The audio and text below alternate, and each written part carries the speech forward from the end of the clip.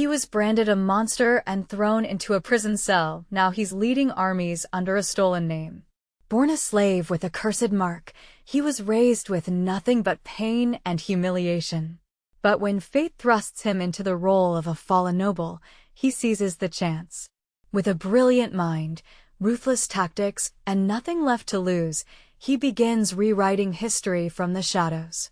This is a sharp, politically rich fantasy where the lowest born wields the sharpest mind, and the weight of a kingdom may soon rest on the back of a boy who was never meant to rule. Prologue. The princess is not there? Indeed, head maid Teresa explained with as bitter a look as possible. Until a while ago, she was having tea with us in the central garden. Then she suddenly stated that she wanted to see the castle in the light of the setting sun from the roofs of Shurko Palace. Shurko Palace, come to think of it, isn't that where the departure point for airships is? The head of the Western Palace Guard shouted in dismay. My. Teresa made a face, as if she just realized it for the first time as well. What should we do? The princess is among the best pilots in our country. In the last race too, although she admirably became the runner-up, she flew into a rage, as if there was no meaning to it if she didn't end up in first place. She was about to throw away the trophy of all things, and we were desperate to stop her. Is that so? And no, we shouldn't get into that right now. While the captain started getting flustered, his subordinates behind him looked at each other apprehensively. What might she be up to? I suppose she is planning on making a casual round of the capital on an airship. She must feel reluctant to leave. No, it's that princess. I'm sure she suddenly changed her mind about the marriage and decided to get away. Even I don't like it. It's outrageous that our Villiena, the third daughter of His Royal Highness and Princess of Garbera, a country where we take pride in our chivalry, has to consent to a marriage with that monkey from Mephius. Some of them snorted through their noses and stamped their feet on the floor. No, she is a princess and would not do selfish things like that. We all know how mischievous and incredibly lively Princess Villiena is. But listen to me, my friends, she is also someone who loves this country, its people, and its environment more than anybody else. She would not vitiate a contract with Mephius because of her own displeasure, while others calmly reproached their comrades. This is because we are spineless. Yeah, the 10-year war with Mephius, what if we could have finished it with a victory on our side? If we could have raised Garbera's national flag at Mephius's palace, a thing like this. Shaking their heads in frustration, some ended up being moved to tears and sorrow. All of this was proof that there must be love for her, or so Teresa thought. Garbera's third princess is Princess Villiena. Only 14 years old, and after the coming week, she would be married into the Mephius Empire, one bordering the country in the northwest. Although Teresa herself would be accompanying the princess in order to look after her surroundings, of course, for many people in Garbera, this would be farewell. Everyone who now met with the princess, although able to congratulate her on her marriage, couldn't hide the loneliness, the anger, and the sorrow from their faces when they did. Teresa was standing in a ceilinged corridor facing the garden on her right. On the side of a nearby pillar, a doodle of her, which had been drawn by the princess at a younger age, faintly remained.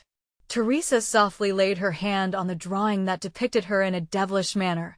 The princess must have drawn it right after being scolded by her. This is your last act of selfishness, okay, princess? As she clung onto the captain of the guard, asking for an honest, desperate search for the princess, Teresa inwardly voiced her true thoughts. About 20 kilometers southeast of Garbera Kingdom's capital city Fozon. In a range of gentle hills, there was a palace overlooking a vast lake. During the rebellion that took place 5 years ago, the region had almost become the center of war.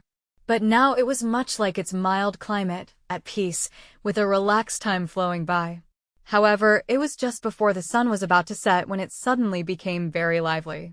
3rd Air Defense Fleet, ascend, the commander of the Air Defense Force yelled, straddled over his own airship. The 1st and 2nd protect all sides of the royal palace. The 4th hasten onto Fozon capital. Just 5 minutes ago, A flare signal had been raised from the watchtower. It was a signal that meant unidentified air units were approaching. And just now, they had confirmed visual of a single airship. As the sky began to blend into the same color as the surface, the air defense force rose into the air. With a metal base made of dragonstone, steel, silver, brass, and the like, Garbara's ornithopter-type single-seated airships were modeled after the large sea eagles that inhabit the Mother Earth. From the bill to the tip of the tail, they were approximately 3 meters long, and the full span of their high-speed flapping wings was about 7 meters. The pilots had their seats built where the eagles' paws would be as they whirled up into the sky. I doubt a single unit would attack, though. While the commander of the Air Defense Force raised his suspicions, a deep black shape approached from the other side of the slope. It had a frightening speed. It was the kind of type that let the pilot lie with his belly directly on the hull during flight, and it wasn't an ornithopter, but had a rear propeller and a rudder controlling its direction instead, and moved forward by propulsion. It was a type of airship that was mainly built for its speed. Isn't that our country's? The chief looked at it through narrowed eyes. Garbara excelled in the art of purifying dragon fossils into a weightless metal, the so-called dragonstone, and the country's development of small airships was unmatched by other countries. There were also many variations. Stop. Don't go any further. Although the men on the air defense ships raised their shouts unanimously, the approaching unit did not show any signs of lowering its speed. It just passed by the airship of the 3rd Fleet's captain at a hair's distance, and, as the airship was about to nearly lose its balance because of the near crash, the area suddenly grew tense. We told you to stop. We'll shoot if you don't follow our warning. One craft blocked the course of the approaching unit that was flying straight ahead. The remainder went up and took up positions to fire from the left and right. The commander himself was about to place a finger on the trigger that was directly connected to a machine gun when, "Thanks for doing your duty." Suddenly, a voice called out to him. It was a woman's voice, or more precisely, a girl's. He lifted his finger from the trigger. Their airships were about to pass by each other, and hers left a platinum trail behind. When he realized that it was the pilot's long hair streaming in the wind. "Princess." The commander couldn't help but raise his voice. "Sorry, I'm in a hurry." The rapid words that returned came from the same voice, and then she was gone. Everybody from the 3rd Air Defense Fleet was put off with equally flabbergasted expressions. Before long, gliding wings appeared from the airship near the small boards by the seat, and he just managed to see that she was steadily descending. "Commander." At ease. The commander of the Air Defense Force was already into his mid-40s and had a daughter who recently became 14. The same age as Garbara's 3rd Princess Villiena. 14 years. To him, it seemed like not much time had passed since he'd seen the tottering steps of his baby daughter. But the world already saw her as an adult member of society, and even if she got married and started having children at this age, no one would think of it as strange. Call back the 4th Air Defense Fleet. I have to return to my post and write my journal. Today we've seen nothing but a peaceful sky. He was fixedly staring at the moon outside through the window. Sitting up in bed, although his features, exposed by the pale light, neared the limits of age, the grace and austerity that he seemed to naturally possess was still going strong. "I thought it was strangely noisy tonight, but I guess it must have been you." He spoke the words as he looked up at the moon. "Yes, it's me." The answer came from the side. A shadow came in from the room's entrance. With every step that was brought forward, the figure was gradually revealed by the moonlight, eventually producing the appearance of a girl. "My son wouldn't turn a blind eye if he saw you like this." "In a certain sense, he is a man older than me." The old man laughed as he looked at the approaching figure clad in airship riding gear. Although she was still more of a child than a woman, the outfit wound perfectly around her body, and the increasingly dangerous curves seemed to be maturing day by day. The girl let a smile come onto her face, like a flower in bloom. "Quite so. That's why, when I participated in the race, he opposed it until the very end." Although he agreed it was good to humor the people, he said this manner wouldn't do, and that I should wear clothes more suitable for a member of the Garbera royal family, among other things. There was no way I'd do it, with the hem of a long skirt hindering me. That's why I had to content myself with second place. That wasn't a bad appearance either, the previous king of Garbera, Jorgowl, said, as he smiled at his pouting granddaughter. Although, because you ended up 1 point away from victory, I suffered a heavy loss. Did you put a wager on me? Jorg laughed with mirth upon seeing the girl's eyes open wide. With the Secretary of Financial Affairs, Wallace. That bloke, he wanted my favorite horse for a long time already. But while he works at the Royal Palace, I wasn't informed that you were participating in a skirt. If I'd known, I would have scolded that son of mine relentlessly for letting you race like that in public. So, what is it that grandfather wanted from Secretary Wallace? Haha, well, what was it again? Secretary Wallace is quite famous for his liquor collection, isn't he? There's that too. That guy has an excellent taste in women too. Oh, back when we went to visit Wallace's mansion, the Chamberlain's daughter who worked there, well, although she is his daughter, she's already back with her parents at the age of 30. But she's quite a beauty. I figured, if I get the last to work at this detached place of mine, it was likely my life would become a little bit more worth living for. Oh, grandfather. Garbera's third princess, Viliena, puffed up her cheeks, and although she made sure to give her grandfather a scolding glare, the two of them immediately burst into laughter. The sides of the curtains, filled with the pale moonlight, fluttered slightly in the all but non-existent wind. Suddenly, Viliena crouched down near the bed and firmly took hold of her grandfather's hand. She pressed her face against it, her small shoulders shaking. Viliena, what's the matter? You're acting like a child. No. She closed her eyelids firmly, repeating her denial, frantically trying to resist the emotions that were welling up inside from whatever was eating at her mind. He's become so small, she thought, as she laid her face into his thin, helpless hand. Her grandfather was known for his bravery in his younger days. Subduing the stronger local clans one by one, he had pushed this country called Garbera up to the point that it wouldn't lose to the other major powers. In the past, their territories had been invaded by the older nations of either Endi or Mephius time and time again, and their people had tasted hardship and exile under their rule. Now, everyone praised Jorgowl's bravery, despite his short history, for producing a united country that was no longer inferior to those foreign nations. Ever since she was young, Viliena had become attached to her grandfather. He still had a strong influence, even after withdrawing from the throne, and although his son, namely Viliena's father, thought he was a shrewish and troublesome existence that he nonetheless couldn't help but rely on, to Viliena, he was no one other than a kind grandfather.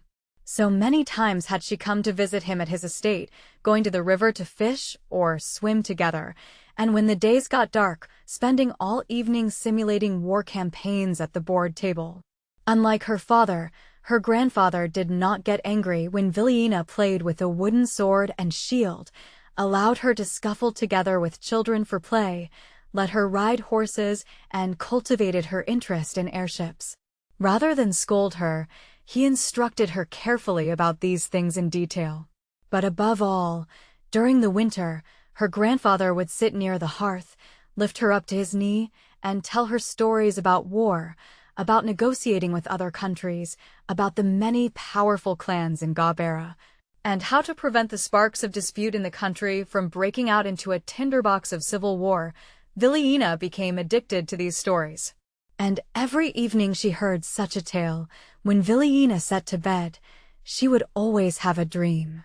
Dressed in shining armor, standing there on top of an airship, overlooking the valiant knights arrayed before her, giving them her orders. Her young heart was colored with excitement as she imagined herself standing on the battlefield one day, fighting at her grandfather's side. However, ever since the winter, her once robust grandfather's health deteriorated and he had become bedridden. Whenever Viliena came to visit, he had a smile on his face that was not different from before, but they were no longer able to ride horses or fly airships together. And then, 5 years ago, something happened that had given her grandfather the final blow. Raise your head. Urged by her grandfather's words, a startled Vilina did as she was told. Trying to fight back the tears, her eyes were brightly sparkling in the moonlight's glow. Jorg's face crumpled. I see. I, too, am getting old. Aren't you the springy, tomboyish girl that will be getting married within the week? The same girl that needed so very little time to trample down my garden and destroy my prized flowerbed like some wicked, untamed dragon. Gee, grandfather. But I was even more surprised back in the day. I think you must be sick of the story, but word traveled all across the country. 5 years ago, when the rebels had usurped this very estate, you did not even put one step back and magnificently tried to fight them off to protect me while I was lying injured in bed. Everybody here said if only you were a boy. However, I didn't think so. You are a fine lady, the pride of Garbera. No champion, no dragon, not anything that can be bought with gold can compare to you. You are my pride. Jorg gently held her Vilina's blushing cheeks in both his hands. That granddaughter is about to marry. What kind of child will she give birth to, I wonder? I try not to have any regrets in this life of mine, and it is something that I proudly boast of. But if there is one regret, there is only one, that I won't be able to see the sight of you holding a baby with my own eyes. What are you saying? This evening doesn't have to be a farewell, Vilina said, forcing a bright tone and a smile. However, she already knew the truth. Her grandfather had been bedridden for a long time now, and he no longer left his estate. Within several days, she would leave the country on her own, so she had actually come here to say her final goodbye. Her smile immediately fell apart, and Vilina brought down her face again. Lowering her eyebrows, anger clouded her beautiful face. Grandfather, I don't want to go and become someone's wife. I don't want to leave your side, grandfather, I hate it. But even so, why does it have to be Mephius of all places? For a moment, the face of tomboyish princess, who was loved from all over the country, looked like that of an ordinary country lass who was about to marry, with a hint of heartfelt sadness. However, that country of barbarians. It is obvious the rebellion that led grandfather to be injured by those traitors was staged by Mephius. If only father had the resolve to let me, on the bridal night, I would readily slice open the sleeping head of my husband-to-be. Oh, hey now. Even the undaunted Jorg reflexively had a jagged coughing fit. While it also resulted in a personality brusque enough to visit her grandfather like this, she had, somewhere in her way of thinking, been influenced by the outdated, old-fashioned portion of her grandfather's upbringing all this time. You do not always draw blood during battles. And victory is not only gained over the opponent's corpse. You have a gentle heart, so you've realized this a long time ago. Even the common people wage constant battles in their everyday lives. Although it may seem nothing compared to the majestic days of old, bringing us a time of peace also counts as a victory. Mephius is an old country, much, much older than your father's, and may seem a bit strict, but if it's you, it'll be fine. Because wherever you are my Vilina. I understand. When Vilina raised her head a second time, the tears were already gone. The moon gently lighting the outlines of her smiling face invited her grandfather to smile as well. Indeed, this battle is not yet over. Not all soldiers pick up swords and lances. I too am one such soldier, right? His granddaughter's eyes were sparkling, and he felt the hint of something unpleasant. I understand. I will not shed blood, nor will I ask the people of Garbera to do the unreasonable. For this new battle I, Vilina, will take up the challenge. I'll probe Mephius's true state of affairs, find out its weaknesses. I will use any means necessary, so please wait for me to bring us the glad tidings of victory. His 14-year-old granddaughter stood up in an instant, leaving Jorg agape. From a young innocent girl who was soon to be married off, she had suddenly turned into a knight on the battlefield before he realized it. While looking at how she was now boiling with excitement, her cheeks flushed and her blood set afire, he thought that, in a sense, that was truly how he knew his granddaughter. Chapter 1: Iron and Blood. Part 1. The outcome was decided. The amphitheater of Baru shook. The many spectators that were crowded together unanimously shouted out the victor's name and stamped their feet, creating a racket that sounded much like a tidal wave.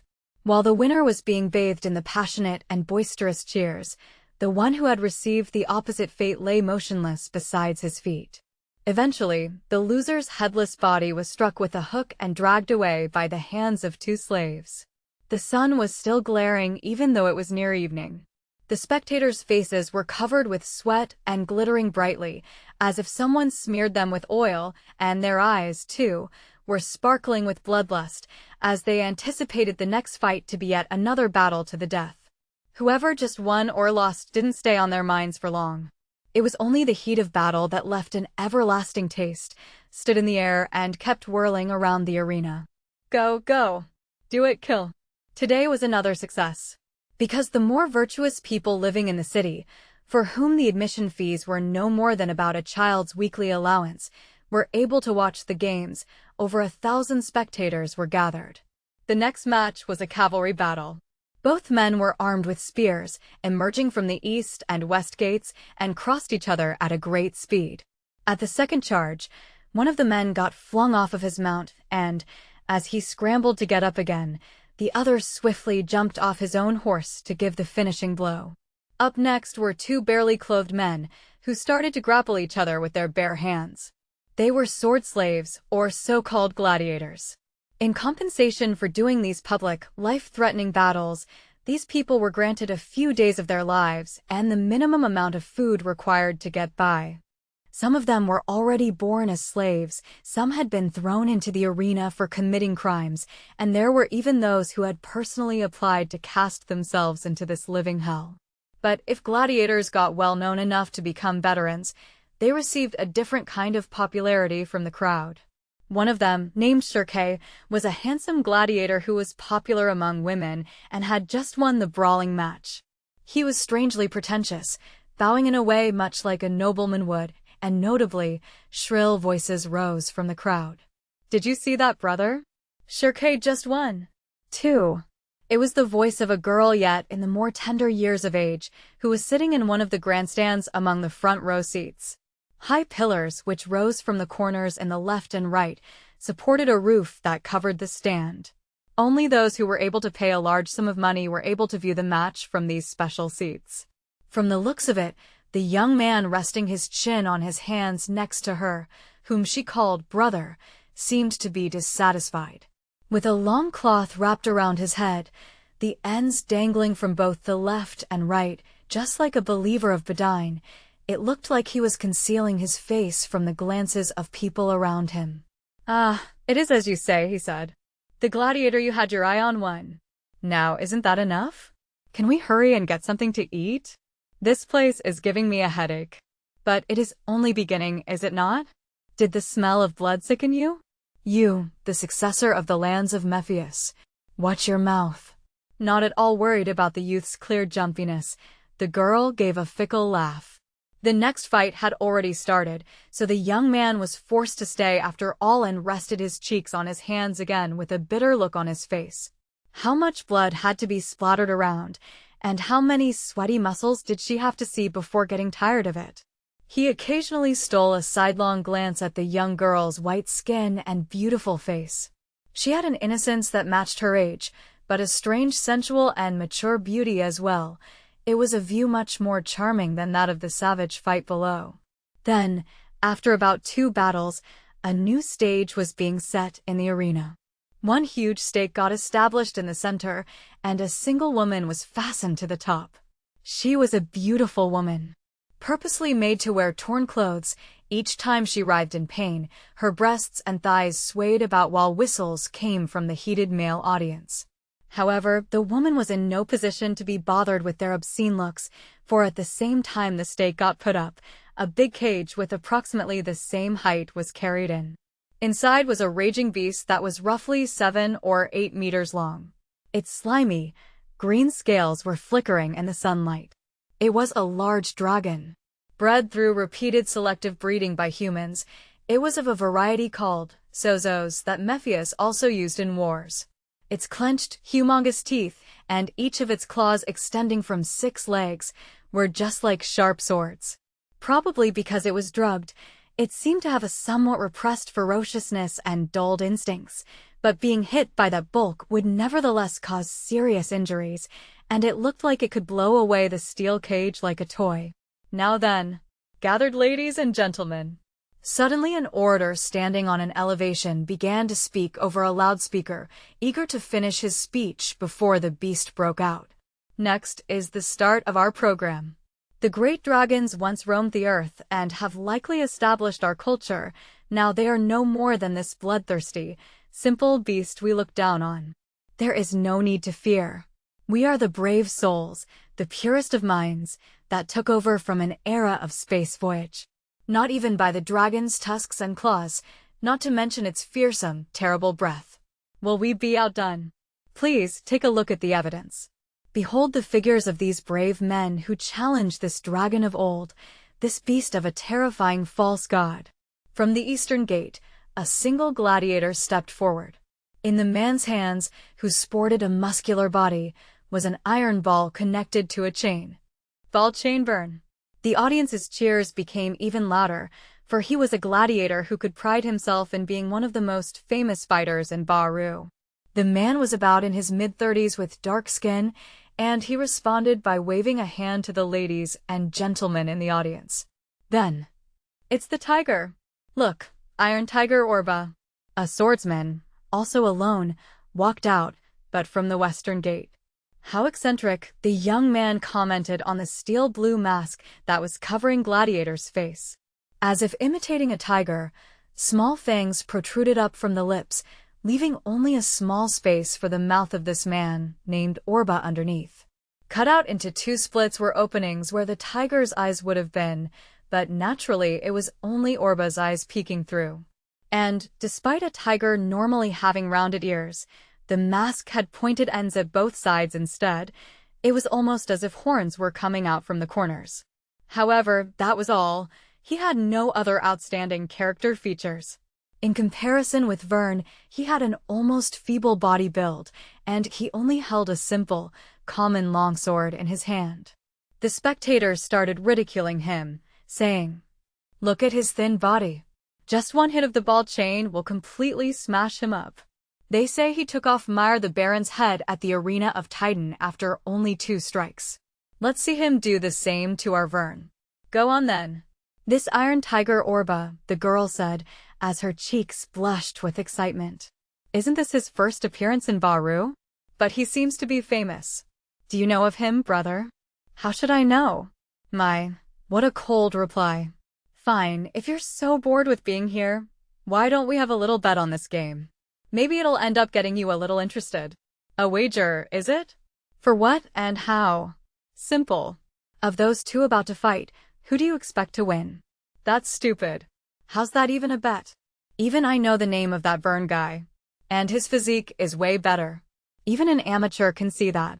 You're just trying to rip me off, betting on the clear victor yourself, aren't you? My, you're a difficult customer. But that's fine. You can just sulk away like that as long as you like. And I even thought of bringing you along so you could have a little distraction. But I got it, I understand. You hate spending time with Anelli. If that's the case, I will never invite you again, don't worry. The girl stiffly turned away her face as the young man panickingly stopped resting his chin on his hands. W8. I was wrong, he said. I'll bet on that masked swordsman. That's what you want, right? No. Anelli decided to bet on that swordsman first. You can take ball chain Vern, brother. Huh? Why? Because I like him. Even though you can't see his face? Was what the young man was about to say, but he stopped himself in time. He couldn't afford to displease her even more. Now then, the orator said, raising his voice again. Will Orba or will Vern take up the role of the hero and set that woman free?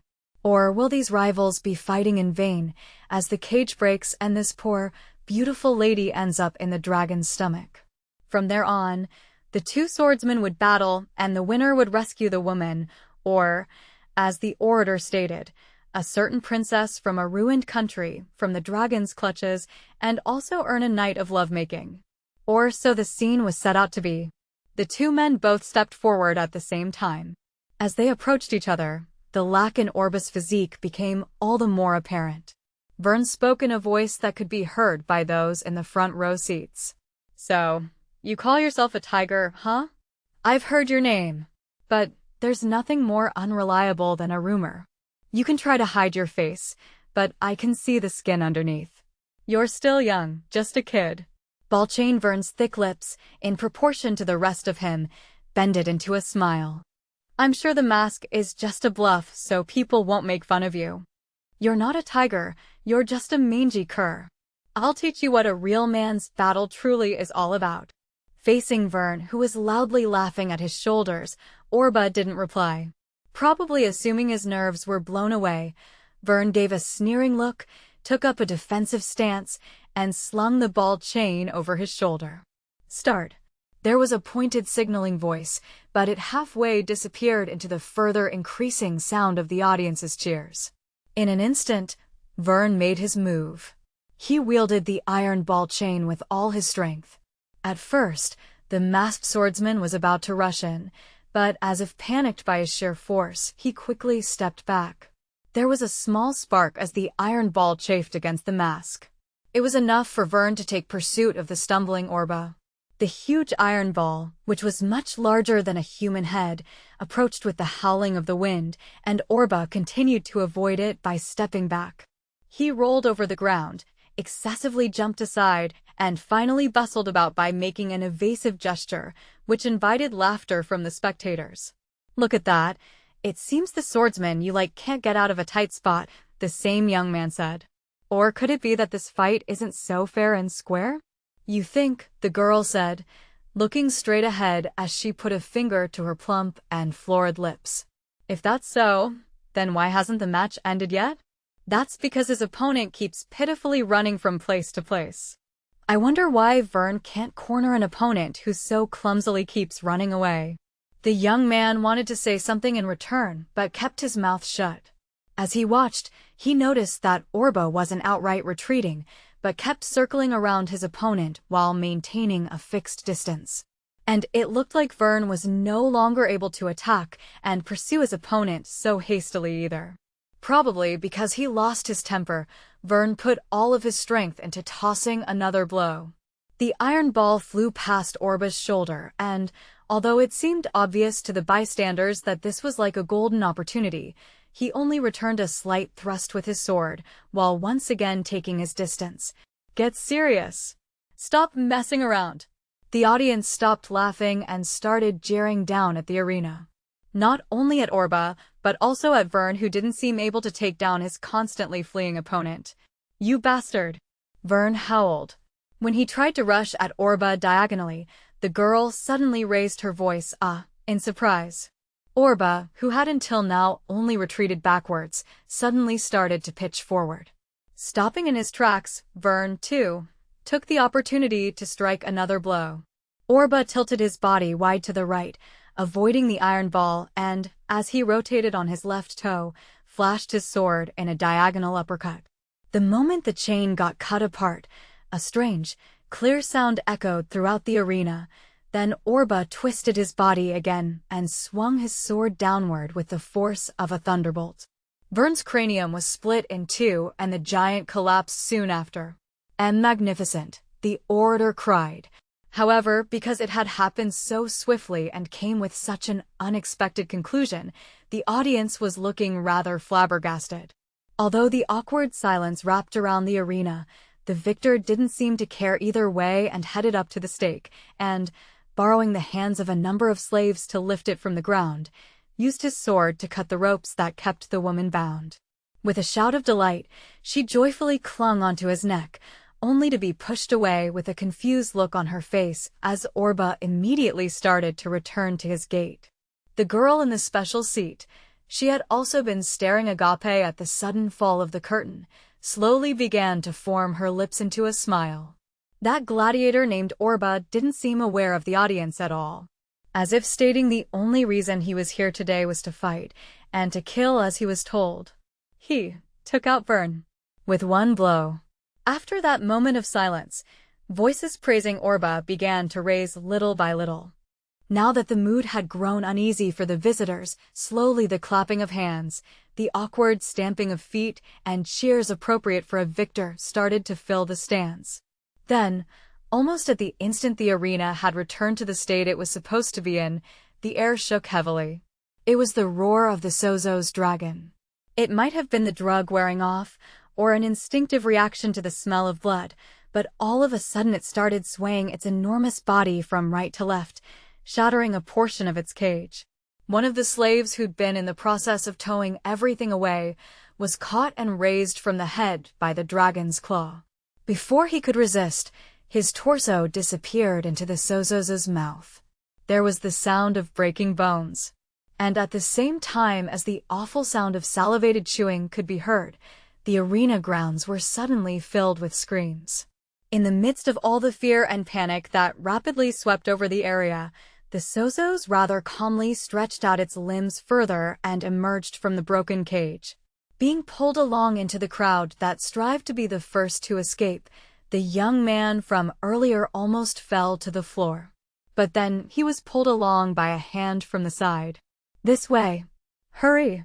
It was one of the soldiers who'd been guarding the special seats. As he rattled around with a sword and gun, he tried to bring the young man back inside. W8. Inelli's. Although he tried to resist, he couldn't move freely as he kept being jostled by the crowd of people trying to escape. Then, he heard a suspiciously familiar, high-pitched scream. Right in front of the Sozo's forepaws beyond the dividing wall was a figure that belonged to no one other than Inelli. The girl had turned a pale color as she had tumbled over from the gallery, and it looked like she was about to lose consciousness any minute. The dragon's long snout opened from top to bottom. As the rows of tusks, similar to sharp pointed swords, opened up, they formed long threads of slaver. The young man was about to involuntarily avert his eyes when a thin streak of blood spouted from the Sozo's neck. The gladiator arena's employed guards had rushed in with guns. However, because they were close to the seats, they could only shoot at point-blank range, and from the way they stood, they hardly had the nerve. While they were conflicted at what to do while it approached, the Sozo's turned around quickly and hit them with a single blow of its tail, fully sending several people flying. The girl had sank down to the floor, her eyes opened wide looking at her surroundings. Then, from those eyes, she saw. There was a shadow that ran past the Sozo's flank like a gust of wind. Just before it came up against the brick wall that divided the seats from the ring, the shadow kicked against it and soared up into the air. A man with a tiger-imitating iron mask jumped into the girl's sight, the figure of Orba the gladiator landing on top of the Sozo's head.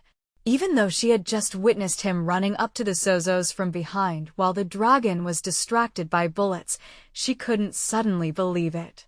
Despite Orba's slim body, his joints and muscles seemed to fortify his arms like steel as he grabbed a firm hold of the dragon's neck.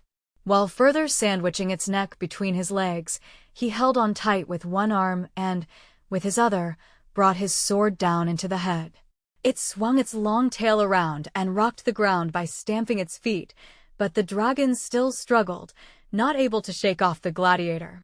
It shook off a second strike, but the third tore through its scales, as tough as iron armor, and pieces of flesh and blood got splattered about. However, the sword broke when it came to the fourth strike, but at that time the other gladiators rushed in. Orba.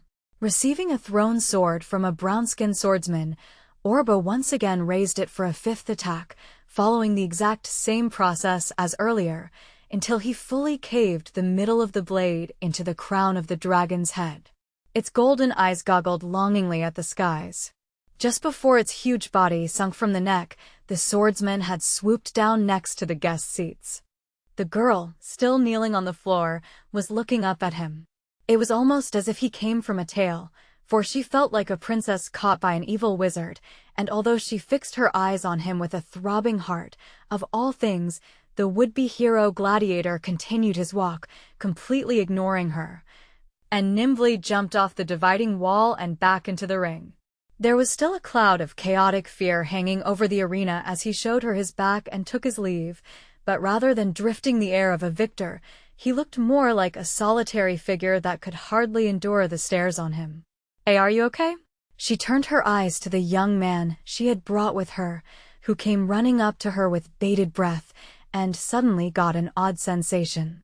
She had only seen it with a passing glance earlier, but the eyes underneath that swordsman's mask seemed to closely resemble those of the young man. And there was yet another man who focused a long look at Orba's back, surprised for another reason. "No way, he is alive." He wiped the sweat from his slightly slacking chin with the back of his hand. Standing behind the young man's back, he was also one of the men who'd been at the special seats.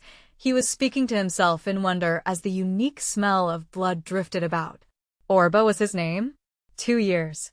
2 entire years, huh? Part 2. 2 years.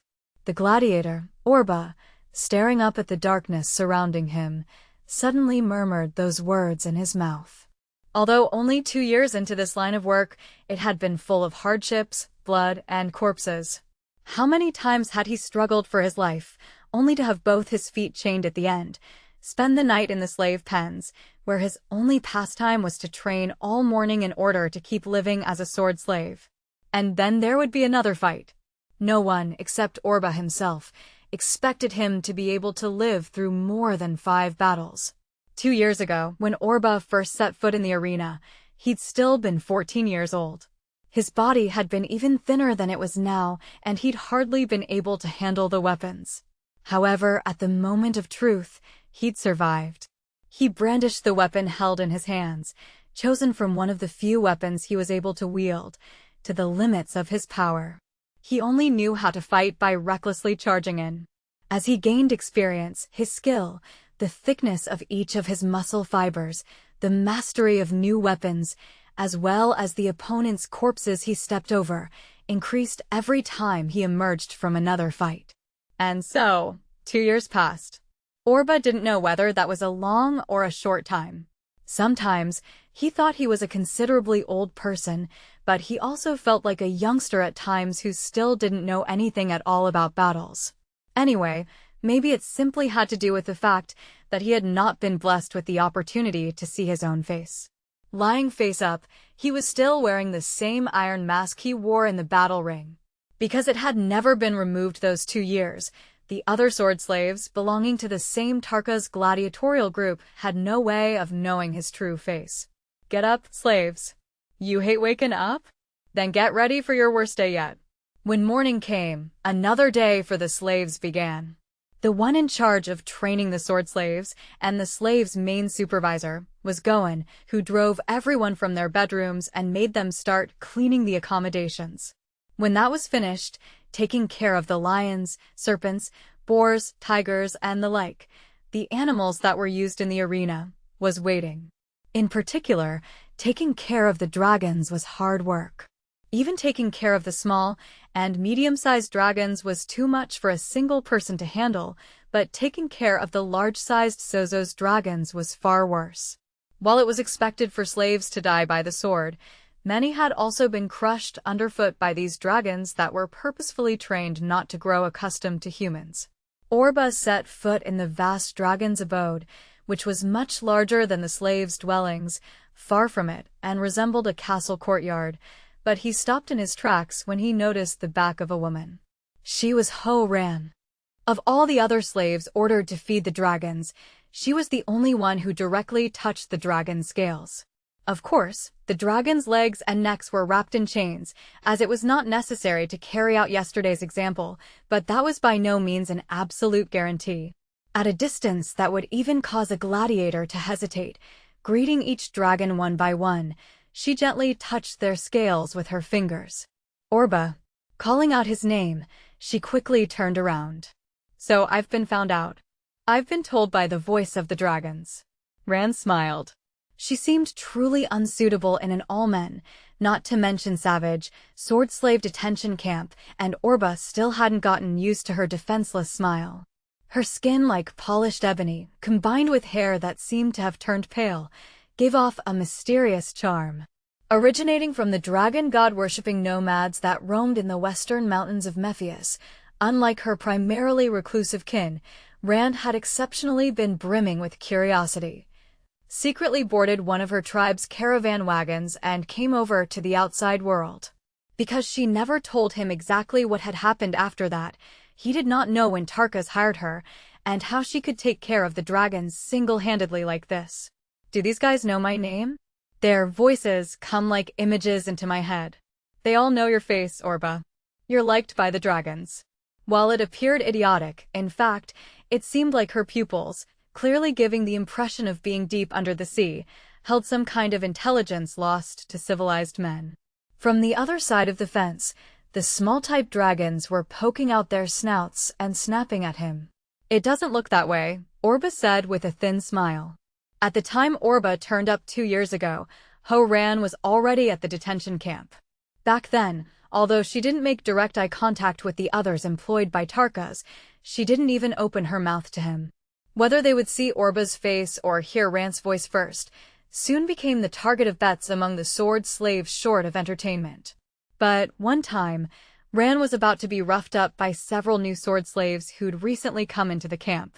Orba just happened to pass by and had beaten them up, and ever since then Ran had at least been able to speak to him a bit. I heard you were attacked by a Sozos at Baru. I was the one who attacked the Sozos, he emphasized. It suddenly started getting violent. Even with drugs, it's useless to imprison its heart by force. If I had been the one supervising it, such a thing would have never happened. She bit her lips, but it was not because she was concerned about Orba or the visitors. With the figure of a girl patting the nape of a medium-sized Vian dragon in the corner of his eye, Orba finished his own work and left the dragon's abode behind him. After feeding the animals and cleaning was done, it was time to tend to their weapons.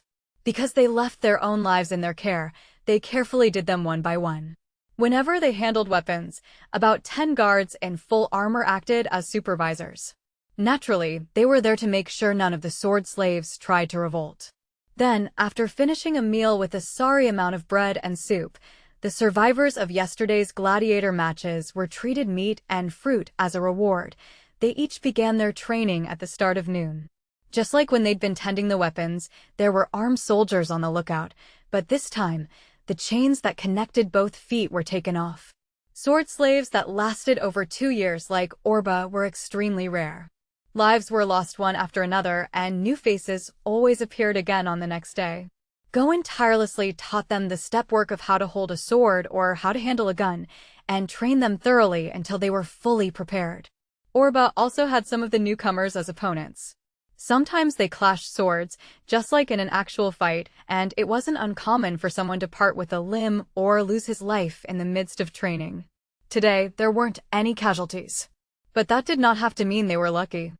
The next day may hold an even more miserable fate, and grislier deaths may be awaiting for these gladiators. When all the faces of the sword slaves had turned dark, their skin wet with sweat and covered in dust, Orba moved to the fence separating the training grounds from an aisle on the other side, and caught sight of Tarkas's figure. Saying at ease at the newcomer, Orba rushed up towards him. Also noticing the masked man, Tarkas stopped in his tracks. There was a feeling of distrust slipping through his sagged cheeks.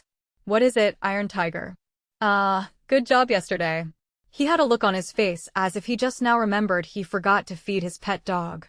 Vern was quickly becoming a well-known gladiator. The other gladiator troop started talking about wanting to pit him against you. Can't we earn back all the money we invested in Vern that way? Don't try that sarcastic bullshit on me. Well, I suppose I feel a bit grateful as well. And killing that Sozos. Tarkas, how much longer do I have to continue winning? What's that? It's been 2 years already. I've kept winning all the time. How many times do I have to be the main event like yesterday?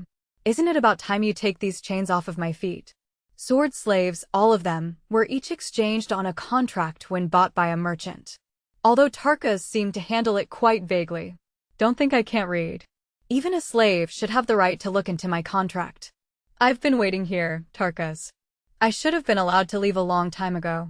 As Orba spoke right in front of him, Tarkas sharply put a squinting look in his eyes. So, where do you plan to go? Surely you can be released from my hands, but you'll still be a criminal. You don't have the money to pay off your remaining prison term. Or maybe want to work in the Saga mines along the western border. Poisonous gases, wild man-eating beasts, human-hunting Jublin tribes, and, of course, extremely miserable and rigorous labor. If it's the same hell, or if you think you may have it better off here, hurry up and get back to your training. And don't ever speak to me like an equal, until you've become a full-fledged swordsman that earns his pay. Thrusting his thick finger in Orba's face, Tarkas quickly took his leave, heading for his office. Behind him, unfamiliar faces followed suit. Considering this was a place where legs were tied up in chains, they were probably newly procured slaves. Orba was silent. His eyes were teeming with rage, however, but Tarkas's words weren't lies either. Concerning Mephian law, you can basically either sell your life or go to prison. Like the Mines of Saga that Tarkas spoke of, should he apply for the country's public service, accompanied by dangers, and sell himself off as a slave there? Grasping the fence tightly in his hands, he lost all sense of feeling in his fingers before he knew it. Orba remained there standing in place. "What are you doing, Orba? Get back here." After finally being rebuked by Goen, he went back to practice. As always. A few hours after that, after washing their bodies with a cupful of water, it was time for their second meal of the day. Orba, rounding up his body like a hunchback in the corner of the dining hall, was almost grasping at his food. As a habit, he couldn't go through a meal without reading a book. Then, "Orba, good job yesterday." Another sword slave, the one named Shirkei, nestled onto his back, and Orba roughly shook him off with his hand. "That ball chain-burn chap." When the match was decided, I didn't know what to do. If you seem to get into a huge disadvantage, I considered shooting him down from the outside. "Go away. Unless you want me to wound that smug face of yours." "Ooh, scary. But I wouldn't mind any wound you give me, for it'll become a bond between me and you." Even though it was hard, despite Sheik's chuckling behavior, to make an accurate judgment on whether he was serious or making a joke, Orba didn't socialize with him either way. The handsomely Shirkei had grown out his hair and even used makeup when it came to a gladiatorial battle. And just like that, because it seemed to further his degenerate good looks, he was tremendously popular among the female crowd. Even though the person himself was a self-styled, huge misogynist. However, I expected no less from you, Orba. Even without me lending you a hand, you managed to make a truly magnificent performance. Are you, both in name and reality, Tarkas's top gladiator, I wonder? I wouldn't say it was magnificent. Goen, the one in charge of training the gladiators, made his appearance. Although Orba showed plain the annoyance in his eyes as he sat down at the same table, he didn't seem to mind. Although you did well, it's a fact that it was also dangerous. When you broke in, your timing was still too hasty. It's a bad habit of yours to take risks when you're driven into a corner, only if even by a bit. You should spend more time putting an effort into ensuring your predominance. Although Vern was a brilliant swordsman, he wasn't the type to target his opponent's weak points. But a more observant opponent could easily see through your quick temper and sweep you off your feet. He was a gray-haired man in his mid-50s, but he still had a stout and tan body, and the peering glances he gave the sword slaves were filled with intensity. His opponent was that Vern, though. That guy was, curiously enough, in perfectly good shape, a new voice called out, belonging to Tarka's gladiatorial group's #1 giant, Gilliam. He had been in the same arena as Orba and Shirkei the day before, carrying a battle axe on his shoulder, and with that the 3 strongest sword slaves were gathered together. With long auburn hair in as much disorder as possible, his face, grinning with clenched teeth, had a look as intimidating as that of a wild lion. When I heard you had to go against Vern, I honestly thought you ran out of luck. Well, you don't have bad skills. But, as usual, you still don't know what it means to be a gladiator. It's worthless if you win gracelessly. It won't satisfy the guests. The way you carelessly kept running from place to place, and then suddenly decided the match with one blow was just not entertaining at all.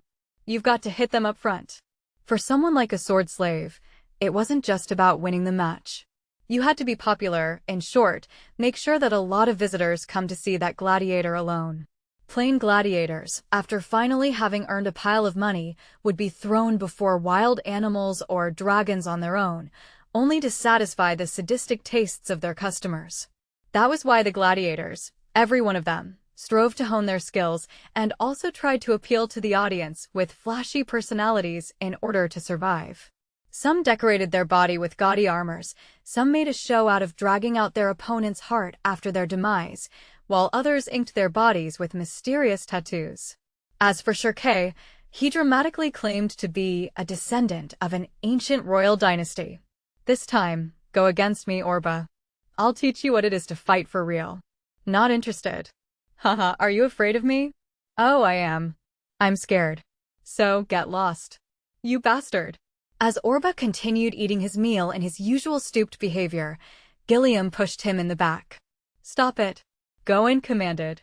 If there was a disturbance, the soldiers belonging to the gladiatorial group would rush in, so for the time being Gilliam took his leave with a reddened face. Come to think of it, some strange newcomers have appeared, Gawain said, after some time had passed, as if he suddenly remembered. It looked like he was talking about the ones Orba had seen too, trailing behind Tarka's back then. Strange? Like, with horns in their hair and the bulge of a tail in the back of their pants, a sword slave named Cain interfered. He was a boy, the same age as Orba, who came to the detention facility a year ago and took after him. He wasn't that great physically or with a sword, but he excelled in dexterity, especially when handling handguns or rifles. Or maybe a survivor from the Ryujin 3 tribe. Doesn't that sound romantic? Ryujin, Jeblin, or whatever type of person appears now, I probably wouldn't even be surprised. This is a sword slave company after all, a trading place for all kinds of races. It's a much simpler story. I heard every last one of those guys hardly have any skill at the sword. What? Cain looked stretched out his arms, seemingly uninterested. I mostly can't believe Tarkas would have bought a bunch of good-for-nothings without a grumpy face. But he seemed in an unusually good mood. Oh, certainly. For a master like Tarkas, whose eyes are always dazzled by the shine of gold, it sounds really strange, right?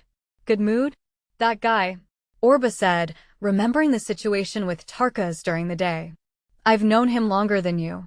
The only times I've seen Tarkas in a good mood was when he got the chance to earn a huge amount of money. Then again, I wonder if it's nobles who came to visit. About an exhibition match or something like that. Those newcomers could have also been nobles who were asking to be bought. Or maybe they're political offenders who opposed the Mephius Empire. Could there be a request for them to be gruesomely fed to dragons in public? There's a strange intensity to your words, because I can't read your face. Anyway, where's the new book? It's been 3 months since I've asked for it. Losing interest in the conversation, Orba inquired about something else. The other guys had all started raising different topics among themselves. By tomorrow, they were likely to fight as opponents even if they were gladiators working for the same firm. The idea of deepening a friendship more than necessary had never been in Orba's mind from the start. It's been purchased. It'll be here tomorrow. However, although it seems a little late to say this, you're a bit unusual too. Of the guys here, even those that can read and write letters, I doubt they've ever read more than 100 in their life. Plucking at a skin of chicken, Gawain glanced over at Orba. Sometimes, even I'm almost driven with the impulse to tear off that mask. What's the true face that lies underneath? There are times I think you're only a young wild brat, and there are times the cool-headedness of a man who has survived many battlefields peeks through. Yesterday was like that. You took the appropriate actions against Asozos without flinching. Are you praising me or not? I'm praising you. Other than taking up a sword and fighting for yourself, you calmly consider the circumstances. Although I think you may actually be better suited as a leader, if not for that quick temper of yours. You like books about history and people, get absorbed reading them late into the night, and swallow their knowledge. When meeting him for the first time, basically from the time he was bought by the Tarkas company, Orba's face had been covered by a mask. Ever since then, he hadn't taken it off even once. Of course, everybody wanted to know why. They wanted to see his face. They wondered about his origins. In the beginning, it worried Gawain that Orba met fists with them in response to their curiosity and suspicions. But when half a year had passed, he thought of the makeshift excuse that a magician put a curse on it, and after a year the teasing stopped, and soon nobody asked him about it anymore. Although some newcomers occasionally asked him about it, Orba was able to turn a blind eye. What do you gain from reading a book? At least, at the place where I was born and raised, you didn't gain respect no matter how many books you owned. It sounds like you've been raised by ape men or jublin. Watch your language, Orba. I think I'm especially kind to you considering the circumstances. If it doesn't matter to you, I too can adopt that same attitude. Behaving like a man who couldn't understand a joke was one of Goen's beloved habits. Orba revealed a stifled smile, but the deep-wrinkled sword slave training official unexpectedly gave a serious look. As a sword slave, normally, you only try your best to survive for the day. Some go back out into this corrupted world, but because they can't live without committing yet another crime, there are some people who are content being a sword slave for the rest of their life, although, for most, their whole life would probably be very short. But you're different. You, at least, do not get absorbed in the killing and focus on the future. After that, I always think, hey, what should I say to such a man? Should I tell him to throw away a future like that? When it's only hard, even if you hold on to it with such devotion. Or should I tell him to seriously hold on to that hope? Because it will be the strength for him to live this through. Did you secretly drink some alcohol, Gramps? You're talkative. I'm being serious. Goen stubbornly shook his head. Orba decided he had truly gotten drunk. Usually, Goen wouldn't have remained silent after being called Gramps. Who is it that you fight for? The other sword slaves, yourself? Or do you have some other goal in mind? I don't know. Scuffing his words like a boy, Orba turned away his face. He didn't want his inner feelings to be seen, where he was trembling like a child. Finishing his meal, Orba quickly left the dining hall. Although the sword slaves could walk about freely, there was nothing but the dining hall and the bedrooms at the detention camp. It was called a bedroom, but it wasn't much different from a stable to keep livestock. As he lay down in a corner, Orba stared at his own hands. It had been 2 years since then. Even today, he could remember it so well. And if he hadn't confirmed it himself, those 2 years would have been no more than a number. For 2 years, Orba had barely stayed alive, surrounded by the smell of blood, guts, and iron. However, he killed, survived, did it all over again, and what was the point in all of that? Orba turned over on the floor. He had already grown accustomed to the feel of his hard mask touching the ground. It was as Tarkas said. Even if he was freed from being a slave, he didn't know more of how to live the clever way of life. But it seemed that Goen had misunderstood something. He was not waiting with hopes for a future like that. Supposing he did. Under the thin shadow formed by fangs, Orba tightly gnashed his teeth. If I do live through this, then what do I do? It was decided. He was tired of doing things over and over in the arena, the massacres, the blood, the fights, killing each other. On the way back, he was never able to think of things like, it's okay, or it'll get easier. An inexplicable anger was stuck in the glitter of his eyes on the other side of the mask. I'll get it back. I'll take it back. And for the ones who took it away from me, even though it is not enough, I will have them fully taste the pain of the agonizing cries from all the people I've killed these past 2 years. Part 3. So you were here, Orba. Roan suddenly showed his face. Orba, who had been looking up at the night sky, rudely averted his eyes. As a punishment for neglecting to take care of the animals and play instead, his mother had taken away his supper, and now he was just outside the barn, sulking on his own. His face, as well as both knees he buried his face in, was full of scratches. Did you have another fight? Not really. The quick-tempered Orba often quarreled with the other children in the neighborhood. Swinging around a wooden sword, he even went as far as the neighboring village to pick fights. The villagers that caught sight of his figure, almost falling forward as he raced through the fields, half-jokingly said, "Oh, Orba's doing his best again," as they waved their hands and watched over him. Of course, after having his fights, his mother scolded him to no end.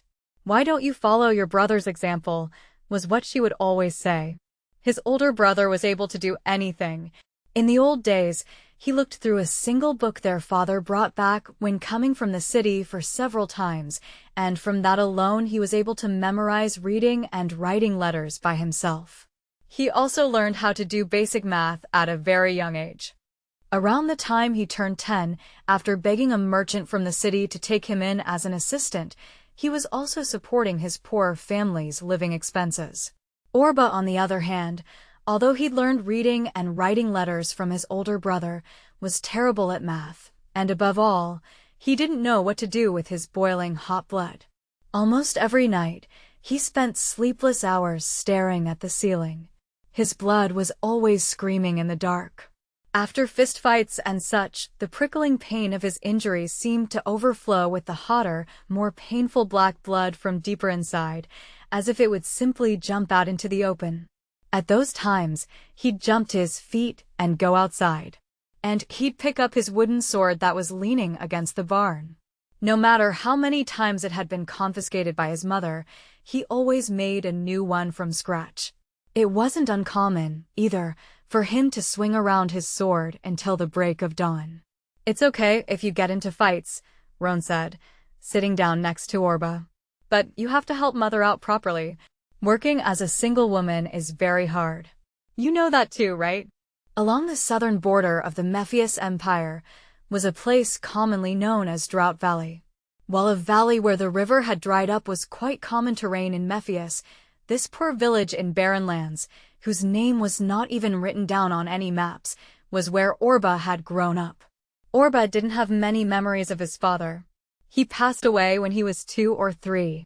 While he'd been engaged in additional construction work for the Apta fortress that protected the border south of the village, his father had unluckily fallen victim to a cave-in while he'd been digging through the cliff. Cutting through the valley's steep cliffs instead of creating houses or buildings was often the case in Mephius, and his father had been such a construction worker. Father was a man born only to dig a dark hole in the ground. He remembered that, one day, his mother had said those words in a tone that was neither complaining nor at grief. With that said, his mother, too, was a person who had no pleasure in always working hard from morning till evening, every day. She plowed the barren fields, sold native clothes and towels she made at the city of Apta once every month, and made the nearly tasteless stew for the young brothers every day without ever getting tired of it. Orba, too, also passed through life without change or color, but his only pleasure was when his brother came back home for a break, 2 or 3 times a month, and brought along many different books.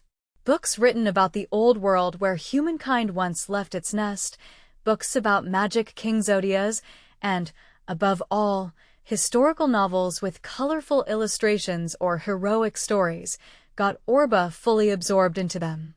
Brave heroes swinging their swords to rescue a country full of dangers, beautiful maidens in thin clothes that were imprisoned in tall towers, vicious dragons revived from ancient ruins. Things he'd never experienced in a lifetime, and the many dazzling adventures in those worlds made Orba engrossed, and whenever he closed a book, being back in that small, miserable reality surrounding him only made him despair.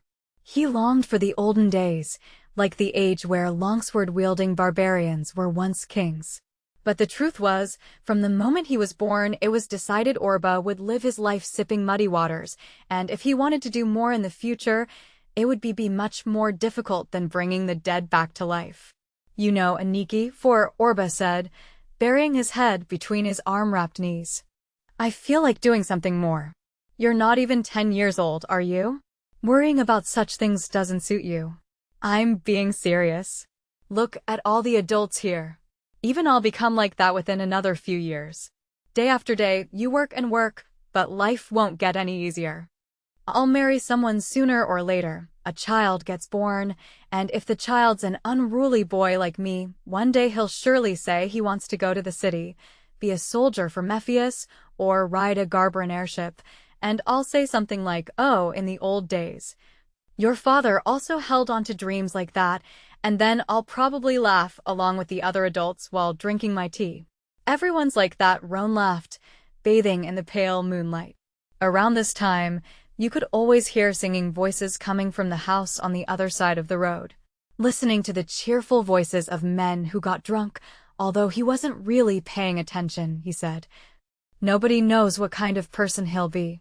There are people who can't live without working hard every day, people who sail over violent waves by boat, old philosophers who've buried themselves in thousand-year-old books, priests of Badine who will preach their truth to numerous believers, many renowned generals who soar through the skies in dragonstone ships, and even country leaders who've subdued many territories at their feet. What they do in a day may be surprisingly different, whether they soak their swords with blood, drown in the letters of the alphabet, or even chant the name of God, but I think even they can't provide you with an answer. They don't ever think about our living conditions. Even the king, who's surrounded by luxuries I wouldn't have the money for within a lifetime, and stuffing his stomach with delicious food every night. He sometimes takes a large army on a campaign, or gets shocked by betrayal, but every day he's alive. I can't even think of living such a life. I'll never be able to. Neither the king nor the nobles can even imagine what's inside our dreams. Those people. Yes, take this knight for example, they don't even consider themselves to be looking up at the same moon as I am. I wonder. It could be that, exactly because the king spends every day like that, he may sometimes feel a yearning to spending his life out in town. Maybe, to get away from the constraining life in the imperial court, he wants to go out to a sour-smelling bar sometimes and drown in cheap wine, listening to ridiculous stories, disgusted that, every day, he cannot relax his guard. Not even for blood relatives. And he'll probably think, wouldn't it be easy to just go through life breaking a sweat, with no more worries about being targeted? That's just a delusion. You mean he's yearning for a life like ours? Just because he doesn't know the difficulties and insecurities of such a life, he'll only think of it on a whim. Exactly. Isn't that what I said? There isn't a human being anywhere who understands everything, knows what he really wants, or knows who he truly is. I think everybody longs for what they don't know, what they have not experienced, and they're also looking for wherever their true course may lie. In this sense, they're no different from us. I don't know. Then, you mean even the king, even the great priest, is someone who's not completely satisfied. But when his brother was about to answer, "Why are you talking about such difficult things?" Suddenly Alice appeared, swaying her dark brown hair slightly. It was then that they noticed the singing voices from the house across had completely stopped. It looked like the girl had finally come to put them to sleep. While she seemed to have overheard just a little, Alice showed a dimpled smile. In the end, it's nothing but pointless stuff. In this world, no matter where you're from, first of all, Orba, you have to start by taking care of your mother and work earnestly so that you can get to eat tomorrow. Hear that, Aniki? When they're not interested in the conversation, women immediately find it difficult, insignificant, or have more important things to do. That, too, is the truth, Roan laughed merrily. Alice was 2 years younger than his brother and 3 years older than Orba. And when Orba was even younger, they played as if Alice was a sister among the three. Soon after, they enjoyed talking about memories of those days. When, by Alice's suggestion, they went fishing at the river, and that same Alice nearly drowned as she slipped on the rocks. Or the time they went to see the caravan's horses as it arrived at their village, and Orba got into trouble secretly trying to mount one, causing it to go berserk. Or when, because a boy from the nearby village said he saw a wild dragon, the three went to the rumored place and got completely lost on the canyon's intricate path. Although they finally did come home late, all three had to suffer though a good scolding. Anyway, wasn't it because Doug from that village deceived us? Ever since that time, you've had a bad relationship, right? Even your opponent from today's fight. Shut it. The nail hitting him right on the head, Orba turned away his face. Although the reason he picked a fight with Doug was all because of Alice, he never spoke of it. However, as they laughed and reminisced together like that for the entire evening, it was the last time he spoke with his brother in peace. In those days, the imperial dynasty of Mephius and the kingdom of Garbera were already at war with each other.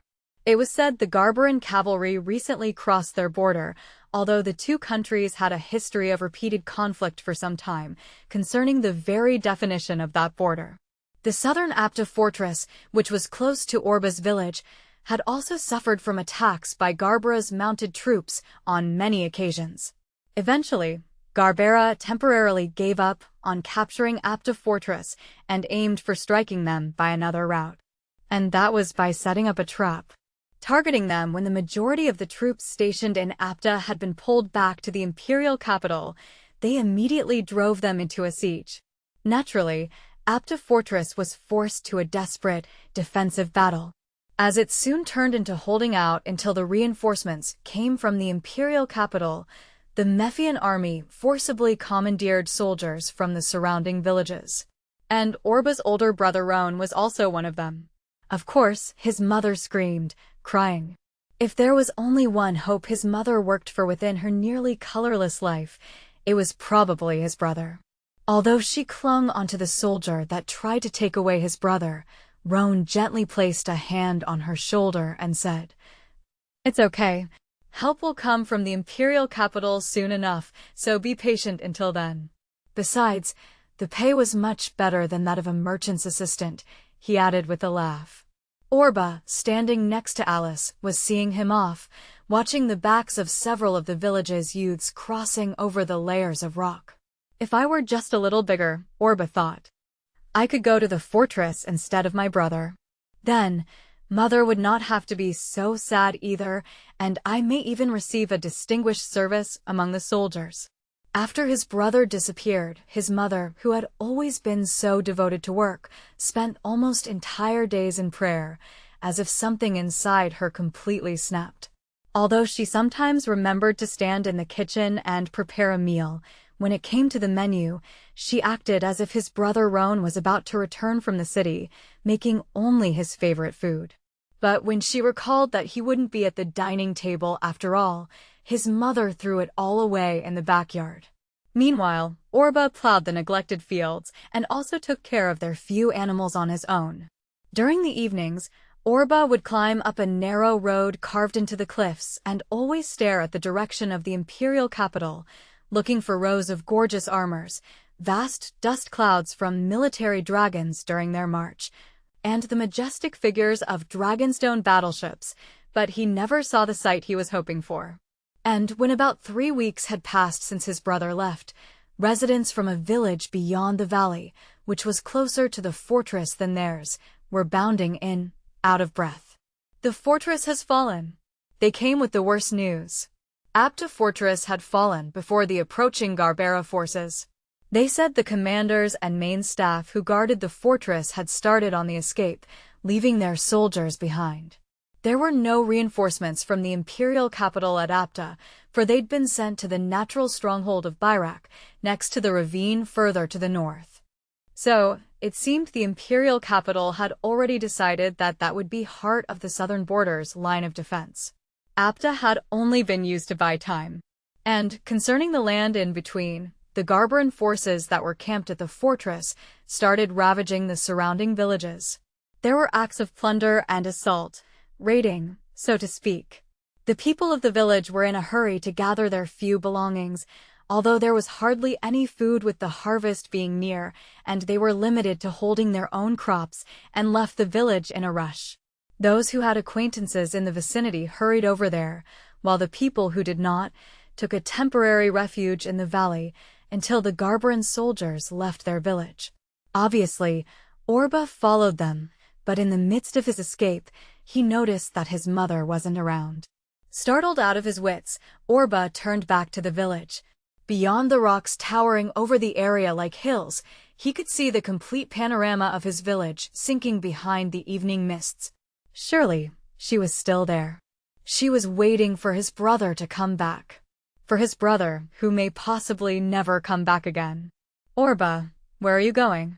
Orba. As Alice's voice called out behind him, he pushed the crowd aside and headed back in a hurry. And when he managed to arrive at his destination, there wasn't a single soul. The village had become as silent as death. Because he was familiar with the scenery, there was an eeriness, as if he had wandered into another dimension instead. From the other side of the valley, he could see a group of men and horses approaching, and Orba ran towards his house in a hurry. When he opened the back door, his mother was there. She was trying to prepare a meal as usual. "Roan," his mother said, turning around, But when her eyes fixed on Orba's sweaty figure, she, miraculously, shrugged her shoulders. "Were you still playing, Orba? Just help me out a little. Your brother will be coming home soon." Outside, sounds could slightly be heard of the voices of soldiers, chasing the animals that were left behind. Afraid of the smoke rising up, he hurriedly tried to stop his mother. However, "What's this? There's nothing. What a measly village." Even though those guys at Gascon had it better. It seemed they slept with all of the girls. "Isn't there at least any alcohol? Go and look." As soon as he thought he heard those voices coming closer, the door was violently kicked down. 3 soldiers came in noisily, each of them equipped with a simple chainmail, lance, and sword. On their faces, blackened by dust clouds, only the eyes casted a unique white light. "Oh, there's a woman. What, isn't she too old? Besides, isn't there any alcohol? Or something to eat?"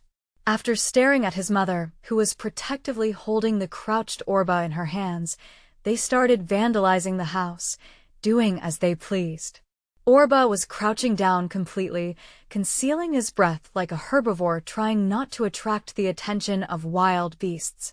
When the Garbaran soldiers smashed through the door, his eyes had caught sight of the wooden sword, which had been resting against it, rolling over the floor. But in the end, it was nothing more than a child's toy. He hated being told that more than anything, and was more than eager to stare back at those kind of people, but now he understood it painfully. Then, as the soldiers were ransacking through to the shelves, they grabbed the crude ceramic tableware from inside and carelessly tossed them aside. Making a loud sound, the broken pieces scattered over the floor. It took Orba by surprise, as they were the things his brother Roan used, and his mother, who had been submissive until now, rose up with such force that Orba got pushed aside. From there, she started clinging onto one of the soldiers' back. "Hey, what? What? It looks like she wants to play with me."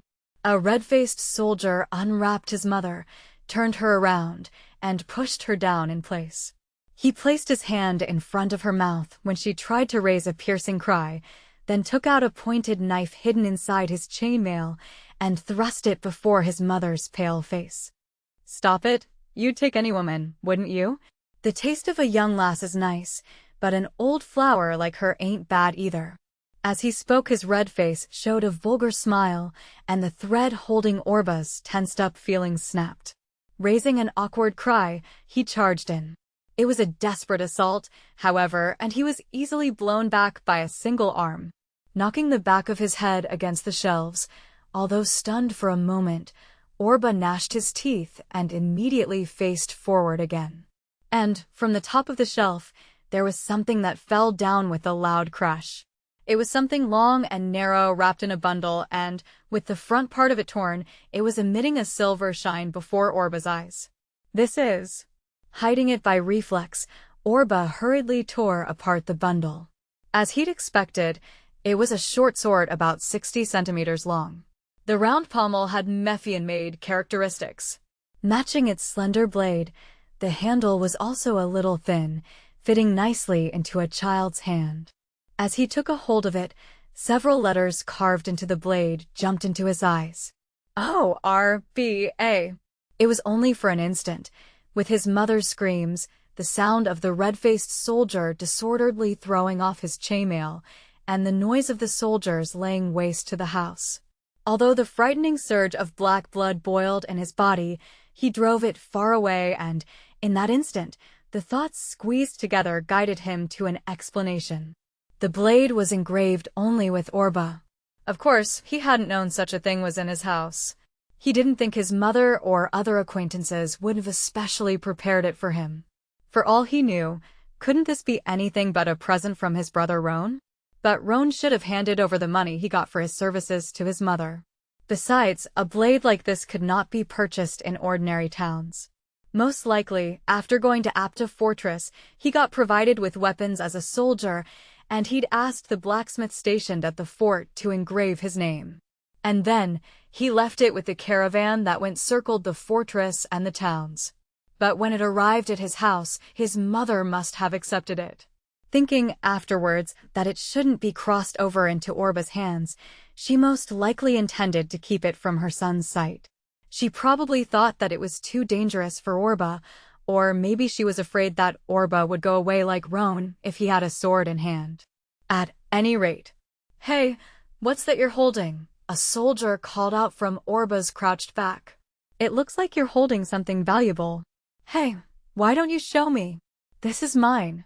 "That's not for you to decide, but for me. Now, give it here." The soldier ridiculing Orba put a hand on his shoulder, trying to get him out of the way with force. It was more than enough. "That's right, Orba," he responded to his own inner voice. "I said, show me, Gya." Turning around, Orba swung his sword downward. With blood spraying from the man's shoulder, Orba slipped under the staggered soldier's arm and raced towards the man who was bent over his mother. The red-faced man tore his eyes away from his mother and jumped back. Quickly picking up his hand axe, he then received Orba's blow that was coming at him. Orba stood firm on both his legs and somehow tried to get his sword through, but still, the blade was short and a child's strength couldn't push a hand axe aside like that. However, instead of easily getting overmatched, Orba made himself fall to the side. "That brat." He swung down another blow with murderous intent. Orba rolled over to the side.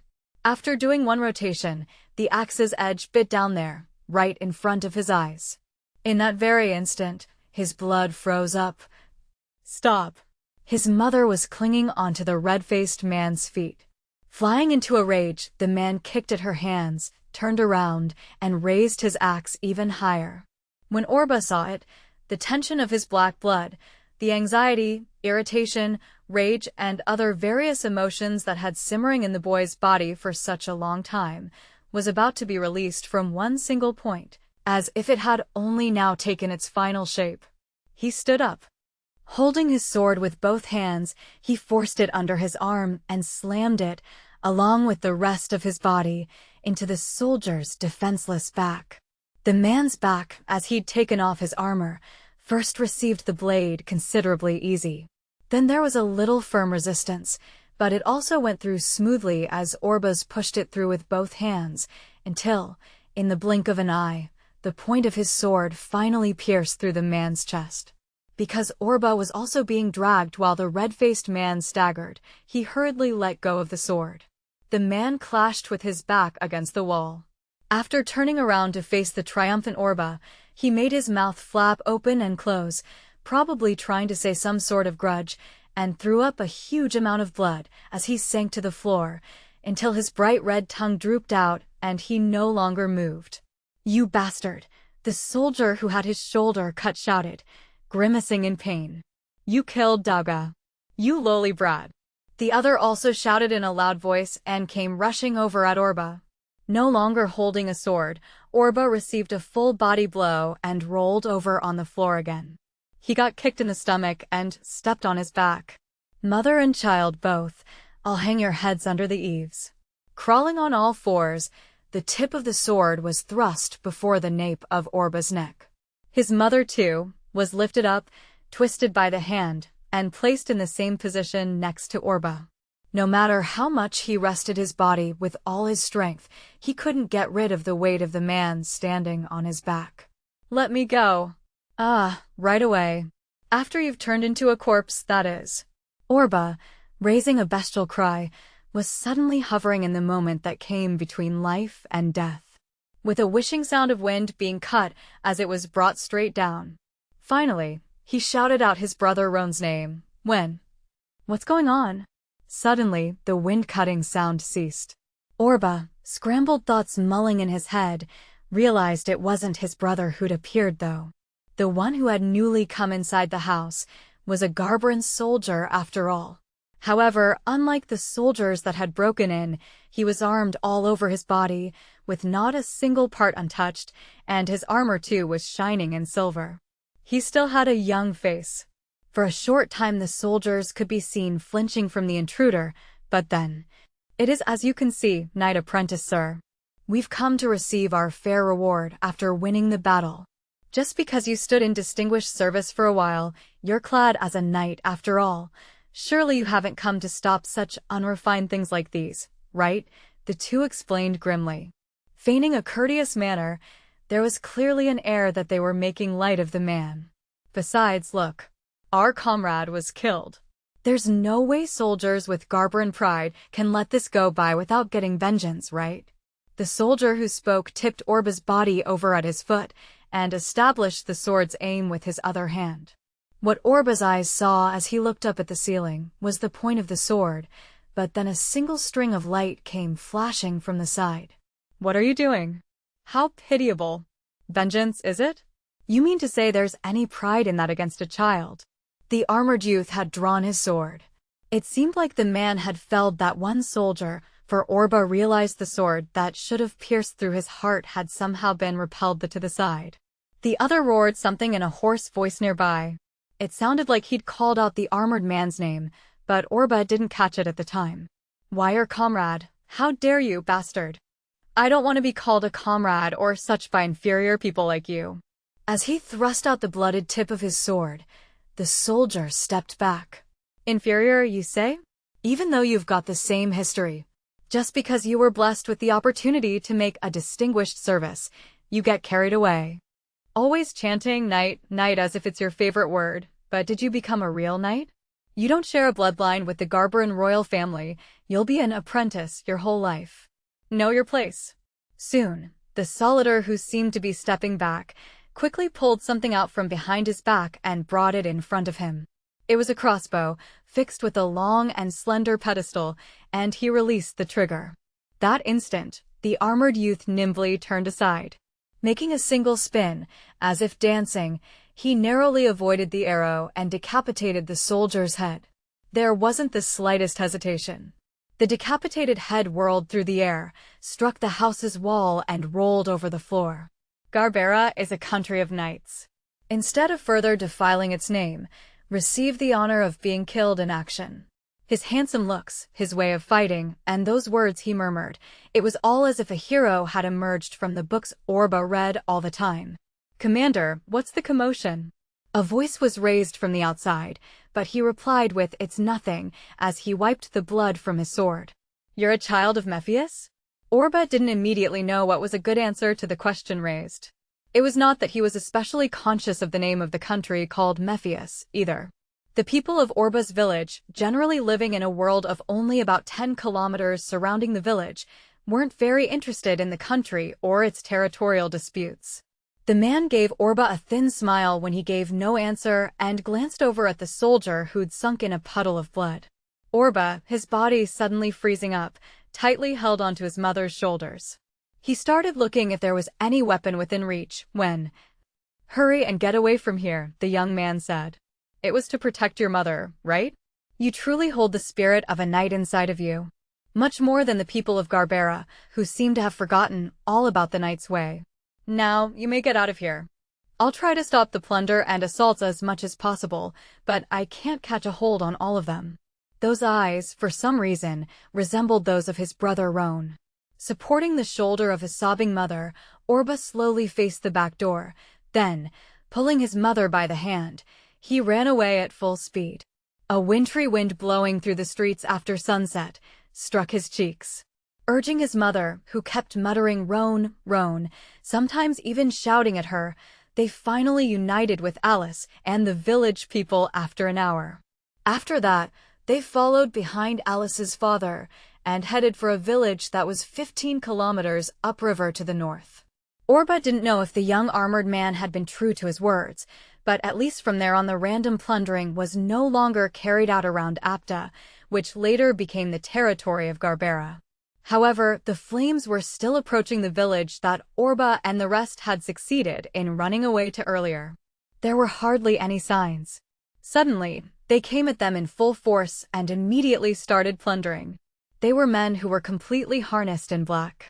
Provisions, clothes, and of course money and goods, all the things of possible value were taken by force. The people, too, were no exception. As soon as they arrived at the village, they took the women and impaled any man who tried to resist with spears from atop their horses, decapitated their heads with swords, and exposed them to gunfire. Amidst all of the confusion, Orba lost sight of his mother. Just when he stumbled forward with impatience and fright. Alice. He spotted Alice getting bound by a soldier with her arms behind her back. Even though she was about to be dragged away, Alice was still screaming at him to run away. Completely losing himself, Orba leapt forward. The feeling of killing that one person still remained in his hands. And now he decided to do the same thing. He reached out his hand for the sword the soldier was carrying. But, the moment he took a hold of the handle, he received a strong blow to the back of his head. The sight flickered before his eyes, and his consciousness was soon about to fade. Just before it did, he had a feeling he heard Alice's voice calling out his name. When he came to, Orba was lying on his back, spread-eagled, on the ground. His head was throbbing painfully. His consciousness was still a little dim, and he wasn't even sure if he was dreaming or not. "General Obery, what do you want to do?" He didn't know how much time had passed when he heard that voice. Amongst the screams of men and women nearby, and firing in the distance, Orba secretly peeked through half-opened eyes at the one who had been called out to earlier. It was a man atop a horse, holding a bottle of liquor, which he'd most likely stolen. He was lightly and stylishly dressed in armor, bald, and had the majestic air of a giant. Even though he had such an serious appearance, there was violet lipstick on his thin lips, giving the elevated, sneering figure a strange kind of look. "If all the valuables are gone, set fire to the lot. Leave not a single grain of wheat behind for Garbera." Saying those words, the man called General threw away his bottle of wine. It splashed against Orba's cheeks. Very well, this village was burned by Garbera.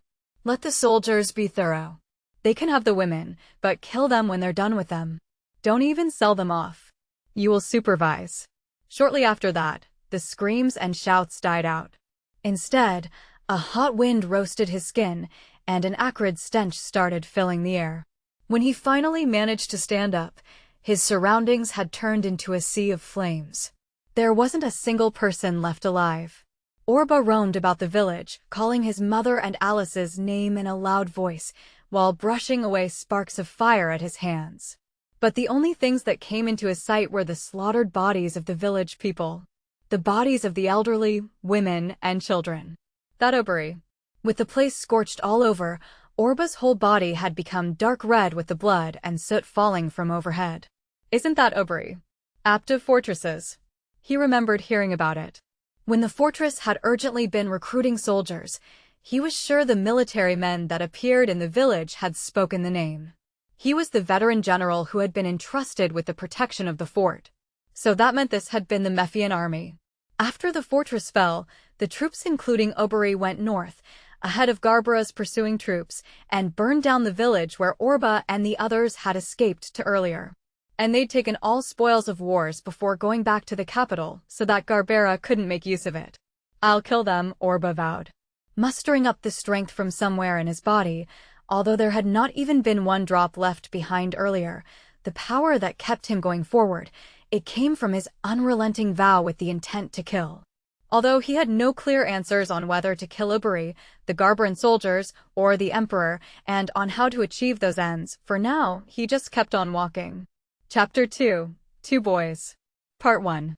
After that, having slipped into the Mephian territory of Byrak, Orba repeatedly stole. He had no hesitation or any difficulties with it. Running around barefoot on the ground day after day, he headed over to another area just before the surrounding people and guardsmen memorized his face, doing the same thing over and over until he, once more, headed for his next location. He started hanging out with boys of the same age who had the same circumstances. Together, they usually sold stuff they'd gathered from dump sites or stuff they'd stolen at the side of the road, sometimes snitching purses with a single wield of the knife, or threatening wealthy-looking merchants coming out of bars, plucking them of their money. While spending his days like that, one time, something happened that caused several people to get seriously injured amongst the same age group Orba was hanging out with. Apparently, they'd been challenged by boys from another group. The children were having a children's turf war. And as always, it was accompanied by force. Everything was taken from them. Everything. Meaning, they already had such a minimal lifeline where they barely managed to live another day, but if they were cut off like this, basically all of their members would be left for dead. We'll either die or fight and die. But those who want to do more and win, follow me. Orba gave those children, who were about to become faint-hearted, a pep talk. He didn't want to have everything snatched away from him twice. Gathering up the remaining members of their small group, Orba retaliated against a group of opponents that was much bigger in number. However, he didn't attack them straight ahead. He thoroughly gathered intelligence on the rival group beforehand. So, when the timing was right and they had the least number of opponents in place, they carried out their attacks. What Orba valued above all was information. He always had to have the latest information, understanding both friend or foe, singling out the enemy's numbers, strength, movements, and other things like that. This is what separates adults and children. It was the only thing Orba thought. A child who knows nothing only gets robbed without even knowing who the enemy is. But if you distinguish friend and foe on your own, and if you know your enemies, you can become the adult on the robbing side. When Orba was 14, he'd become the leading figure among the boys his age. At first, the group he was acquainted with numbered only about 10, but increasing with each passing day, it finally expanded to more than 100 members. However, the black blood that boiled inside of Orba never cleared away.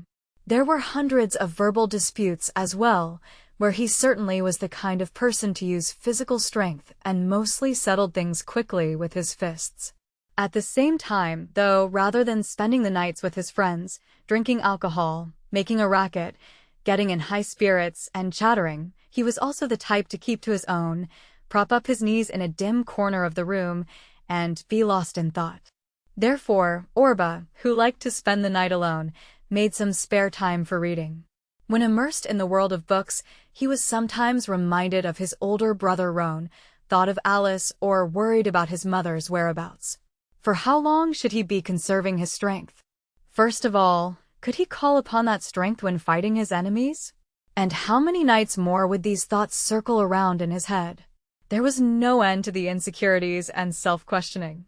Nonetheless, Orba still held that time of worry dear to him because it allowed him to keep pushing forward. It was about 4 years after coming to Bayrak. That day was supposed to be just another ordinary day. Ordinary being extremely busy, counting the profits in the safe from the illegal gambling house he was running, before preparing his meet with influential gun-smuggling merchants in the alleys of Bayrak, training with sword and gun for about 1 hour, and revising his plan to attack a merchant ship with several of his best men, which was to be carried out within the week. The plan at the end of the week was a large-scale one. They intended to make a surprise attack on one of the air carriers, formerly called Dragonstone ships, that was fully loaded with gold bars and goods slated to be delivered to the district west of the city-state, by ambushing it in the ravine located 12 kilometers southwest of Bayrak. They had 3 single-seared airships prepared on their side. Several platoon leaders, including Orba, were already assigned with flying practice. However, because it was such a large-scale operation, no matter how much the boys agreed on the method, there were big holes as well. Several boys of the former rival group, envying Orba's success, had slipped into their group as spies and had leaked several details about their plan to the Bayrak garrison. The second floor of the bar they used as a hideout in those days was attacked by surprise, and Orba found himself surrounded by the city guards. He didn't have any weapons at hand to fight back, and all the escape routes were blocked. The moment he was struck by their ropes, having again become a person deprived of status, Orba bit his lips, causing blood to trickle. Bastards!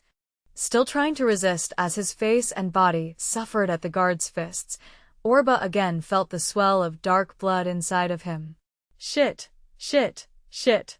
It's not over. I'm still alive. Mephius or Garbera, I won't be killed easily. Not even by these people. I will live. Live by all means. He was put in prison for possession of a large amount of illegal weaponry, and obviously for planning to attack a merchant ship, and one crime after another, such as repeated gang robbery and illegal gambling, was further uncovered. The time to carry out the investigation didn't take a day. And Orba, who was once more tossed into a cramped cellar, got a hot iron pressed against his back. He was branded. A long, vertical line in the center of an X mark was the proof of being a slave. He got a high fever from the pain, and that evening inside prison, when Orba was alone, writhing in agony, he experienced an even stranger fate. Indeed, they're alike. He was grabbed by the chin and felt himself being lifted. Far from able to shake it off, he didn't even have the energy to open his eyes and see the face of this person.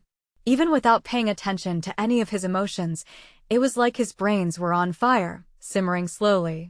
From what I heard during the interrogation, his voice is also the same. Even though they're alike, it has its limits. Actually, he seems to be a different person depending on the angle.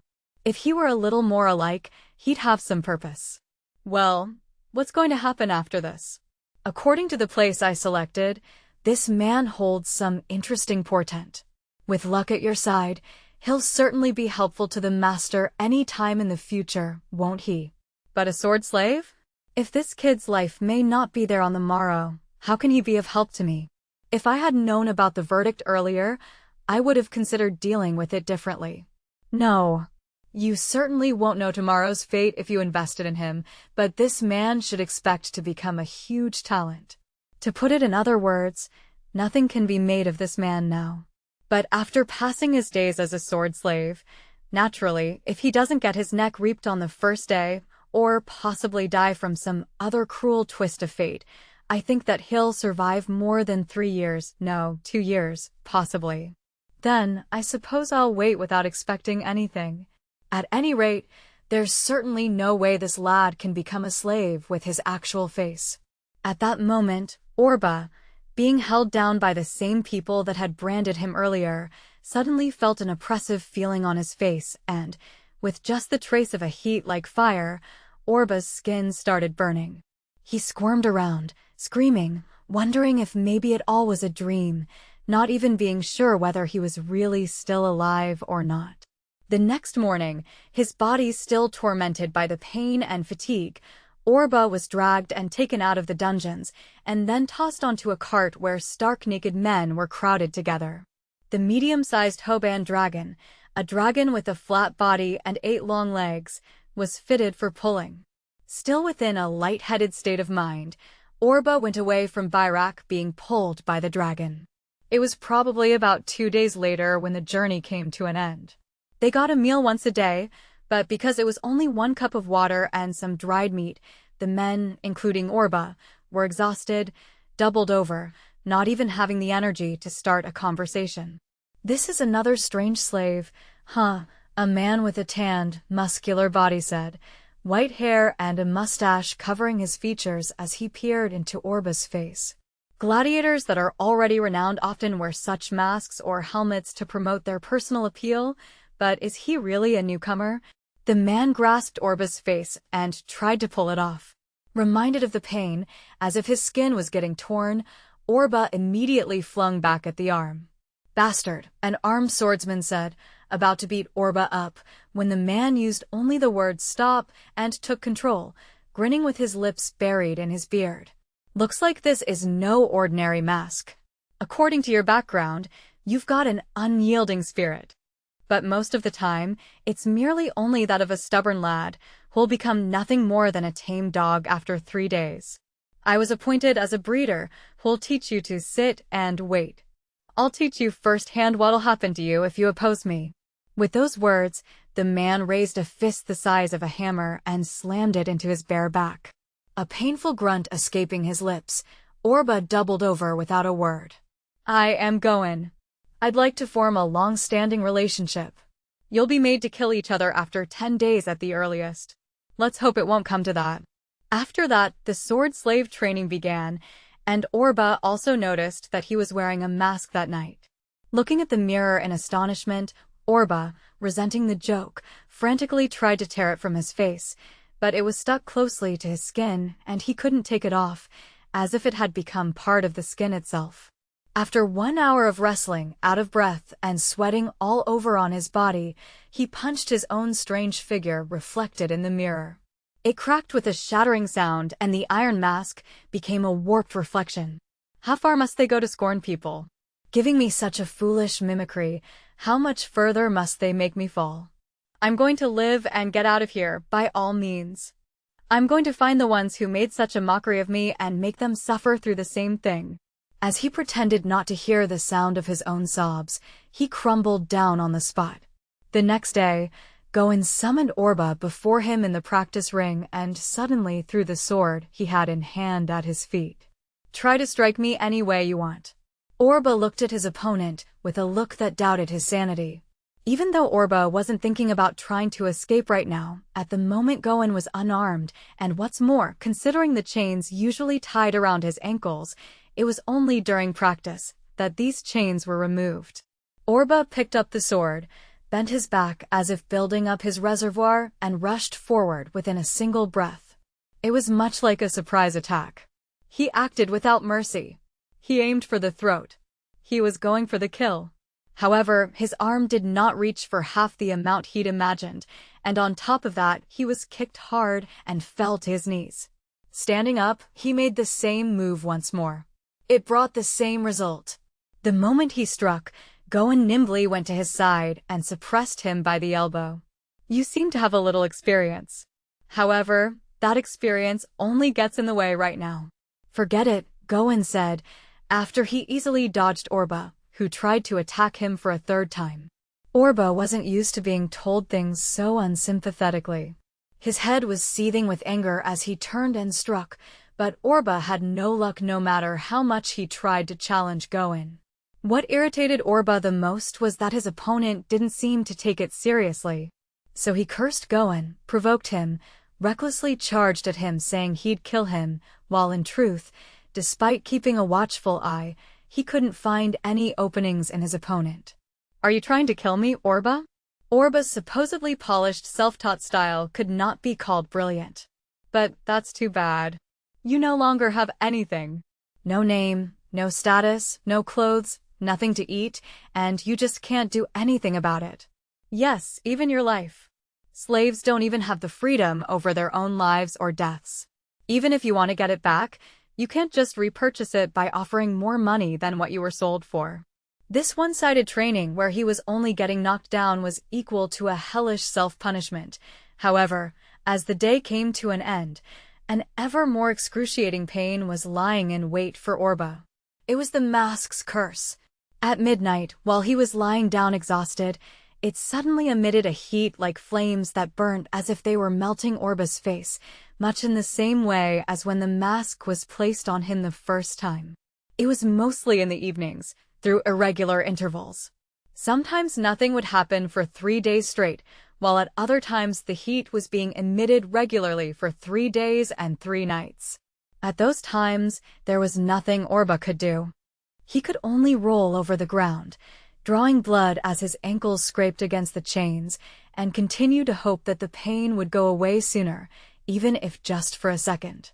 I'm going mad. I'm going mad, I'm going mad, I'm going mad.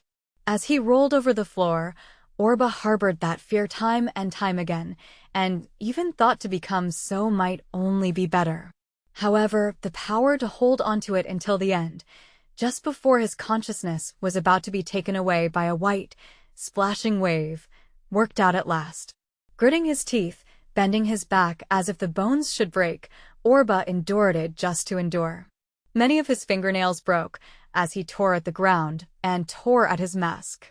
The other slaves and the soldiers held responsible for monitoring the slaves of the Tarka's gladiatorial group naturally felt revolted by his figure frothing in pain.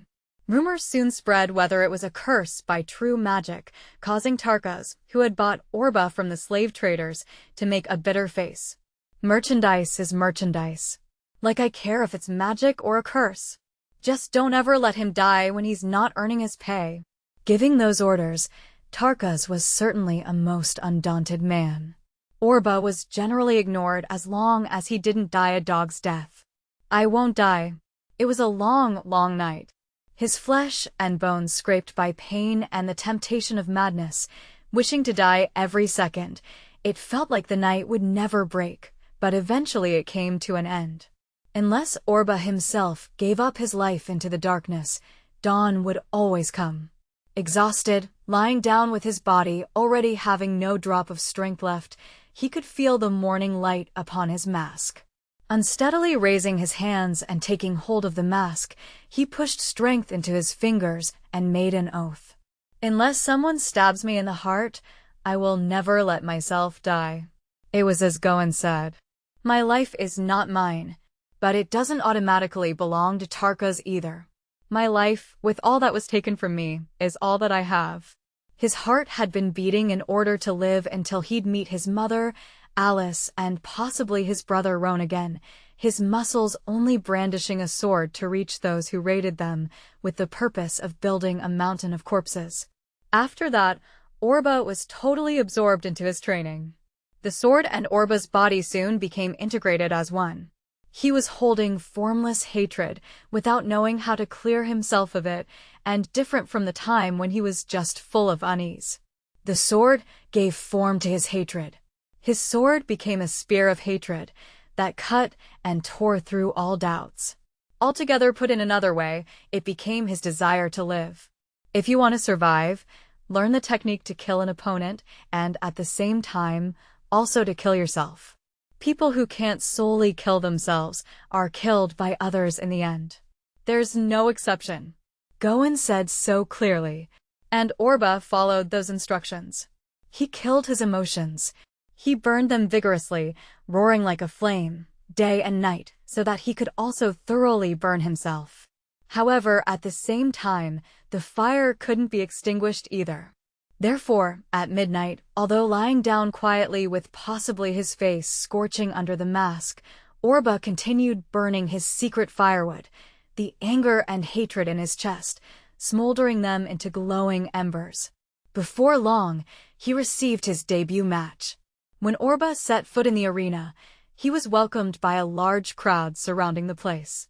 While the sky and earth were wrapped in loud voices, Orba fought a man that had picked up a sword like him and killed him.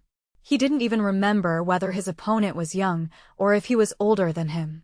Only the moment he killed, and the moment even more cheers poured onto his sweating back, was what he remembered in great detail. "Die!" Orba yelled as he looked up at the spectators. "Fucking die!"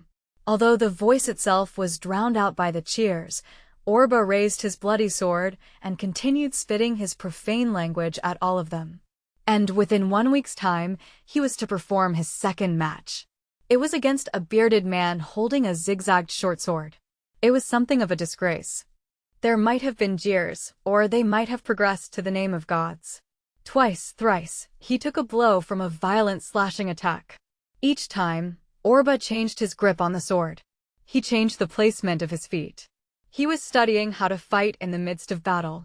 He fended off a sword that was about to attack him from his side, and his opponent's body was opened before his eyes. Orba had swung his sword down right in front of him. The sword had cut into the middle of the face. Blood, bones, and brains were spilling from all sides. His hand growing numb, he hardly had any sense of touch. It was the third time he'd killed someone. Orba became a gladiator and time went by for a little less than 2 years.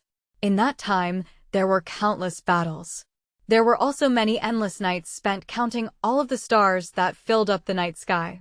However, after a year passed, the curse of the Iron Mask heating up gradually disappeared, and after another half-year passed, the periodic maddening pains became unbelievably docile. Although it was no ordinary mask, as he still wasn't able to tear it off, not getting a dent whether he struck it with the pommel of his sword or with a hammer.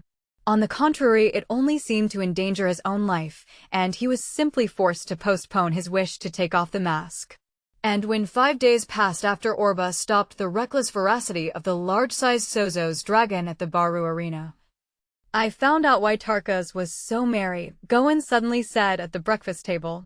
"You know Mephius and Garbera have been making peace negotiations, right? It looks like they're finally planning to put an end to the 10-year war." Shirkei nodded. "So the Crown Prince of Mephius and the Princess of Garbera are going to have a political marriage, huh?" Mephius has various etiquette concerning marriages of the imperial household. The marital vows have to be performed at Siren Valley 5, for example, and there are also gladiatorial fights in the repertoire to be hosted. It looks like we from Tarka's gladiatorial group are the only ones recruited. Kane whistled. For a little while now, he was making the repairs of a clock with dexterous hands at the table, as requested of him by Tarkas. Well, that means they're going to make us kill each other in front of the imperial family. We can pay our respects to the crown prince himself. Exciting, isn't it, Orba? Shirke said, while Orba was as usual bent forward with his eyes on his book. It won't change a thing.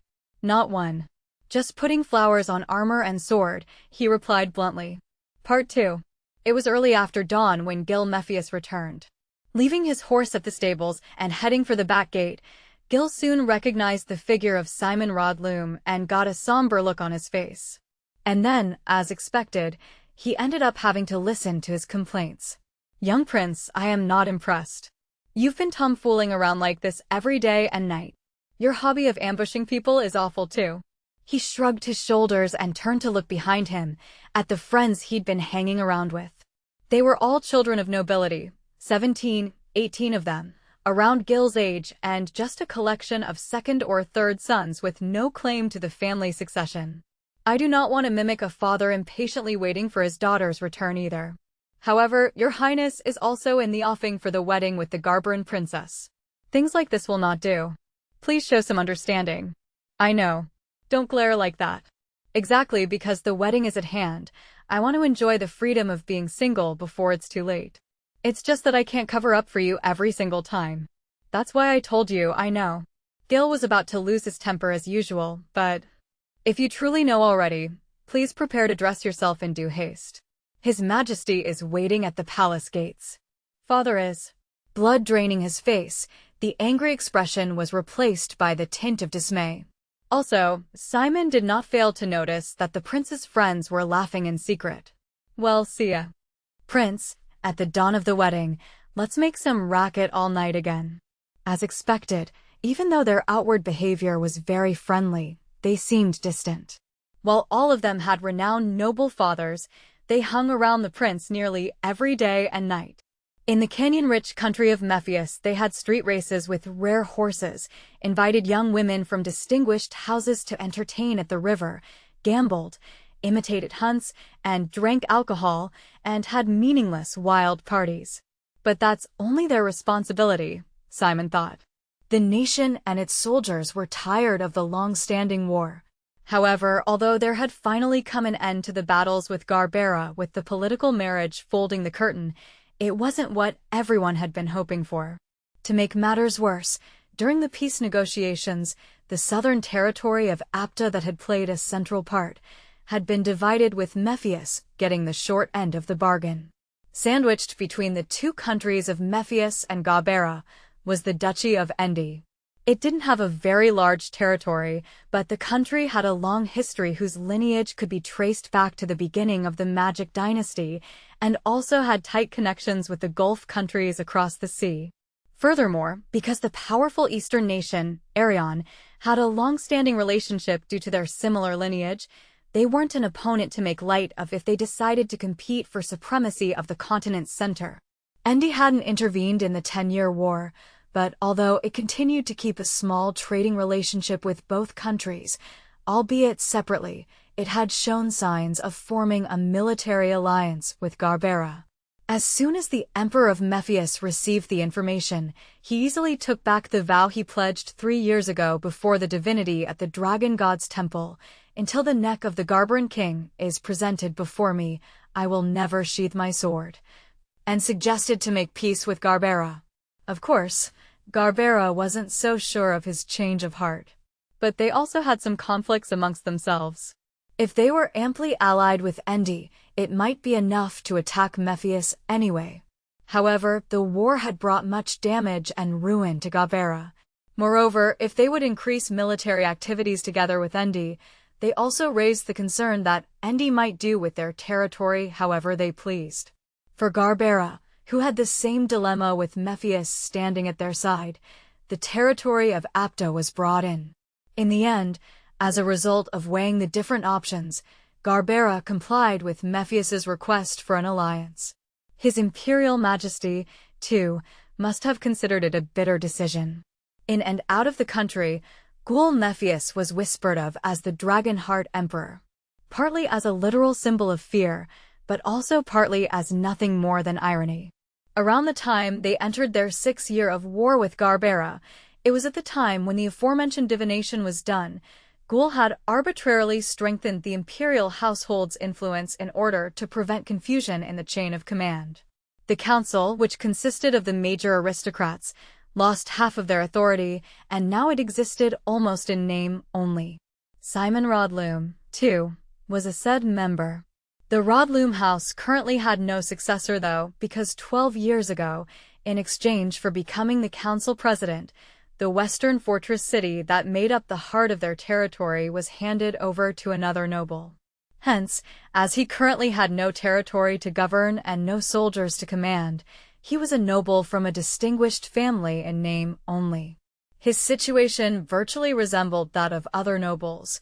Aside from those who had kept their influence by being servile to the emperor for many generations, for those who were willing to hope for just a little progress in the country, the current Nephius was only a stifling place.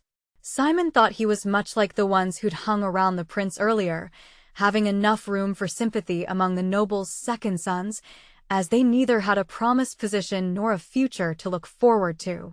If the war came to an end, and those who'd made a name of themselves on the battlefield were given titles, they couldn't have them acquire part of their extended territory. Of course, it was the world of belligerent countries. Although war itself might not necessarily disappear after this, with Nephius currently wrapped in a feeling of war weariness, an opportunity would probably only arrive after 5, 10, or even 20 years. The irony of the nickname, Dragonheart Emperor, lay in the fact that, even though he was thought of as an authoritative dictator in his homeland, recently, he hadn't been able to demonstrate his influence on foreign territories. Although it probably fits as a symbol for the current state of Nephius, Simon thought, not hesitating on having such opinions, and showing a slight self-mockery while waiting for the crown prince to finish his preparations. Simon, who had retired from his position of council president, was now more like the prince's nursemaid. As Gil hurriedly jumped out of his room with a change of clothing and hairstyle, he ordered Gil to walk beside him. "You're so bossy all the time, Simon.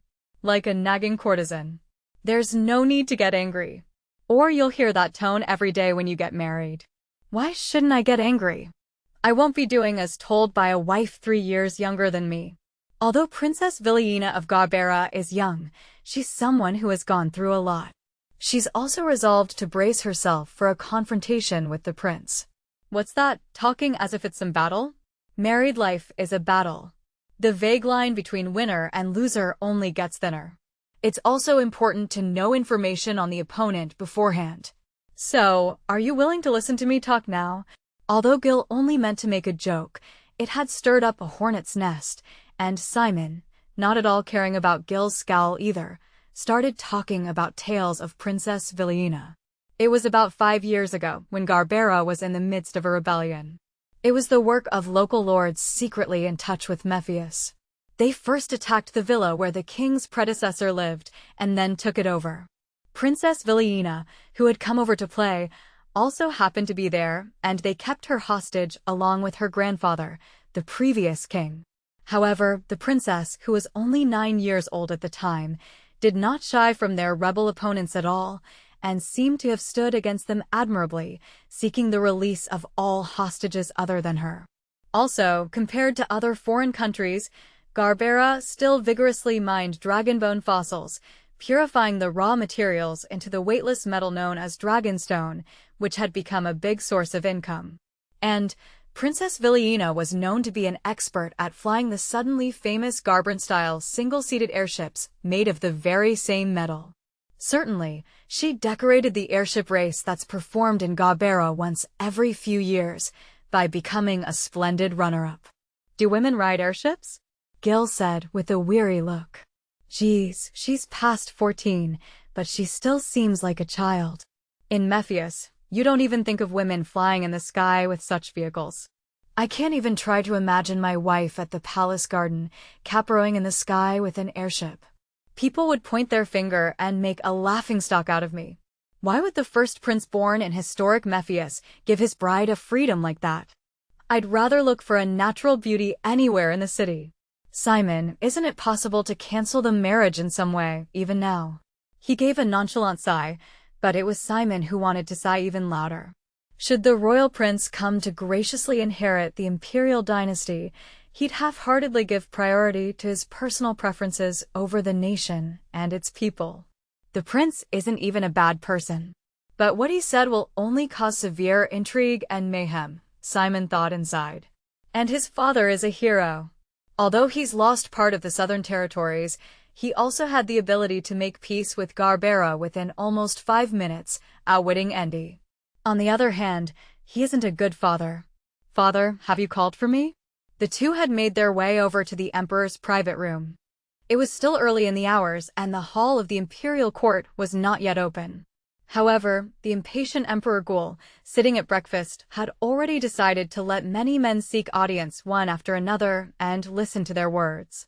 Then, before the many nobles, the people who would later become Gil's retainers, the father openly railed at his son. How much time has passed since I summoned you? You still don't have any territory, not a single soldier depending on you. You don't even have a single job assigned to you, and yet you make off like that where my eyes can't reach? But you were probably just occupied with your worthless nightlife, anyway. No, father, So, the only son that I've borne is a useless sloth like you. It's the most pathetic truth that our dynasty's long history will meet disaster. Simon gazed at the prince's shivering back. Over his shoulder, he also had a view of the raving emperor's figure. Deep wrinkles formed on his face as the extent of his temper grew wilder. It seems like Princess Villiena is quite a courageous princess. I heard she can handle a gun and airships better than any ordinary man. You're not evenly matched. Probably the only manly achievement you've got is that you're about to marry her. Have you got the honor of killing a dragon, capture any survivors of the Ryujin tribe, or maybe even discovered an ancient spaceship buried in the ruins? Oh, those are feats worthy of a main character in a saga. The emperor pleasantly struck the table, buying the laughter of the retainers lined up around him. When several people followed suit, he added with satisfaction, "You should be careful, or before you know it, you'll be the one wearing a dress and carried up into the bed." What a despicable sight. Of course, Simon did not mutter those words out loud. Among those at table was Anneli, the eldest child of the emperor's second wife, Melissa. In front of the girl with fair skin and highly donned hair, Simon had seen that Gil became a much more easily swayed man. Although he had apparently been invited by Princess Anneli to watch the gladiators just yesterday, she also turned down her face and suppressed her laughter. In the end, Gil hardly uttered a single word either. I think I also find it a bit despicable. As soon as the emperor made his leave, Feedom Allen spoke to Simon. Although he was much younger than Simon, with his body covered in fat, he was also much bigger. He was the noble in charge of Byrak Fortress and its surrounding area. He was also one of the sole leading members who presided over the peace negotiations and was much more promising than other lords with their deathly gazes. Simon kept an eye on him. Although, in truth, that hardly meant he was a great man.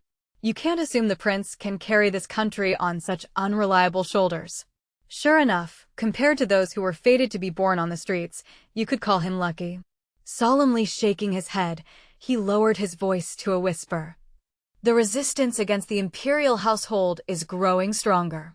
Emperor Ghoul still gathers much respect and fear because of his successes, but when it comes to Prince Gil, the way things stand, those who consider him no good may not necessarily have to come out either.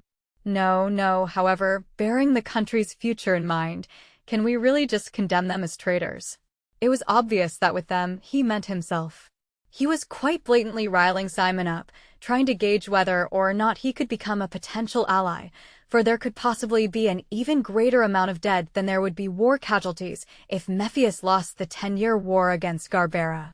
The prince is young, Simon said, not showing the slightest change in expression. Anything can still happen after this. Even when His Majesty was young, there wasn't any indication of him becoming the Dragonheart. We have to support the young prince and build the future of our nation together. Haha, that's so like you, Lord Simon. Your eyes are turned towards the future. Pheedum stroked his strongly slackened jaw. Simon unintentionally spilled a smile. Well, I wonder if this man was able to understand my current honor student-like words. Simon was certainly worried about the current state of Mephius, as it was currently impossible for the prince to do good. However, despite such fears, everything might start to topple into an unexpected direction very soon. And Simon would not separate himself from the person concerned. Having experienced the destined changes of Prince Gil Mephius up close, it was still much better than Pheedum Allen's methods. Part 3. What was called the Mephius Empire, boasting their power as an imperial dynasty, dated back to 7 generations before the current emperor, Gul Mephius. The Domic Flats that cut diagonally through the mountains was currently all of its territory. The famous Black Tower, known as the sword forged from the remains of the space immigrant ship's bow, stood at its center with the imperial capital Solon surrounding it in a circle.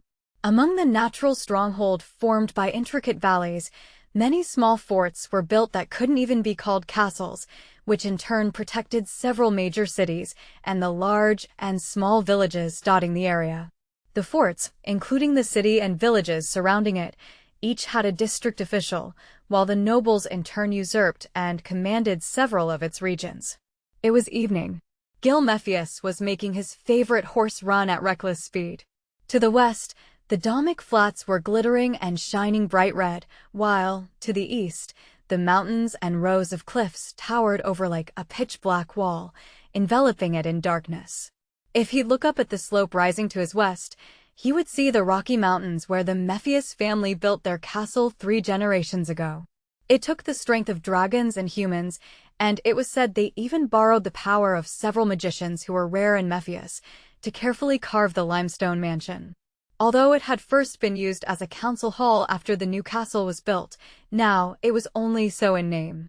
But Gil didn't spare those historical buildings a glance as he cantered down towards the town streets, passing the statues of Mephius's founding king and many heroes lined up in the natural corridor. Shit. No matter how much he tried to empty his head, his father's face, the ridiculing voices, and the figure of Anneli's downcast shoulders and shivering form kept coming back. About tomorrow's plans? Although he had asked Anneli out again at noon, she rolled her alluring eyes in a charming gesture. Haven't you just been scolded by father this morning? Although your boldness has indeed the quality of an emperor's, shouldn't you be a bit more prudent?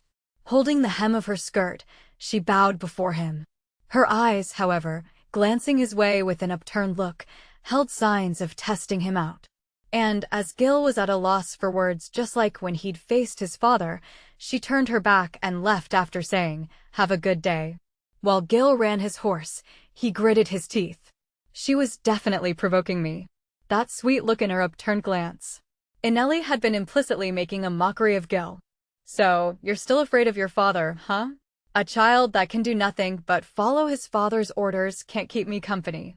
Now, why don't you hurry on back to your room and play by yourself? Today, he didn't even get a little drunk.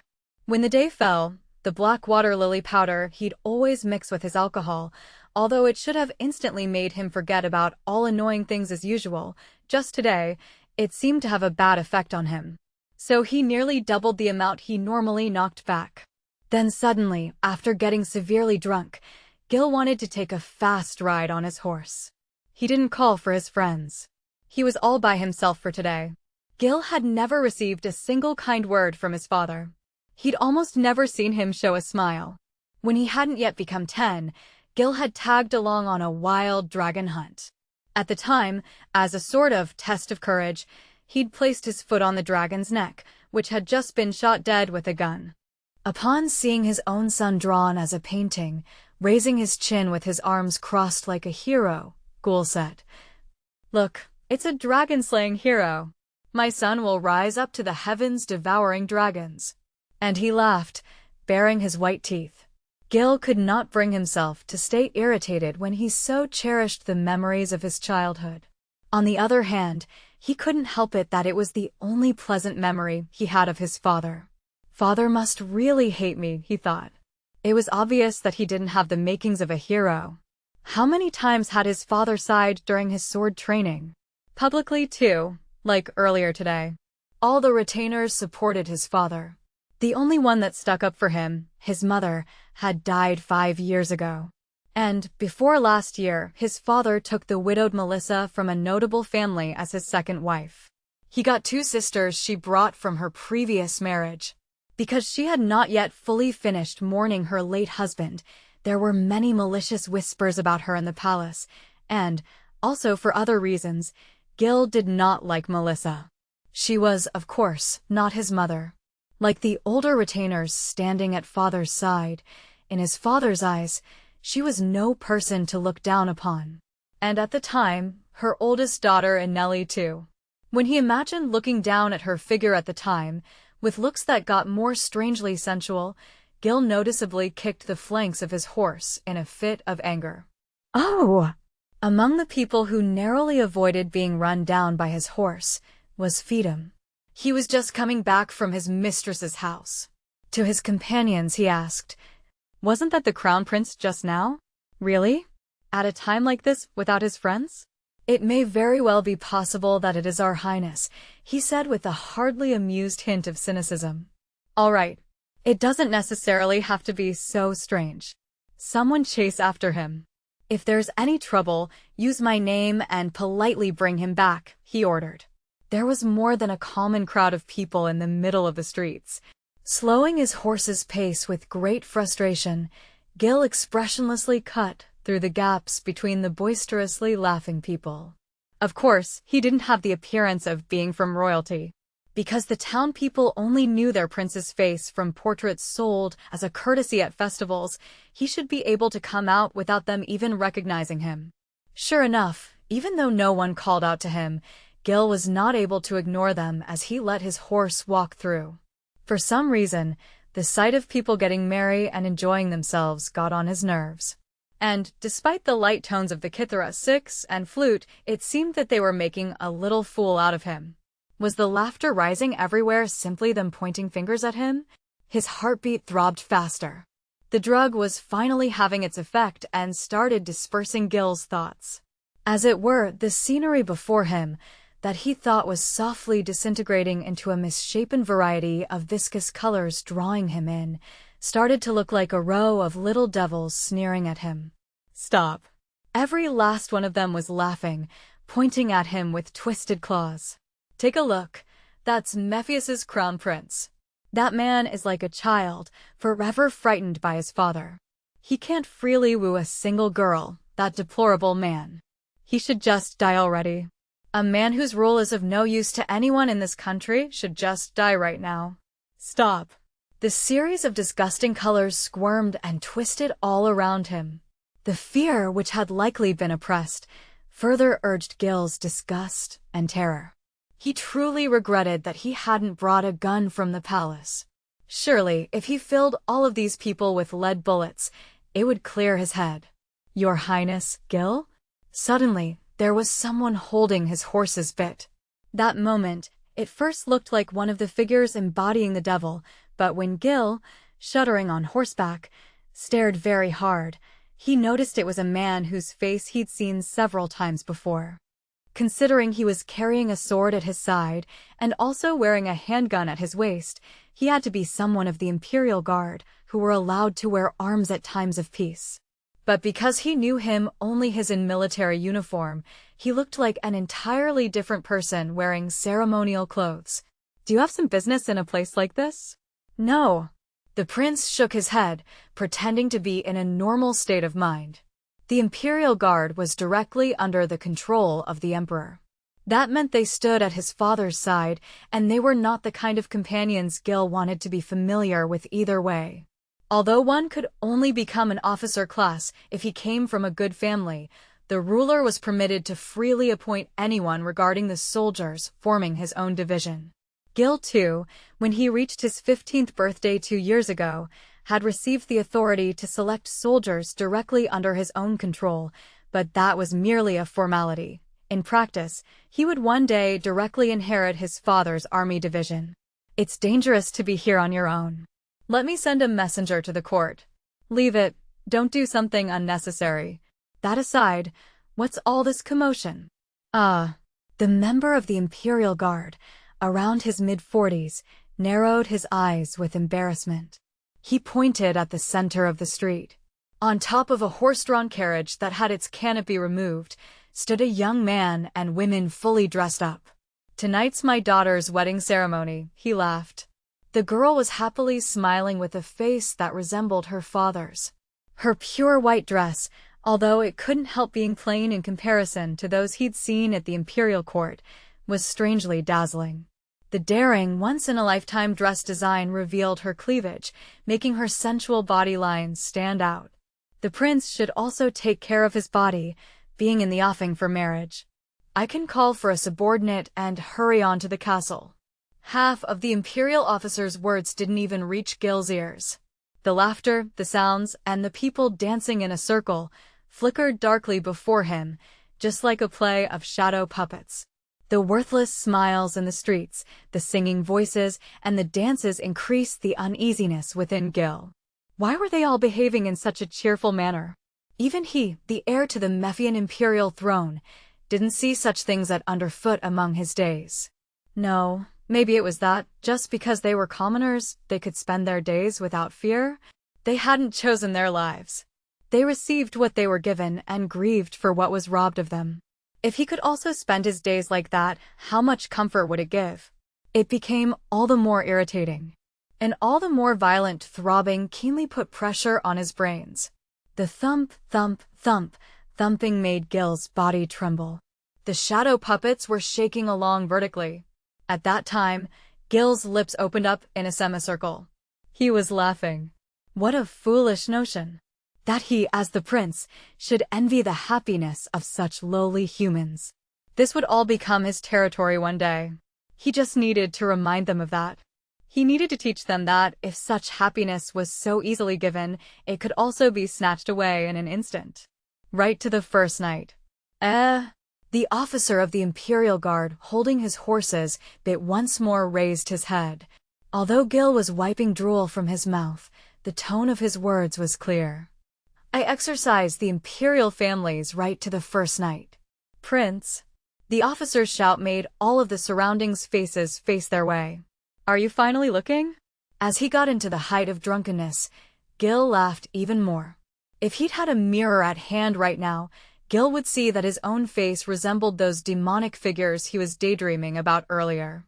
"Do you finally notice I'm not part of you? Not just one more life? Not just one more human being?" The males of the Mephian imperial family had the so-called right to the first night. It meant that, if there was a marriage between man and woman anywhere in the domain, almost without exception, he could take from the groom the right to spend the first night with the bride.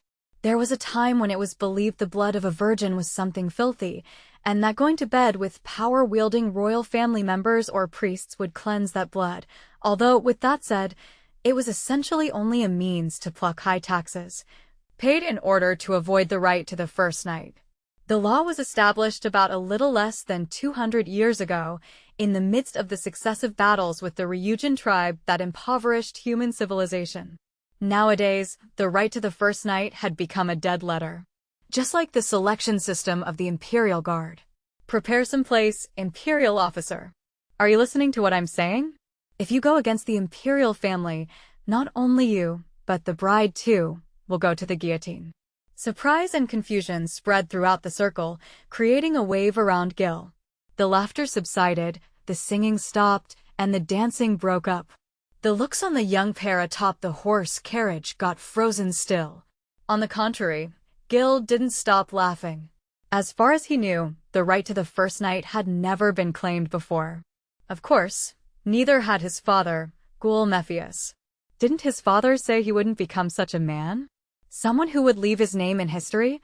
Didn't even Anelli try to taunt him? He'd show he'd surpass his father. From now on, they couldn't say whatever. In a world that had fallen silent around him, Gil was the only one who felt truly satisfied from the bottom of his heart. Half an hour later, Gil kept the bride waiting on the second floor of a cheap tavern close by. The security of the barroom was entrusted to none other than the imperial officer from earlier.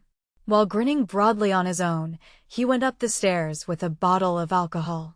The sound of creaking wood was strangely comfortable.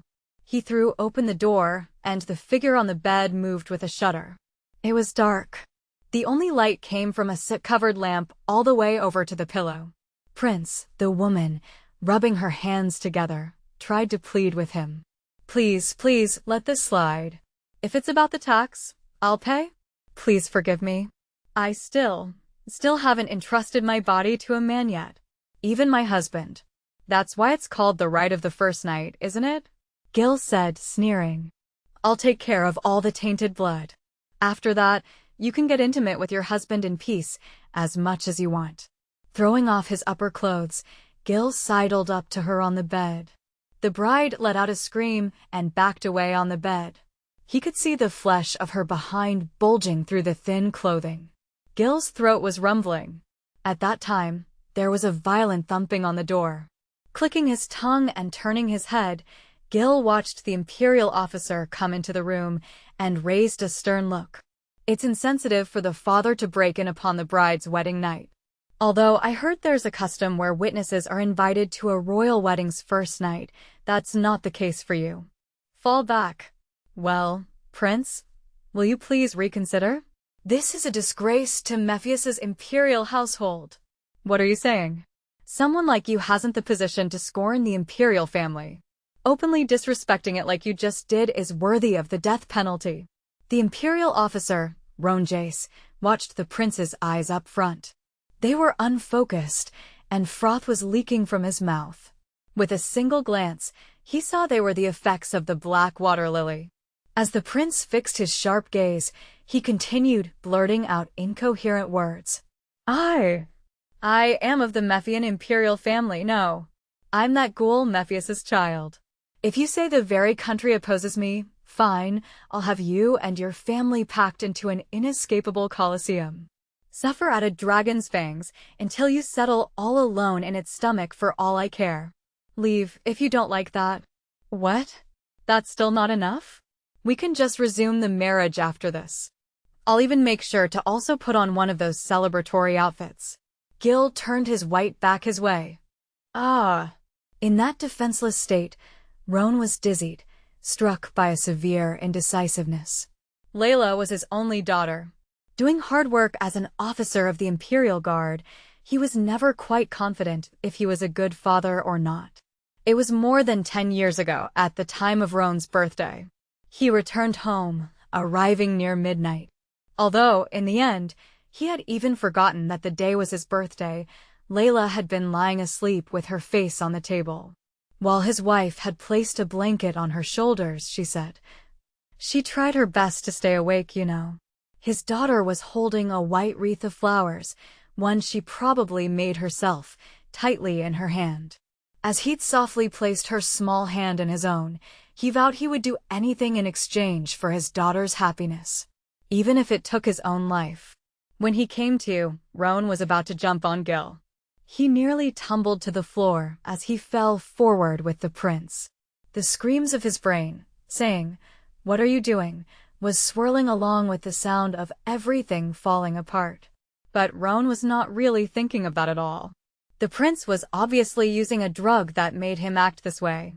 If he lost consciousness here, by the time he awoke, he would possibly not remember a single thing. Even if not, he wouldn't think much more of it than that had happened in a dream. Although it would be necessary to get a large crowd of people to cooperate with him, Roan would use any means necessary to ensure they did. On the other side, Gil was currently in a state of frenzy. Having the belief he had to surpass his father or have his name be thoroughly defiled, he was about to raise his body, feeling signs of a wild beast. It was as if he wielded the power against his own father. Filth. As he struggled with this father, he noticed the handgun hanging at his opponent's waist. He frantically tried to seize it. Roan noticed it too. At the end of the silent struggle, the handgun fell from both their hands. It fell with a solid sound on the floor. They both quickly extended their hands towards it. Bang! When a gunshot echoed throughout. Following the news he received from his attendant, Feedom rushed to the front of the tavern with a restrained sword. The right to the first night of all things. Looking at his side, there were several figures gathered up, assimilating with the darkness in a place where they did not stand out in the streets. All their eyes were glaring at him, and Feedham got chills running down his spine. It reminded him of a dripping wet fuse. You'd leave it alone, since it wouldn't make an explosion anyway, but if even one strong spark was incidentally thrown into the lot, it could quickly blow up anyway.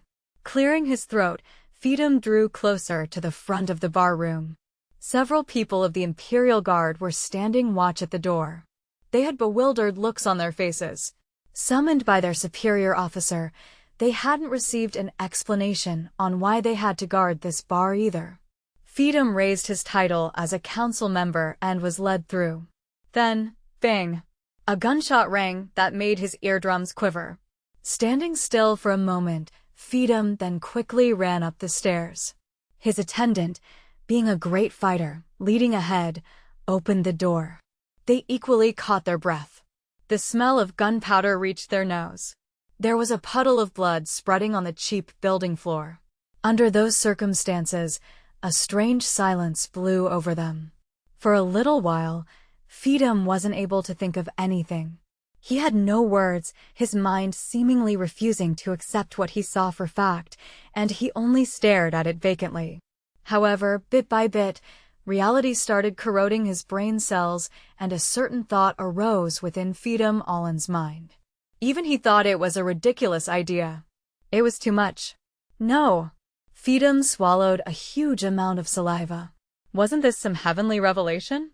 Now, to break to the old empire's shell and give it fresh blood? He could give real meaning to this country, suitable for its current turbulent times. Wasn't this nothing more than a sign from the heavens that no other than he could do this? Despite the stench of blood in the cheap tavern right now, Feedham's eyes seemed as if they were wrapped by a golden light. While personally shuddering, experiencing excitement and fear, he realized that, if he wanted this, he had to hurry and impatiently urged on. At first, after commanding his subordinate to let no one enter this room, he approached the father and daughter who were embracing each other, shivering on the bed. "I am prepared," the imperial officer said. "But my daughter and my family is not to blame. I take all responsibility for this on myself. Please have mercy on everyone else but me. I'll do whatever you desire of me, immediately. Be it the Colosseum, you can make me face a dragon barehanded, offer my neck to the guillotine, or tie my forelimbs to dragons and tear me apart." Oh! Feedham's cheeks were trembling. He was looking down for a quick glance at the man lying down with the bared back. He didn't move a single inch. It looked like he was already no longer breathing. "Do not fear," Feedham said, albeit in a shaky voice. "He's still breathing." "Huh? Didn't you hear me? He's still breathing.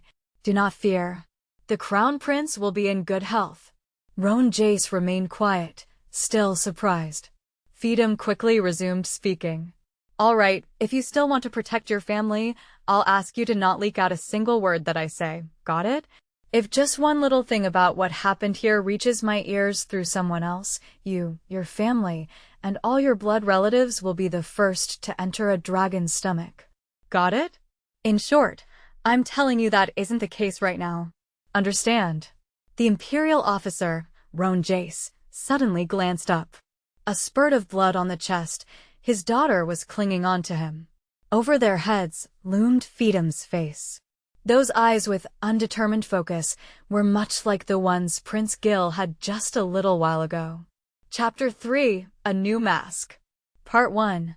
These past few days, Tarkas had indeed been busier than normal, bustling about all over the place. And the busier the busy man became, the livelier he got too. So light on his feet as if they'd grown wings, he showed them the peak of pride.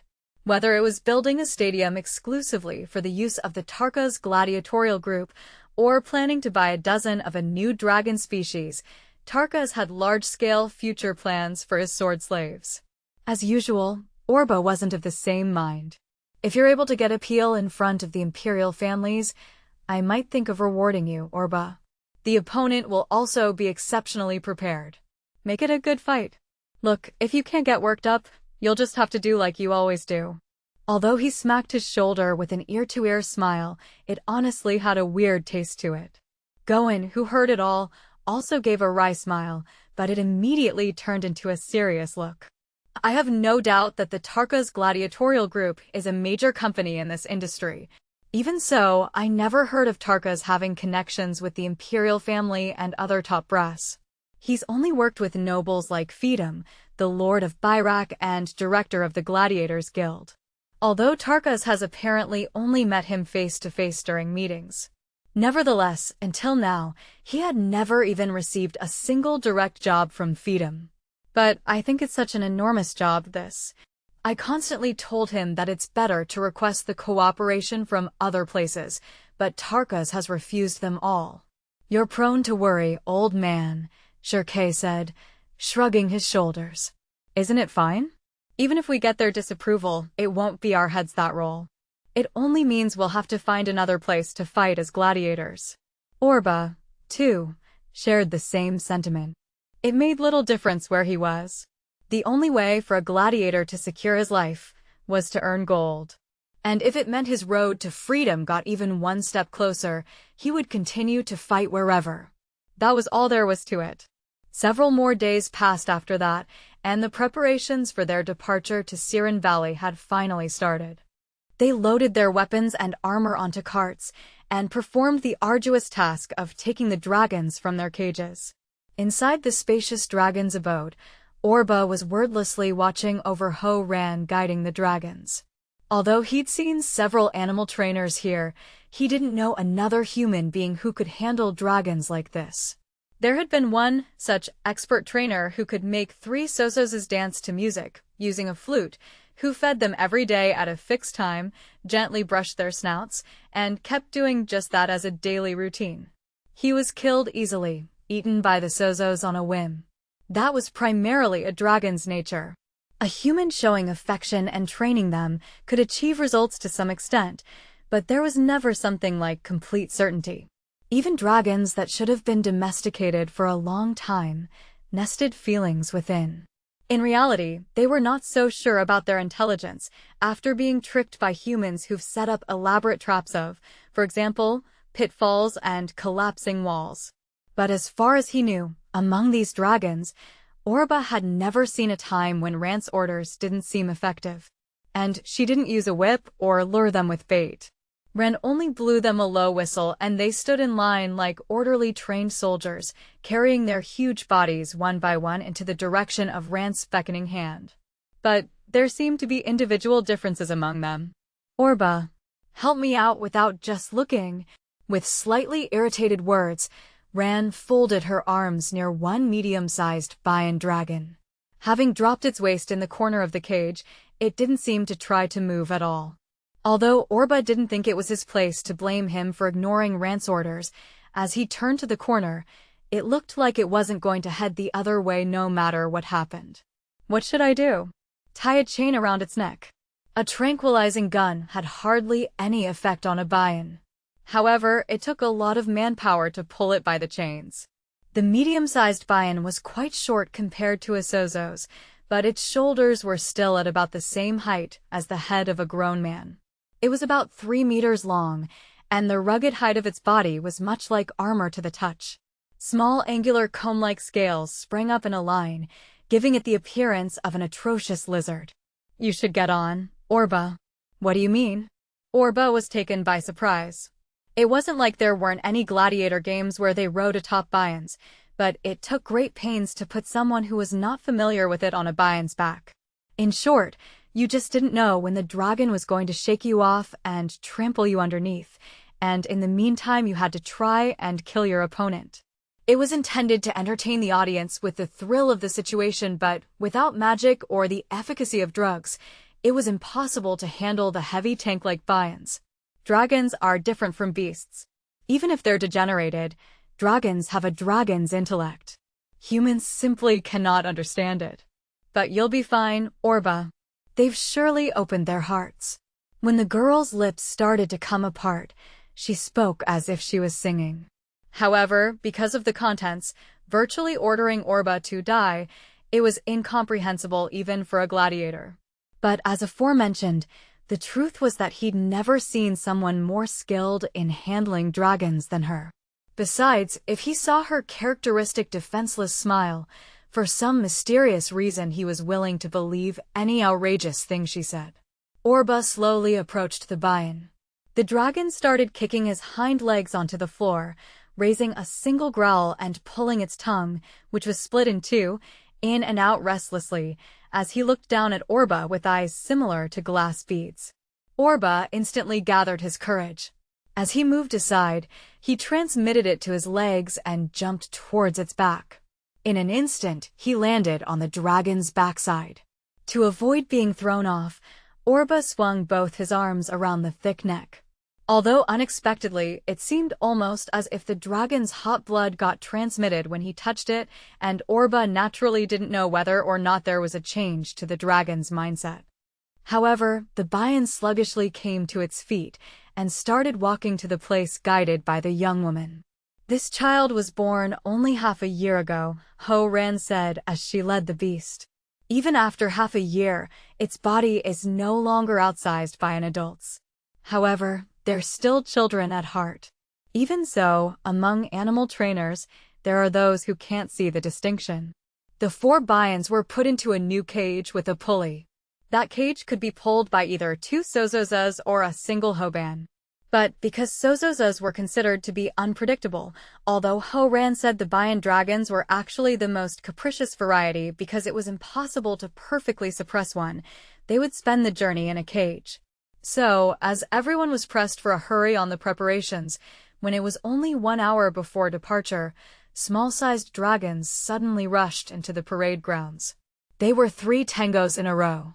They were even 1 size smaller than the Bayans and, because of their maneuverability in tight turns, often used on the battlefield instead of horses. Their big heads resembled that of a bird's, its long neck nearly bent to the ground, and it bounced about running on 2 thin legs. When the dragons suddenly made their stop, the lead dragon rider, nearly sent flying by the force, tumbled off. Shit, that's why dragons. The man, spitting out sand that seemed to have entered his mouth, had his plump body covered with a purple robe. Judging from his appearance, he looked like a wealthy merchant making easy money. The 2 figures behind him, also sitting on their respective dragons, quickly got down and lent a hand to the man who seemed to be their employer, as Ho Ran ran over to their position. The front tango had bent its legs and was crouched down.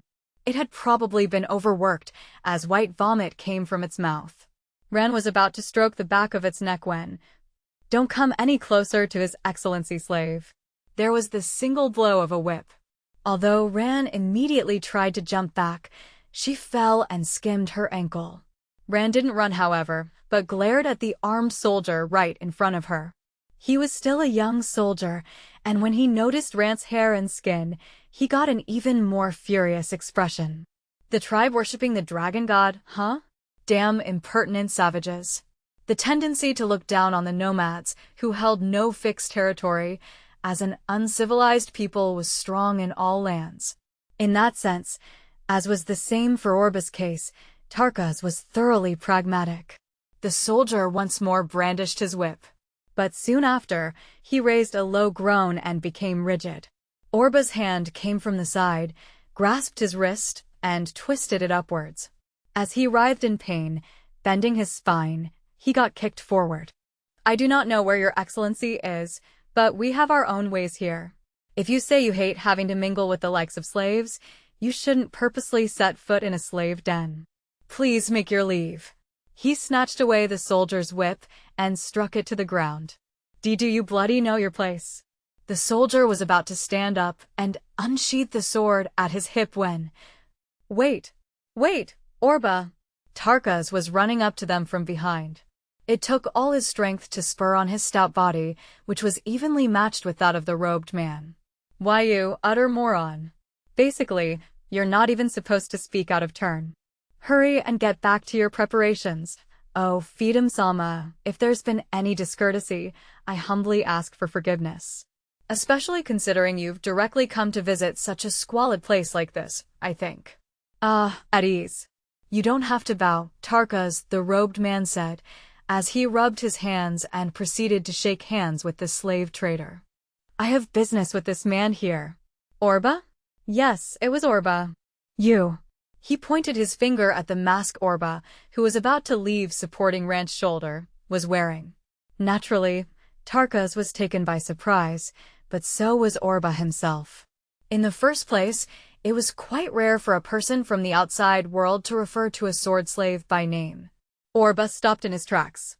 When he tried to recall where he'd heard the name Feedum before, the face got bizarrely distorted, as it didn't resemble the face of any person Orba had seen until now.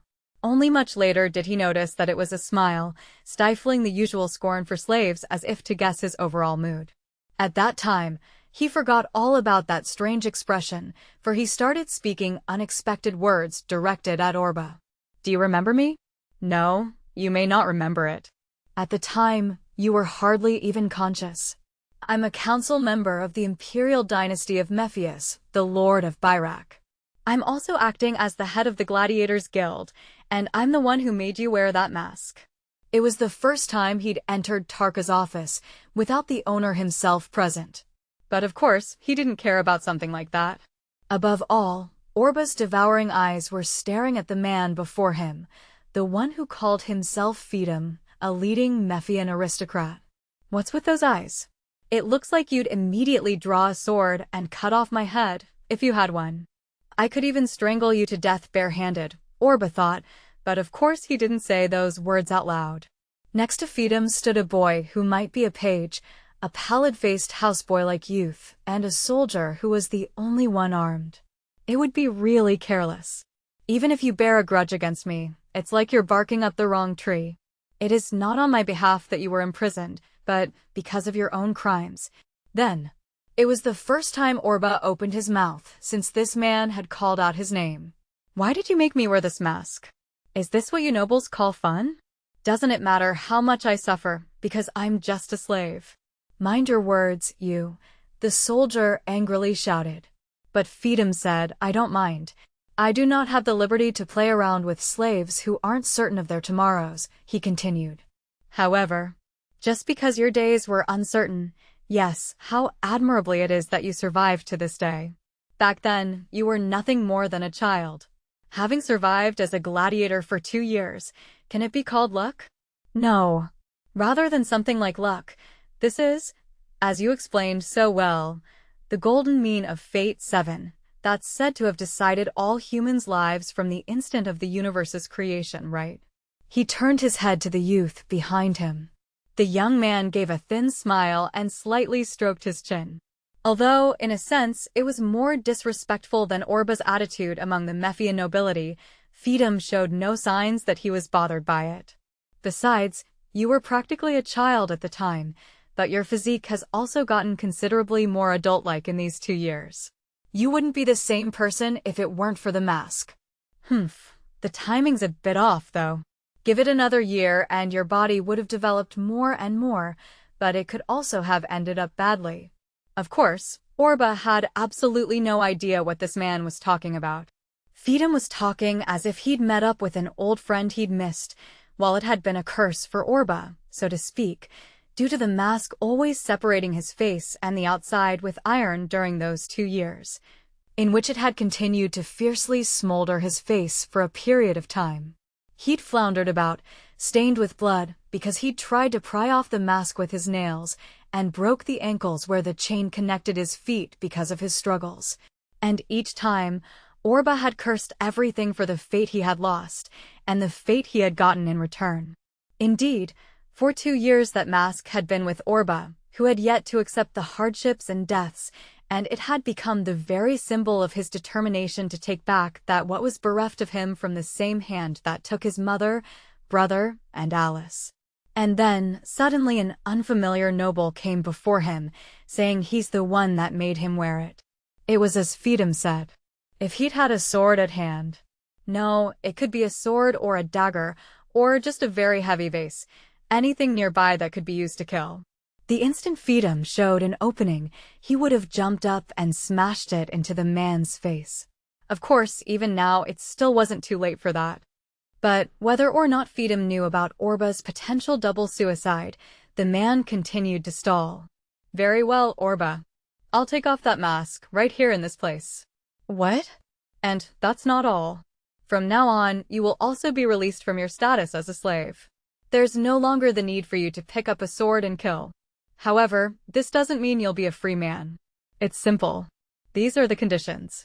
In just a little while from now, Tarkas will leave you in my custody. But it's no more than that. Wait.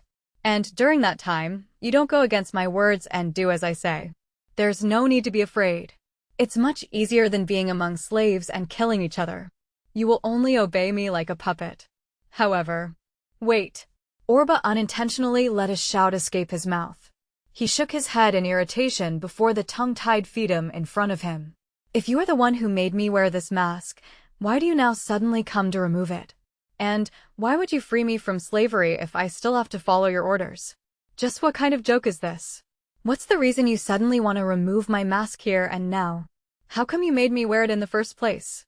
You bastards so easily manipulated a person's fate to your own whimsical satisfactions.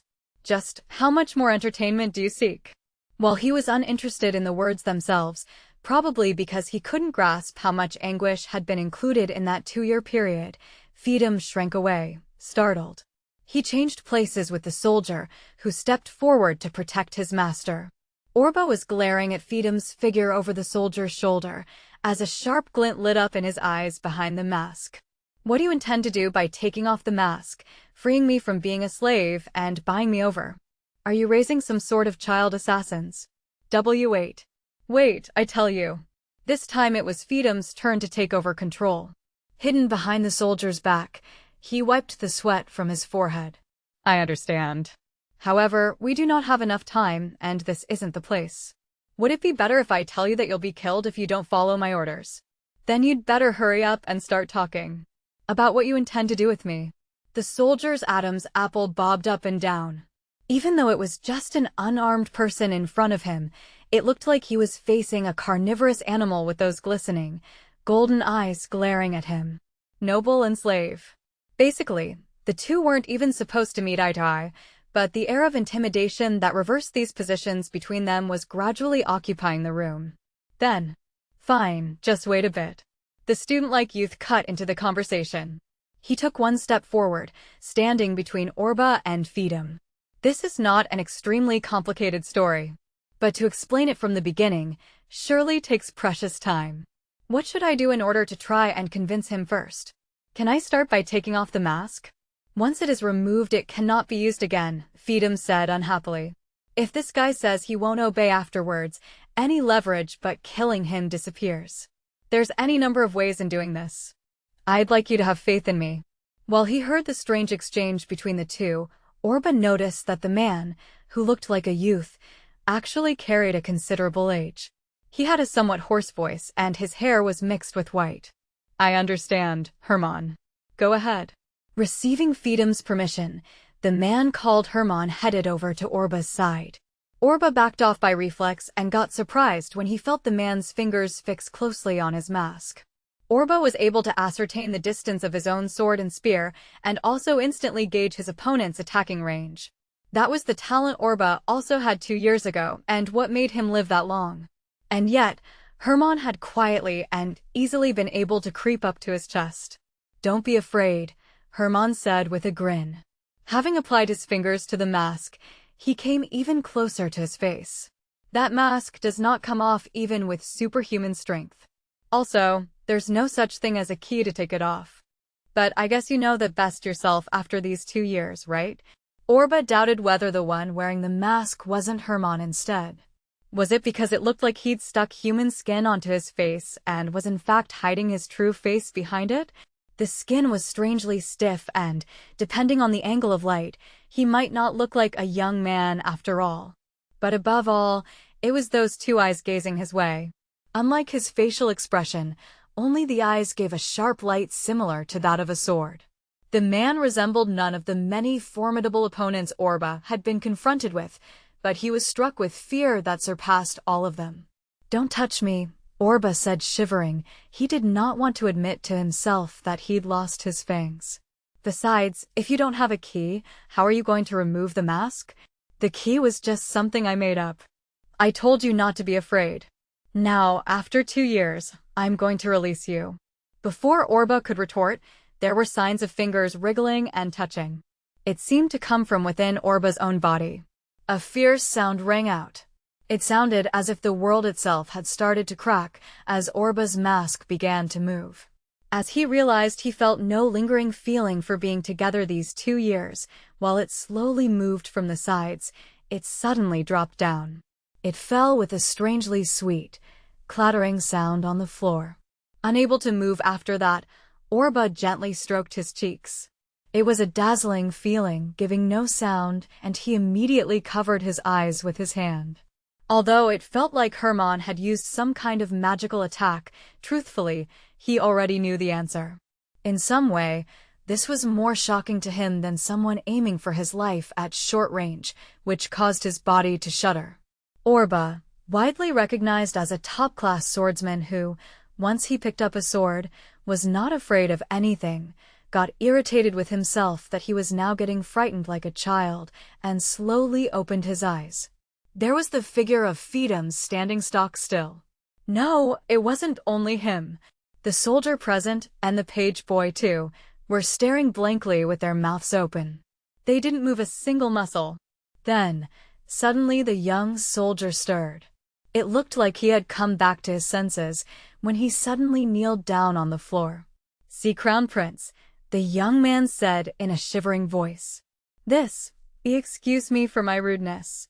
I didn't know you were the prince at first. Please, I beg you for forgiveness." "Impossible," Fiedem said. His fat body was trembling all over. "It's impossible. But, Hermann. The previous ones didn't look nearly as much alike.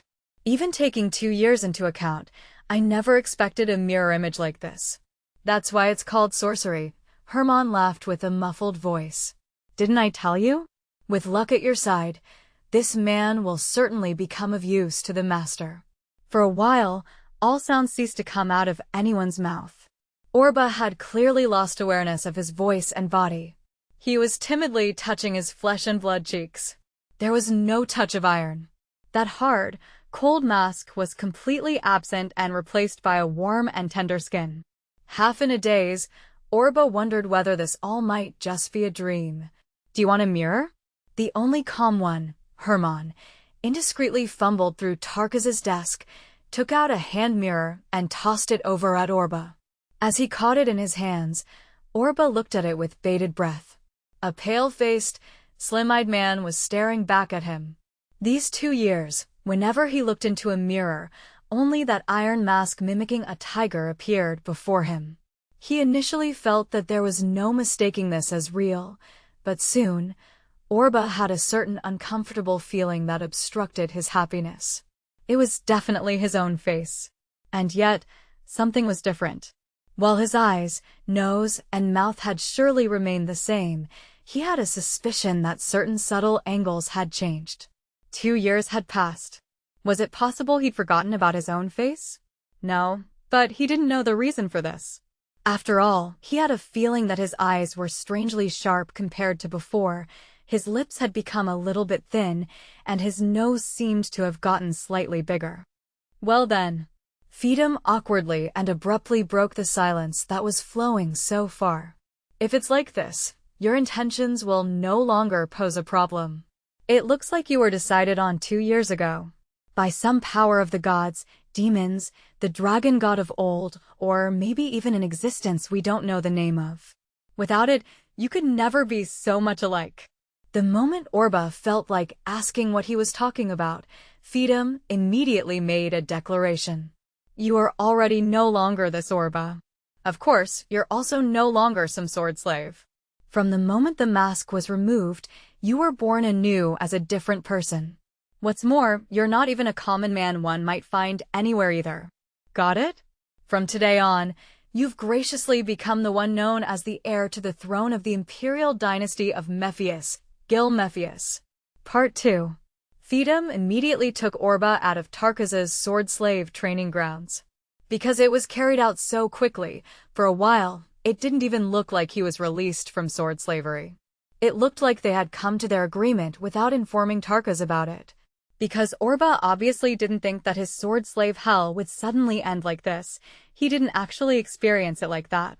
More than that, he truly didn't know in whose hands he'd ended up and whose intentions for the future he was going to roll into, as had always been the case from his childhood until now. Feedom held several mansions here and there in Mephian territory. Although he brought Orba to one of them, for some reason he had been instructed to cover his face with a mantle in the meantime. Feedom led Orba to a room with a carpet spread all over, locked the door, and told him he was finally allowed to take off the mantle. The soldier and the page who'd also come to the training grounds were the only others in the room. That magician named Herman had vanished. After he took off the mantle, everyone present was once again closely peering onto his face. No matter how many times I see this, I feel like someone is playing tricks on my mind. As if you're actually Mephius's Imperial Prince Gil and testing me out. I'm the one who doesn't get this shit. Mephius's Imperial Prince. Just what the heck are you saying? Speak so that a gladiator like me will understand. Orba was getting considerably irritated. Not taking any offense from his insolent way of speaking, Feedom nodded his head. Naturally, he said, and started from the beginning. The tale went back to 2 years ago. From the day Orba got imprisoned. Feedom, who was the Lord of Byrak, originally wouldn't hear anything of the report when Orba was arrested, because he was only a petty criminal, but for some reason he received an urgent message from the city guards. But when he spared the figure of Orba lying down in his cell a single look, he couldn't help but raise a surprised voice. You truly looked a lot like the Crown Prince of Mephius. Feedom thought on it for a while. Even at the best of times, the Crown Prince was rumored for his eccentric mannerism. Although no one would truly believe the prince would appear in the arena as a gladiator, doubts on his bloodline could sully the imperial family's dignity and at most pose a problem in the distant future, which in turn could question Feedom's loyalty. So he decided on concealing Orba's face, which is why he'd made him wear that particular mask.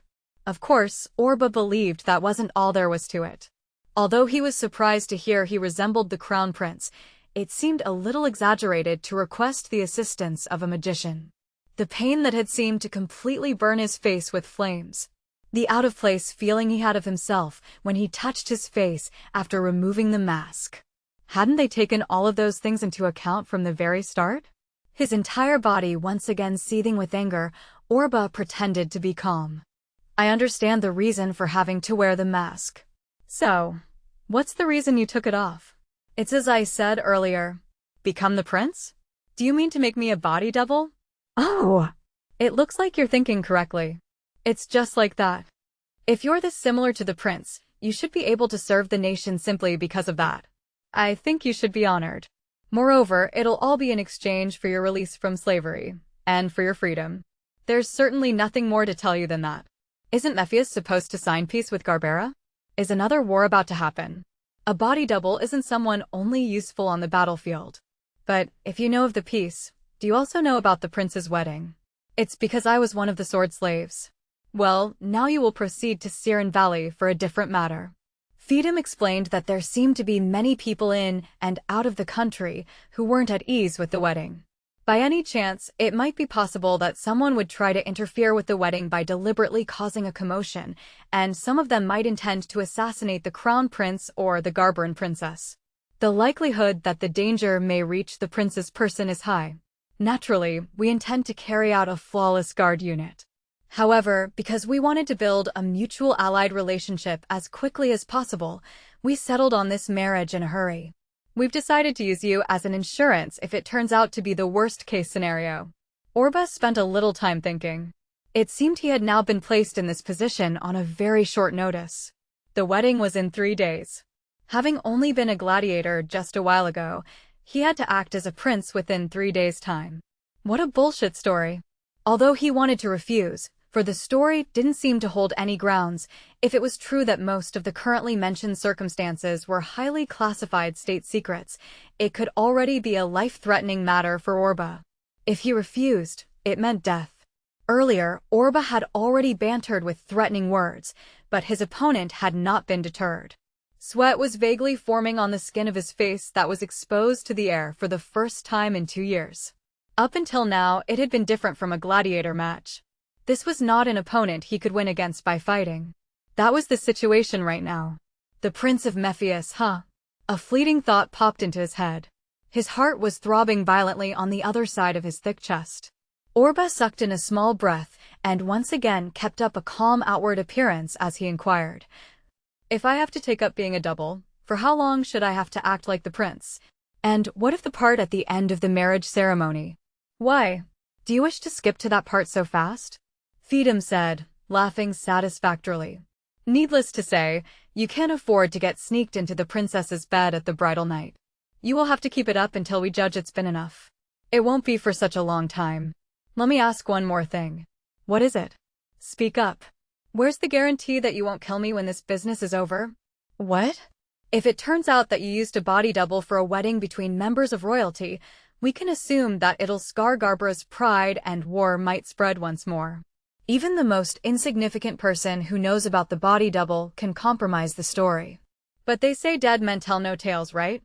Orba gave a glance to the soldier and the page inside the room. The page-like boy already had a pale face, but the soldier too showed signs of shivering. Feedham clicked his tongue, his good mood taking a full turnaround. "You're just a slave, and yet you intend to strike a deal with me? There's no need to worry about such unnecessary things. But you're right, one might act as you say. Obviously, it's out of the question to let you go because you share the prince's face. However, and I say this because it does not contradict with what I said earlier, a body double isn't useful only at the time of the wedding ceremony, right? Although there will usually be some inconveniences that may give reason for you to cover your face, I intend to let you spend a decent life as a person of my protégé." Orba sank into silence for a while again. His face resembled the crown prince so closely that it had surprised even this Feedham. So surely that hadn't been part of his original plan. But of course, that would in no way lead to a perfect guarantee for everything. "I understand," Orba said, giving his consent. "It's a deal. Those aren't bad conditions. However, I don't have the confidence anyone will be able to make me memorize the gestures appropriate for a crown prince. It's a deal then, from what I can tell. The negotiations are complete." Giving a smile, Feedham left his seat, as if he didn't even come here to stand in place and stare at the fruits of his labor. "Come over. That's why I brought my page Din, who will, for starters, teach you the necessary etiquettes in the meantime."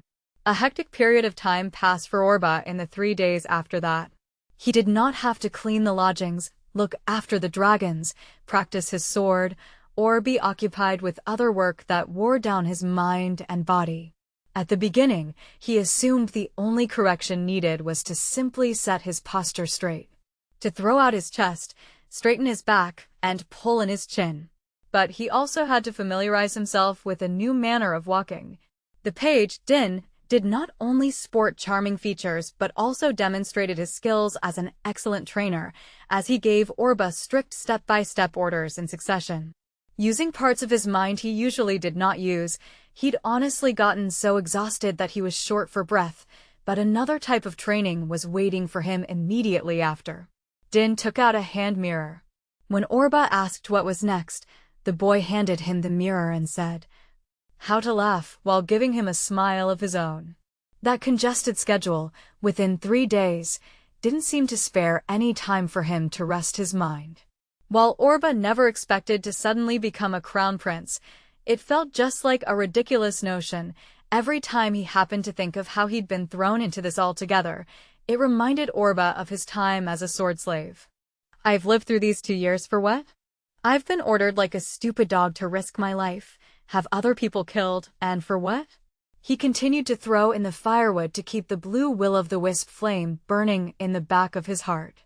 "If I run away from here, I'll be killed immediately, or at best be doubled back as a sword slave." It was hard to take notice of, because it had all happened so suddenly, but there was at least one bright side. And if even a single light shone into his life, for Orba had been walking and fumbling through the darkness all this time, It was unmistakably a sign of progress within this current drastic change in environment.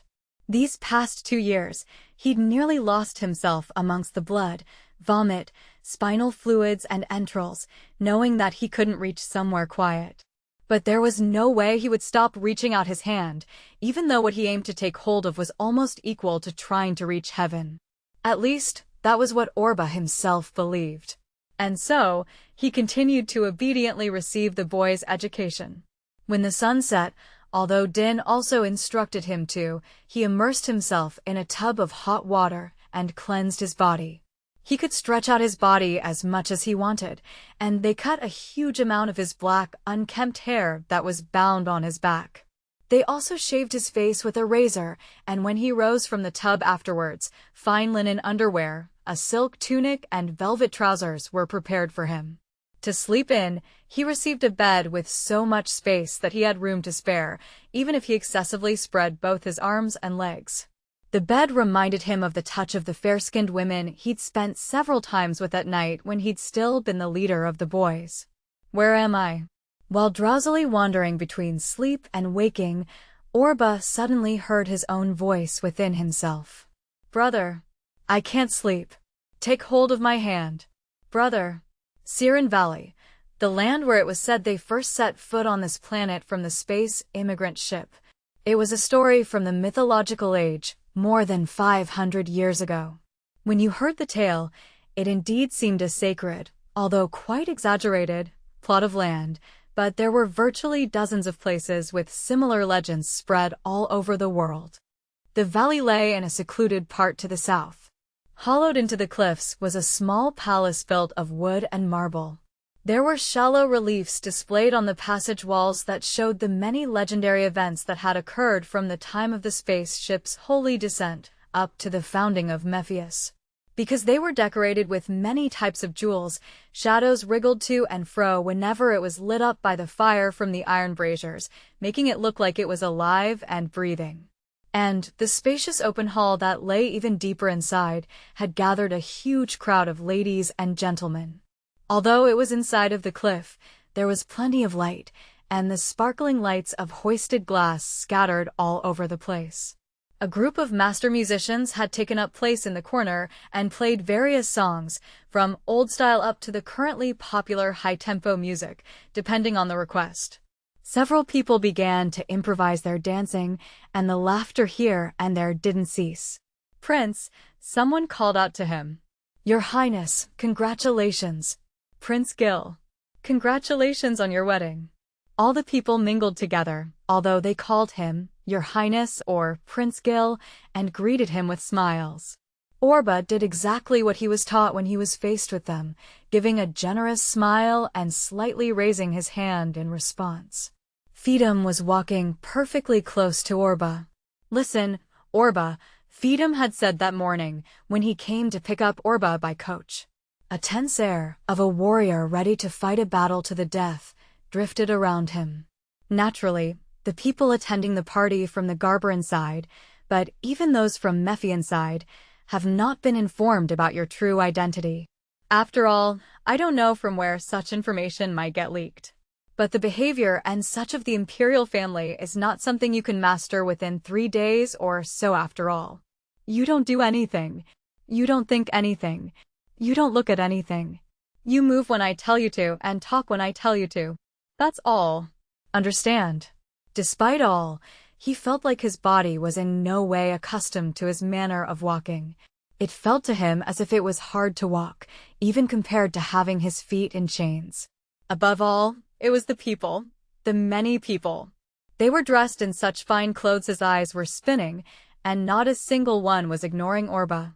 The ones that were nearby bowed, expressed their gratitude, or approached him with raised hands. And they all smiled, mouthing the word congratulations. The ones in the distance pointed at Orba, huddling together and chatting amongst each other as they stared at him. No, it wasn't about Orba. The person they saw in their eyes and greeted with their voice was not Orba. He understood as much. Although he'd known this for no more than 3 days, he still found it impossible to imagine himself as the crown prince. Orba suddenly forgot even how to walk and was hardly able to return his greetings to one of his retainers. However, they only passed it off as a charming sight, apparently thinking the tension was caused because he was about to have his first meeting with his bride. "Throw your chest out a little more," Feedham obstinately whispered into his ear. "Aren't you a gladiator? How can you be scared of a place like this?" He wanted to call him a shithead, but could not, and the more he became aware of his awkward manner of walking, the more his face continued to cramp up. Far from having prince-like behavior, Orba hadn't even gotten used to his real face after removing the iron mask. He quickly turned his look to the table, where there was so much food lined up that, no matter how many people were in this hall, they definitely wouldn't be able to eat it all. To make matters worse, not a single plate was left empty, for if even a single empty plate stood out, it immediately got replaced by one fully loaded with cuisine. If he would reach out to take an armful, it would probably be worth more than a sword slave's yearly amount of food. When he was a child, he wasn't able to see the shining, colorful fruits hanging from the eaves, or have the fragrant aroma of grilled meat stimulating his appetite, unless they'd finished a very big job. But although it was only a small amount, even that was nothing compared to the mountain of high-priced foods piled up before him. Were the ones who eat these things every day, the ones that burned down my village? Even thinking of it now, he couldn't help but remember, as the Mephian noble families were carved in his heart as the target for his hatred for a long time. Our people were just able to manage our harvest for the year, but they took away the small amount of provisions we had left in stock, burned it down, and also went ahead and killed people. Orba tightly clenched his fist underneath the long sleeves of his ceremonial clothes. With proud faces they claim that something like this wasted amount of eating, drinking, dancing, and laughing is civilization and the noble way of life. They're looking down on my people, laughing at us. You can all drop dead. You sons of bitches are man-eating barbarians. I'm going to set this place on fire. You can roast in the flames for all I care. I'll praise you for your noble pride if you can still laugh while your limbs are being devoured. A wave of anger passed over for a while, but immediately after the fever got to a high, only coldness remained. Not yet. Orba struggled to put a smile on his face as he arduously gritted his molars. He would eventually roast and kill them, but right here right now was not the time or place to make his move. Right now, Orba couldn't do anything. This situation of Feedham using him here as the prince's body double happened so fast, but someday he'd eventually find an opportunity. Until then, in a sense to conserve his strength and as a means to obtain information, he had to do what Feedham told him to. Then it got noisier around him, and Orba, understanding from experience that the atmosphere in the hall had changed, also raised his head. Up to now, the wind of their gazes had been blowing only against Orba, but now there was a crack in the lid. A single girl made her appearance at the other side of the hall, and naturally she also attracted Orba's eyes. Accompanied by an older woman, she gracefully came walking in with her pale face bent down. "The third princess of Gabera," Feedham whispered. Although Orba had expected this, he still couldn't hide his surprise. Isn't she still just a kid? Those were the honest thoughts Orba had. Even the arms coming out of her sleeves were thin, but although it seemed like he was likely to break them off if he only grabbed them, for some reason, she didn't give off a frail impression at all. He even felt the breathtaking dignity, with her spine straightened up and her long hair swaying faintly along her figure as she walked. The dress that she held up at the hem had hardly any exquisite embroidery or decorations, but the lack of articles did not hinder or make it plain. The pure white silk material actually emphasized even more of the purity of her youthful and innocent beauty and her womanly sensuality. "Princess Villiena Owl. Indeed, she's currently your fiancé. Go and greet her soon. Don't be coarse, but do not abase yourself either. You're the Prince of Mephius after all." Part 3. Pulling back the hands of time a bit, there was Garbara's third princess Villiena Owl on the other side. As she headed along the passage through the cliffs, the same as with Orba, many different people were directing their gazes at her. There were some among them who gave deep lamenting sighs. Villiena, who was almost girlishly indifferent to them, was lending her ears to the music that the musicians played as she walked the way leading up to the hall. "Well, I suppose they show at least some signs of civilization," Teresa, walking next to her, said as she bowed her head in assent.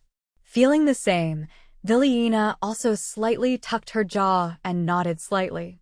And then, she added with an afterthought, "But, princess, please be discreet with what you say. At most, call them something like troglodyte apes bearing wisdom or remnants of ogres that love to kill each other." "As long as Teresa's close to me," Villiena laughed, "if it's Mephius, a remote snowfield, or anywhere, I'll surely never get bored." Teresa, who had been close to her since she was born, had always acted as her guardian. Although her hair was beginning to get mixed with white, if she was in high spirits, she could also use this kind of dangerous jokes. When they entered the hall, Villiena gave a tactful smile as several nobles of the Mephius Empire approached in order to greet her, and Teresa took an obligatory step backward, nestling up behind her mistress. Although it was of course not the first time for her to exchange words with the Mephian nobility, it had always been of a belligerent nature. So the shallow manner at which they forcibly put on the air of cultured people sickened her. When the nobles took their leave, Villiena lethargically relaxed her shoulders. Even so, they seemed to want strangely traditional types for their women. When the first delegation that did the marriage proposal mentioned my pleasure in riding airships, their eyes all became, well, big and round. In Mephius, they're not allowed to ride horses or dragons, and it seems women can't wear clothes that don't cover their legs either. Well, then I'm sure the princess looks quite manly to them. I feel sorry for your partner, Prince Gil of Mephius. They value pride and history among the imperial family, but they must accept that Garbara's tomboy princess, the person who will stand next to the heir of their imperial throne, must be made an empress of all people. It's mutual, we're two of a kind, Villiena said, giving a laugh that held no joy, as she fixed her hair ornament with her hand. I may be such a manly tomboy, but the partner I have to keep company is the first Prince Gil Mephius of the Mephius Empire. I have never heard a single good word about him. Even though their delegation spoke well of him, trying to glorify their prince with frantic flattery, it was nothing but a pitiable sight. Because whatever they said sounded hypocritical to the ears, and because it looked like they didn't believe any of it themselves. Gil Mephius. Although now a youth of 17, he was the first heir to the imperial throne, slated to take over the Mephius Empire. This person, who she'd only seen on portraits, was to be Villiena's husband. They would meet face to face for the first time now. And the next day, in accordance to the Mephian customs, the marriage ritual would be held on the altar atop the valley. Then, on the third day, they would head for the imperial capital of Mephius, where a grand reception was going to be held. It wasn't only the marriage that would be consummated. More importantly, with this, the peace and alliance between Mephius and Garbara would be established. The battles that had been flourishing over the span of 10 years would finally come to an end. Of course, even Villiena longed for that, but there weren't any good rumors at all relating to the imperial prince that would be her partner. They said he was a coward, not even close to his father, the current emperor, Gul Mephius, that he hung around with his young friends, partying about night after night, and that he exhibited some eccentric habits. They say he's a fool, Villiena had declared in front of her father when he'd told her about the engagement. Originally, a man named Rakuin was to be her fiancé. He was a general with an air carrier under his command. He had dauntless courage and was given credit for performing a most distinguished service in the war against Mephius. And so, his betrothal with the third Princess Villiena had been decided during the times of war. Villiena had also met the person in question. Although, frankly, their first encounter was something so dramatic that even now it was talked about in the country. She was only 9 years old back then. When they met again 4 years later, when their engagement had been arranged, Villiena did not have a proper impression of what kind of man he was supposed to be. And so, when they met again, Rakuin was an unbelievably shy person compared to the fierce success stories from the battlefield. He couldn't think of one story to tell the kingdom's princess, and his smile, as if making a mockery of himself, was awkward. She didn't know whether to like him or to hate him. Only that it seemed a suitable argument that their marriage would be for the sake of the whole nation. However, for several months the war front had fallen into a stalemate. Mephius and Gabera were secretly making progress on peace negotiations. And only 2 months ago, they decided on betrothing the Crown Prince Gil and Princess Viliina. Viliina held mixed feelings about it. For over 10 years they'd fought with Mephius, and she knew from experience how much it had exhausted the soldiers and their people. Some citizens and local lords had appealed for a resistance to the bitter end, but although there were also some knights among them, they were a minority. Viliina's father, Ain Owl II, didn't have Ghoul Mephius's bold personality. In front of his daughter, he only said the single word, please. Viliina had only replied with, I accept. But she'd known her mother and Teresa were quietly wiping their tears behind her back. Then, a few days ago, feeling as though her mind and body were being split apart, she went to her favorite grandfather, Jorg Owl, to say her goodbyes. The proud, commanding princess who loved horse riding and airships, whom he even permitted to handle a gun, and who never compromised, had become like a little child in front of her grandfather. She wanted to be forever lifted onto his lap and lean her body against him so she could listen to the heroic stories he'd always told her. However, that had been completely brushed aside, and she had to come to this place. No, one could say it was good that she could protect the memories of her grandfather like this. It was for her country, for her father, and for her grandfather. For them, she had marched into the enemy territory with the fighting spirit of a knight. Enemy territory. Indeed, this was the enemy.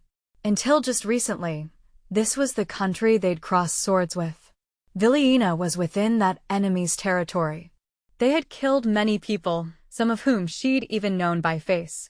And of course the opponent thought much of the same thing, but Viliina was not yet mature enough to let bygones be bygones. We've arrived. When Teresa gently whispered into her ear, Viliina calmed down. There were many people of the Mephian nobility staring in their direction. In the middle stood a young man, wearing white ceremonial clothes. That's Mephius's first prince, Gil Mephius. Yes, Viliina said. Her cheeks were womanly pure, but she was still tense. The other party also seemed to have noticed, and the fat noble at the prince's side whispered something in his ear. After that, he approached them with a nervous look on his face. At a glance, Prince Gil didn't look like the feeble-minded man the rumors made him out to be. He had a slender face, but it looked like his body figure was unexpectedly sturdy. If he only proudly threw out his chest, he would look like a fearless, handsome man. However, that attending noble is sticking so close to him, it's almost as if he has to lead him by the hand. Is he still just a kid? Of course, she didn't have the slightest idea that he just had the same first impression of her. But to make matters worse, the prince didn't seem to be able to calm down. His eyes wandered here, his eyes wandered there, as if he was indeed a lost child looking for his parents. While Viliina was having her tendency to gaze at the other person as if fully appraising him, she received a stealthy elbow from Teresa and hurriedly corrected her expression. The prince halted his feet before Viliina's presence. Viliina lowered her head, as expected of courtesy, and waited for his greeting. However, she clearly heard a single clearing of the throat, and it didn't sound as if it came from the prince. The fat noble from earlier whispered in a low voice again, and it sounded like he instructed him how to greet her. At such an occasion, it were the lady's manners to pretend not to notice, of course, and at least not to make an embarrassment out of him when meeting her marriage partner for the first time, and not just with the two of them. "Pleased to meet you for the first time, Prince," she said. Teresa opened her mouth in surprise. Unconcerned, Viliina lightly picked up the hem of her dress with both hands and bowed before him. "I am the daughter of King Ain Owl II of Garbera, third Princess Viliina. From here on, I'd love to be better acquainted." "Ah, yes." It was the first thing the prince said. And then he hesitantly, and in a small voice, introduced himself, with his words being more faltering than any kind of greeting Vilina had ever heard. "Will this man become my husband?"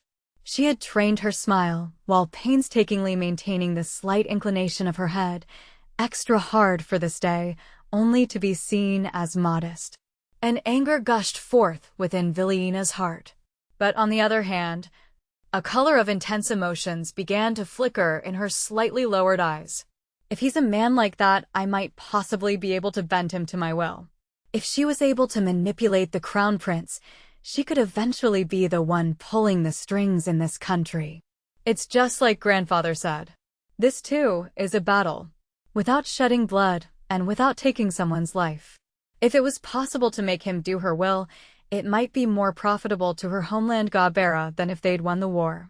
Although this was far from a fight with airships or guns, which were her speciality, and she would have to fight in a field that she considered her weak point, Vilina believed that, if she was strongly committed to gain victory, she would certainly find a way. Although this proved Vilina didn't recognize herself that she would actually be fighting a woman's battle, just like she couldn't see the difference between this and a gunfire exchange, at that moment, there was only one emotion burning fiercely within her. At that time, Teresa, who had been with her since she was a child, was probably the only one who had realized that the meaning behind the smile on Vilina's face had changed. Not knowing the woman who would become his bride hid such frightening ideas within her, Prince Gil of Mephius, still filled with a look of tension, continued talking about irrelevant things. Chapter 4. At Siren Valley. Part 1. As far as Simon Rodloom was concerned, Pheidum, the Lord of Byrak, showed no signs of a change of heart.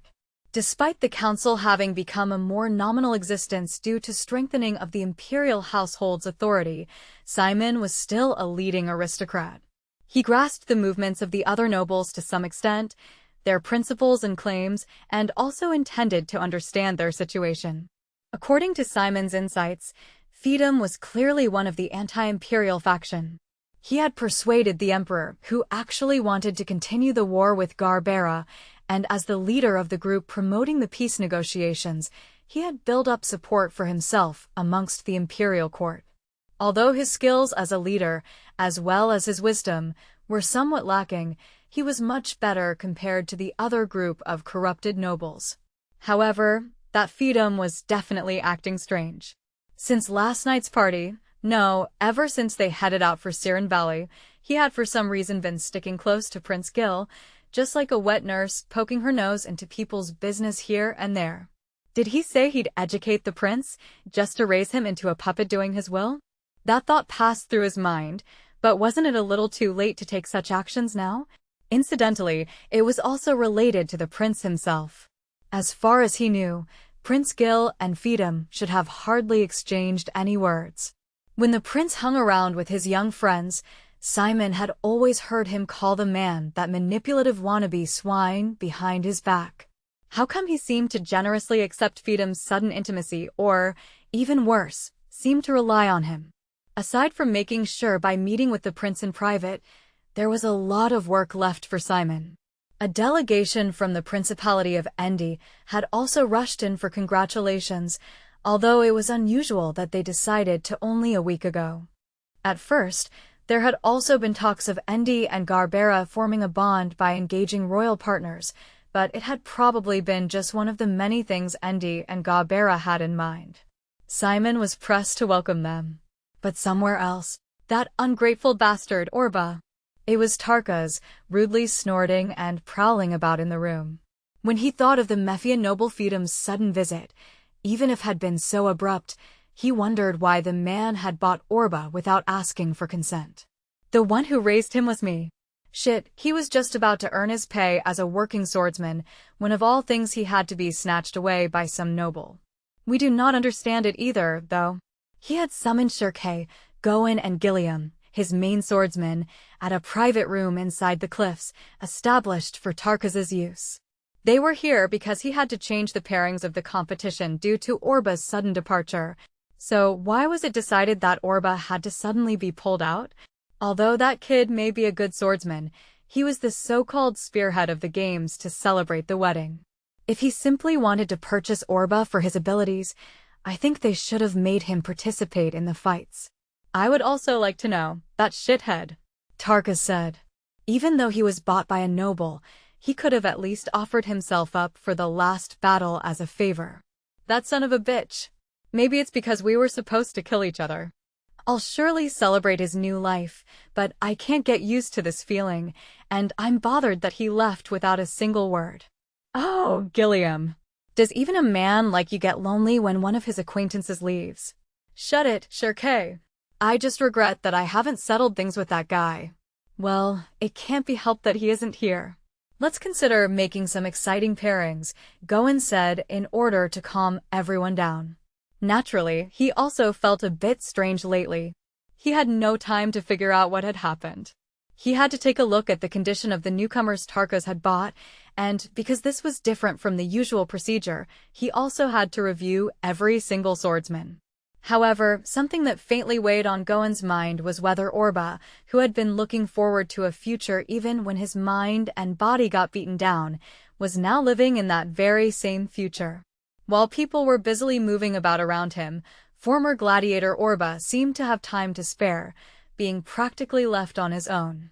Being tasked as a body double was fine, but he couldn't talk unless Feedom whispered the words to him, like ventriloquism. It's strange. These nobles had snatched away his brother to be a soldier. Not only had they abandoned their village, but, of all things, the nobility had aimed its blades at its own citizens and had taken Alice away, causing him to fall into a life of slavery and making him wear that mask. It might be because of a whim of fate, but none other than one of those Mephian nobles suddenly plucked Orba out of his life of slavery and ordered him to become a substitute for one of leading figures in the imperial family. Theft, extortion, and illegal gun trading. Having lived off sipping water from the gutter, he couldn't help but think he was a laughingstock for the crown prince. Although the fact that he still didn't know what another day might bring was similar to being a slave. However, being on the other side of those black plastered streets, perhaps now he could expect to find one spot, yes, just one spot of light. As the prince's body double, he'd have the opportunity to come in contact with leading figures, other than Feedom, of course. It wouldn't be so strange to find the one who burned down his village, General Obery, among them. Although Orba had been hit on his head back then and had only seen him for a moment with a dazed glance, for all those 2 years he'd been a sword slave, he hadn't forgotten his face for even a day. Even now it vividly came back to him in his mind. Gil Salma. If we meet again, I wonder what I should do then. The boy swordsman, who had his mask removed, continued sinking in ceaseless thoughts. He would think of a way to give the guy the most miserable death possible, as long as it was conceivable in this world. Besides, if he was able to meet up with Obery, he could trace back the lines to the time he got separated from Alice and his mother. Also, although he himself did not expect too much of it, for he couldn't wish for the unimaginable over and over again and virtually hope for a miracle, if he found other people recruited as soldiers by Obery, they might know something about his brother Roan's whereabouts. Gil Salma, Prince. Prince Gil. Being spoken to in such a firm voice, Orba looked to his side. Princess Villiena was sitting at a distance not too far from him. She was in front of the altar, at the place where the valley was at its deepest, looking out over the area. Only Villiena and Orba were sitting in chairs, with a stalwart group of soldiers surrounding them, while at the front of the altar, priests were chanting hymns of prayer and blessing. What is it you're thinking of? Nothing, Orba replied curtly. It wasn't possible for Feedom to be around him during the ceremony, so he told him to say nothing in the meantime. Turning his face forward, he pretended to be concentrating on the ceremony. That's a lie, Villiena decided, also in a curt manner. What? A lie? The timing was so excellent that Orba couldn't ignore it, and he again gave the princess of the kingdom of Garbera a glance. She was again wearing a dress, but a different one from yesterday's party, and she wore an informal tiara on her head. This close, it surprised him. Although she seemed like only a little girl the first time they met face to face, When she turned aside with a serious look every once in a while, she looked really mature.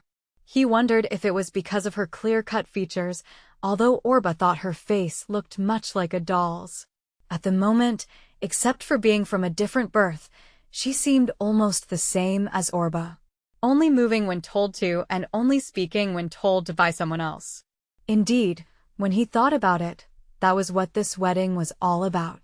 Even though she was only 14 years old, in contrast to her true wishes, she had to become the wife of a man she only first met yesterday and was of a former enemy country to boot.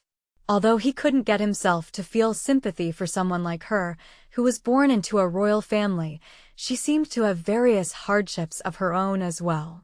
So, it's the same for everyone. He suddenly remembered that voice. Nobody knows what kind of person he'll be. Everybody longs for a world they don't know and pursue a meaning in life for which they've been born, even if he's a priest or royalty. It was just like Roan said, Orba groaned deep inside. You really are lost in thought. When she once again spoke to him out of the blue, Orba impolitely replied with the words, "So what?" Vilina chuckled. For quite a while, I thought you had frightening eyes at times, but now you seem to smile, thinking of something pleasant. Please tell me, you who are about to become my husband, what is it that troubles you on such a fine day, and what on earth is this matter you can't help but remember? The ceremony went on. They had grilled a dragon they just killed this morning, and while they scattered the bones across the base of the valley, the priests chanted their prayers. They called for the souls of the dragons that once ruled this planet to protect the country's prosperity. Could it be that the Ryujin, if they come back, may not necessarily give this place their blessings? Back when humankind landed on this planet, the dragons only roamed the fields and thought of nothing but filling their stomachs. In short, they had degenerated to being on the same level as beasts. However, they excavated the ruins of enormous cities and artifacts of unknown purpose here and there on the planet, and there also seemed to be traces of a magical civilization that possibly used some form of ether. 8. Humankind was able to wield their first magic, zodias, after a while, and this blessing of wisdom was said to have all been obtained from these dragons' ruins. It was believed that the ancient dragons formed the intelligent body that once governed this planet, probably thousands of years before humankind ultimately arrived. The custom to call those dragons of old, dragon gods or Ryujin, was particularly Mephian, and there was a time it had been the religious faith in all of the country.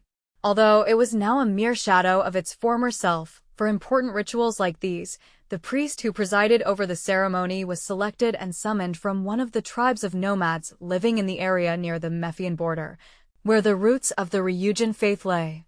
Like I said, it's nothing. Again, Orba briefly ended the conversation.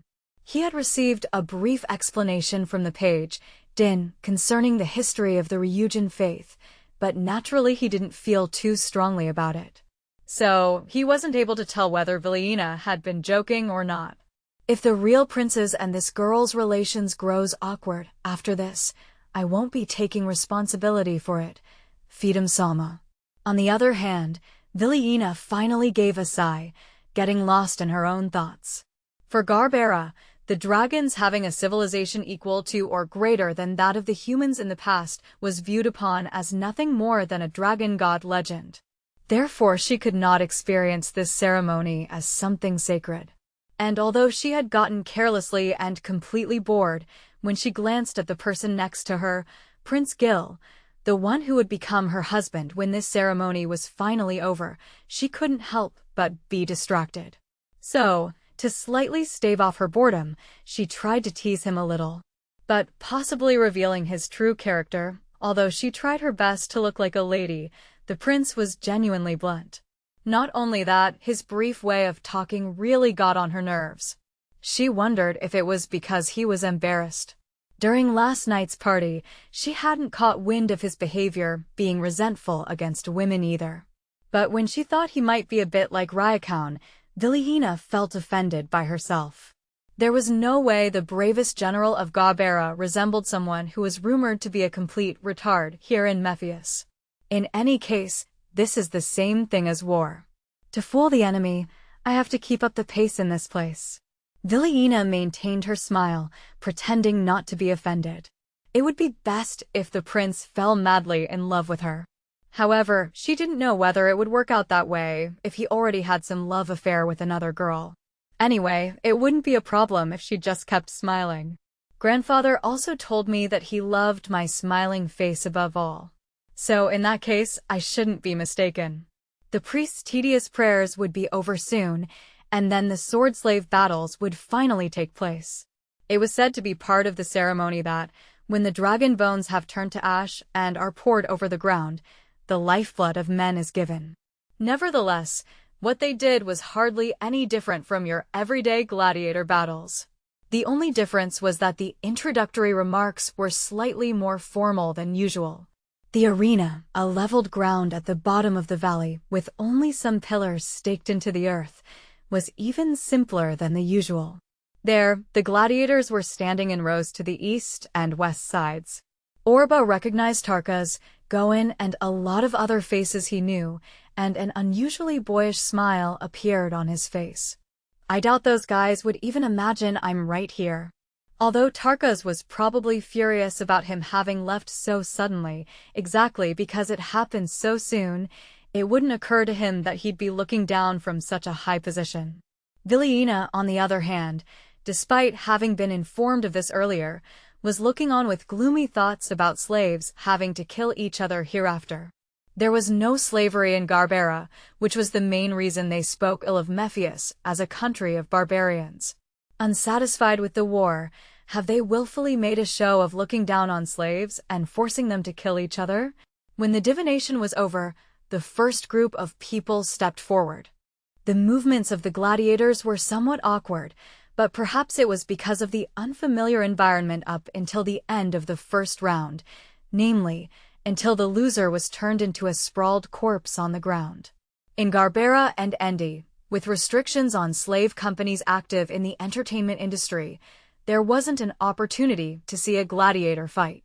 So, although the envoys had been prejudiced at first, and although it looked like they might have been enraged as the sound of clashing swords ran about, before long, they ended up bending over the stands, clenching their fists tight, giving cheers along with the people of Mephius, and started giving their applause. Villiena soon got sick of it. Then, thinking of his lordship, she again peeked to her side. When she saw a huge, grinning smile on his face, Villiena again felt a renewed disappointment appear. No matter how she looked at it, he clearly enjoyed seeing them kill each other from the bottom of his heart. She had assumed that he would like it, but not to this extent. Suddenly, she was no longer able to restrain her feelings. The once disdainful feelings for her partner had turned into emotional disgust. It all happened so sudden, and she herself was actually quite perplexed. She was again reminded of how she, until just now, had to constantly try to subdue her emotions. Even though she was the princess of a country who had said she would give priority to her own nation before herself, she was only 14 years old.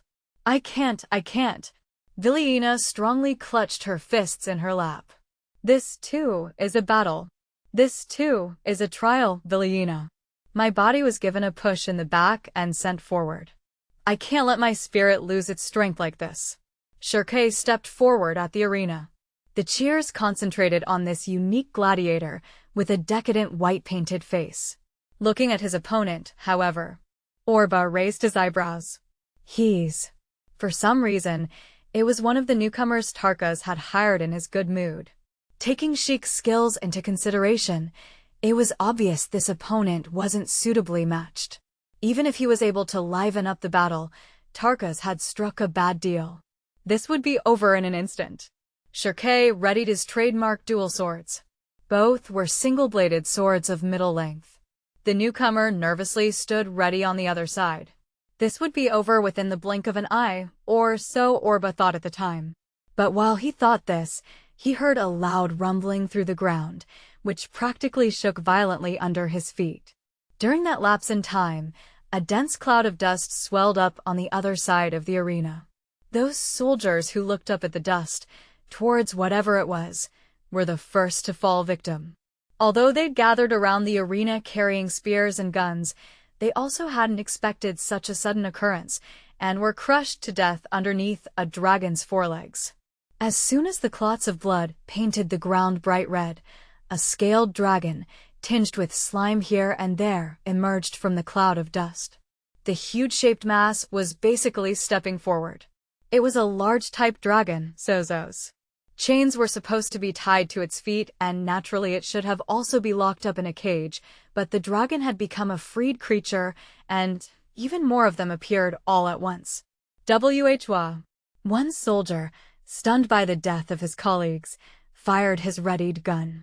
The moment he removed his aim, a sharp claw about 3 times his height swung down on his body, and he immediately splattered into a heap of flesh on the ground. Then the other soldiers who were near him shrieked like women, dropped their guns, and started running away. Their screams and shouts began to sound much like the rumbling in the ground. What's going on? Why are the dragons on a rampage? A large number of people started bellowing at each other underneath their tents. The dragons that were to be used by the gladiators had broken through their cages and were rampaging about. There were some people who picked up swords and guns and headed for the guards, some who ran as fast as they could, and some who spread instructions to their subordinates, mixed in with a lot of other people. Orba stood up from his chair. For a moment, he couldn't see Sheik's figure from under the cover of the dust cloud. Then one of the gladiators, the one who was the next to go, got kicked hard by a Bayan. And another, someone from the Tarka's group who tried to recklessly lunge at their bellies, got trampled under a Sozos. Then, he spotted a single, small silhouette among those dragons. It was Ho Ran. She was probably running around in tears, trying to stop the dragons. There were several times when she barely escaped being kicked around by the dragon's legs. "Lend me a gun." Orba came close to shouting those words and taking a rifle from one of the guards. However, he was interrupted halfway as he felt a sharp pain at a certain spot on his forehead. Guided by impulse and not by reason, Orba quickly concealed his body under the table. Something was flying overhead, high in the sky, at a great speed. Someone with the intent to kill. As it took form, he had a feeling that it was aiming for the ground. A sniper. Blended in with the sound of the dragon's feet, the raised screams of the people, and the angry voices, was most definitely the sound of a rifle's gunshot that rattled his eardrums. Part 2. In the blink of an eye, the arena down below was covered in a cloud of dust. Seeing the turmoil in front of her, which was much like a battlefield, Vilina jumped out of her seat. Able to see the rampaging dragons and the many people falling victim to them, her eyes were reflexively trying to look for an airship. If she could cut in from the sky, she might be able to draw the dragon's attention. There certainly had to be an old-type scouting ship among the number of crafts in the Mephian Defense Force. "Hey, you, don't come any further." How rude, out of all the people that came here, just who? Wah. A disturbance occurred among the guards who were standing in an organized line. It wasn't because of the dragon's disturbance. There was a man who was running away, aiming straight for them, and although 2 soldiers tried to hold him back, they were cut down in no time. Who the? She meant to speak, but a lump of saliva got caught in her throat. Getting a glimpse of the bloodied sword, she recognized him as the man that should have been fighting in the arena just now. The Garbaran princess barely dodged a single blow swung down from the side. However, tripping over the hem of her long dress, she fell down. The other guards, distracted by the rampaging dragons, were moving about all over the place. Vilina nimbly rolled over on the ground and snatched a gun from the waist of a soldier who'd been cut down. Sparks jumped out before her. The steel blade had dug into the ground, but, within a short interval, he swung it down again. Vilina's vision was fixed on the point of the sword, as if she'd just fallen to the brink of the dark shadow of death. Then, suddenly, a single sword came down from the side, stopping the blow. "Your opponent is me." The words came from behind the man. It was the gladiator who had been fighting him a while ago. His red lips formed into a mysterious smile. As soon as the dragons appeared, You headed straight this way. Who are you? Bastard. The man shouted in a hoarse voice. Without releasing his grip, he rotated his body and pulled out a dagger from his waist. With a movement quick enough to stir up a wind, he aimed for the gladiator's chest. However, that gladiator, Shirke, tilted his shoulders. He swept aside the dagger with his other sword and thrust his first sword into the man's chest. When the man collapsed in front of her with a surprised look in his eyes, Villiena heaved a sigh. An assassin. It felt like cold hands had taken a hold on her heart. And then, suddenly realizing the situation, she looked over at Prince Gil's side. He was jumbled together with several other people, hiding under a table. Only his face peeped out, quietly observing the state of his surroundings. Although his safety was most definitely important, it couldn't be helped that her sense of disappointment in him only grew. When his fiancée had been attacked just now, this man had been quivering all by himself. Then Villiena accidentally got startled because Gil looked her way. There was not a hint of fear in his eyes, rather. Princess, get over here and lie down, Gil, although it was of course actually Orba, suddenly said. He half-forcingly pulled at a bewildered Villiena's arm and, after he made her lie down on her stomach like him, called out Sheik's name. The gladiator froze over with genuine surprise. Seeing him so flabbergasted, Orba was driven by the urge to make a joke, despite the current situation. I'm a fan of yours, he said. He then immediately gave a serious look. The dragons are only a diversion. There must be a sniper aiming for us here. Find out where he is. Ha ha ha. Suddenly being spoken to in person by the prince of his country, although he was basically given an order, even baffled Shirke. Orba, however, continued without concern anyway. Also inform Goen to let anyone who can fight to lend a hand. Shirke started running, quick to come to action, although he turned his head every now and then. He started running past the dragons that were going mad with blood and devouring several people. While making sure to guard his back, Orba peeked out from under the table and immediately drew back in again. He repeated the movement several times until a gunshot also reached Villiena's ears for the first time. Allure? She realized that thought with a flash. He'd purposely exposed his body like that to invite the enemy's gunfire so that the gladiator named Shirke could learn of the enemy's position.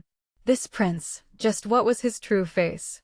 Asozos climbed up through the mayhem in the valley and was approaching their location. Your Highness, Princess. This way. Two men rushed in among the guards. Finally, someone who acted in the right state of mind had come for them. Orba also decided it was a good time to leave. He stood up and led Villiena by the hand. She didn't go against him and followed suit. Orba was running. Maybe he had expected something like this to happen because he had to act as a double. But right now, he didn't have the time to think of that. Although he was worried about the safety of the gladiators, Orba decided that, considering that the gunshots had ceased, they were probably all right. Orba and Villiena, holding each other's hands, looked over their shoulders several times as they rushed into a cave underneath the cliffs, led by the soldiers. Get into this hidden passage for now. It leads to the other side of the cliffs. When the soldier struck one of the pillars in the cave with his fist, the side of the steep cliff wall rotated, opening a space where only one person could pass. Go, hurry, they urged the princess on. The moment Villiena's body was pushed inside, the wall somehow rotated again behind her. Huh? She raised her voice and turned her back when there was only darkness in front of her. There wasn't a single lamp inside the cave, and although she looked for a switch, she couldn't find it in the hidden passage. Furthermore, she heard voices on the other side of the wall in some kind of argument. Surely the enemy hadn't planned an ambush? She soon thought. Princess Villiena. A voice called out to her from behind. Again there were two soldiers in armor and came from the other side of the passage carrying lamps. However, they weren't dressed in Mephian gear. Princess, make haste over here. A ship is coming to pick you up. Ship? What do you mean by ship? It's a ship that has come to take you away from these savage lands, to a place more suitable for someone of your noble lineage. You guys. While the Princess Villiena was struck with a certain foreboding feeling, something like a gunshot roared from the other side of the thick wall. It was in the instant Villiena entered the hidden passage. Hey, what's going on? Several soldiers who seemed to be guarding the inside of the cliffs came their way. Then one of the soldiers who had guided Orba quickly struck the pillar again, leaving Vilina alone in the passage she'd entered. We don't know either. But it's going well. As he spoke, he pulled and fired a gun from his back. Almost at the same time as the guard up front collapsed with a spray of blood, the other soldier was about to lunge into their flanks with a drawn sword. Without having the time to accept the sudden challenge, one soldier, and yet another one, got cut down. Orba was standing with his back against the wall, watching over the sudden bewildering development. This didn't look like some internal discord.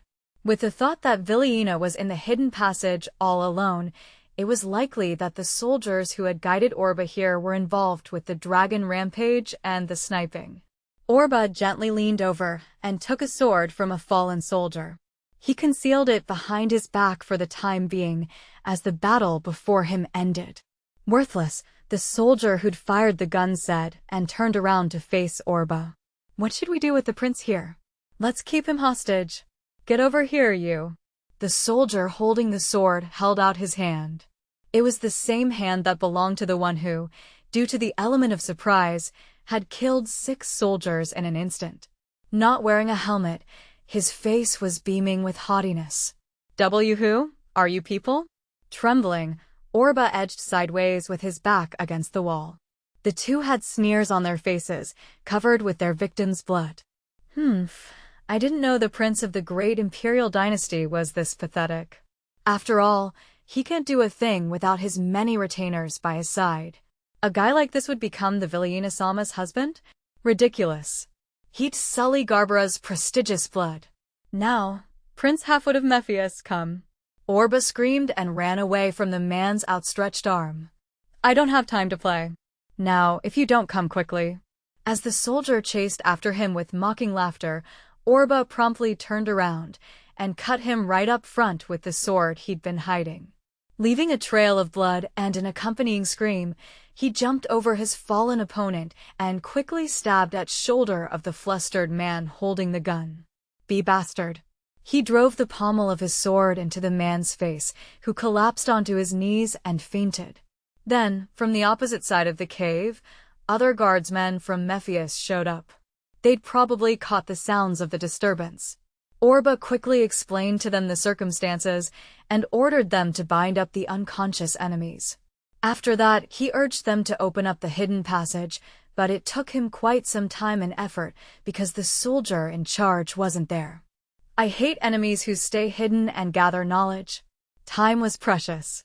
Without fully knowing the reason behind his impatience, Orba privately clicked his tongue. Several minutes after Vilina had disappeared into the hidden passage, they finally opened the door. The first thing Orba heard was the sound of men and a woman struggling with each other. As expected, if he could say so, men were holding Vilina on both sides and trying to drag her along through the narrow cave passage. Unhand me, you insolence! Vilina's voice left the trail of an echo throughout the narrow cave. The Mephian guardsmen set out ahead of Orba. Who's there? Where are you taking the princess? Stupid Mephian savages. Don't you get it? As the enemy soldier answered back, he pulled out a pistol. The Mephian soldier was about to counterattack immediately, but... Wait, you'll hit the princess. Orba took command as he tried to lay low. In that instant, suddenly something unbelievable occurred. Having lost her restraints on one side from the man holding the gun, Vilina lightly jumped up and raised one foot from her dress. Taking in the brunt of the force from her foot, the gun dropped from the soldier's hand.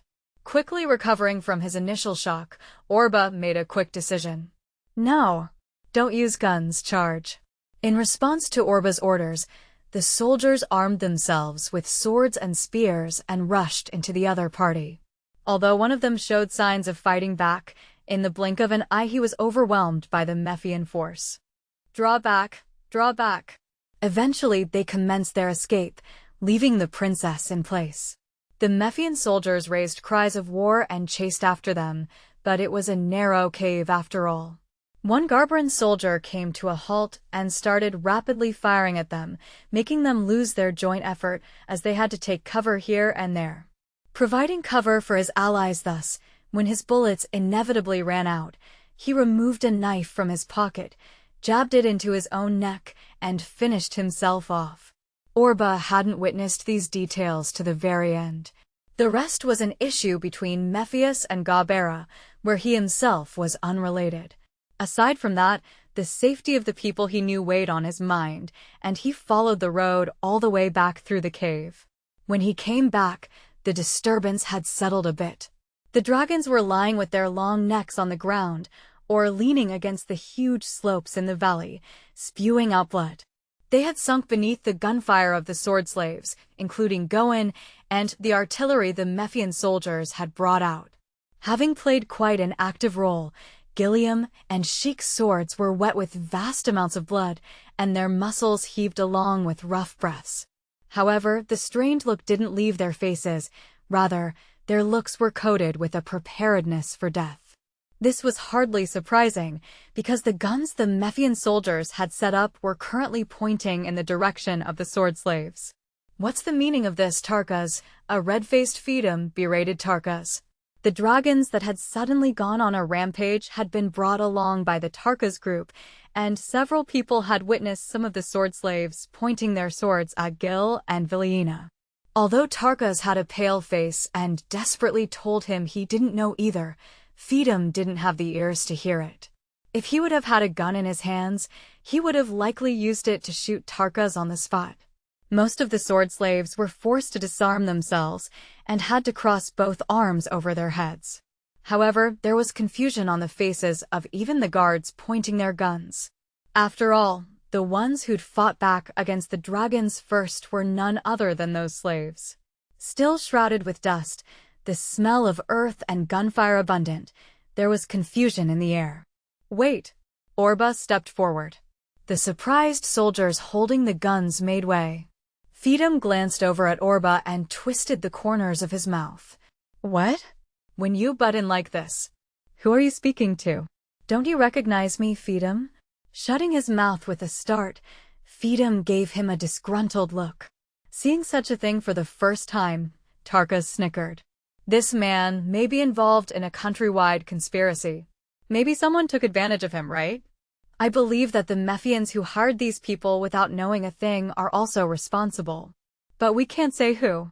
If I see anyone shift his responsibility and execute even one of these sword slaves without permission, I will have his head.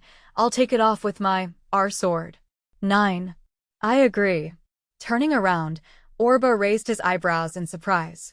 Villiena came walking up to them. She seemed to be wavering a little, but if you took into account the mayhem from a little while ago, you could say she was carrying herself rather firmly.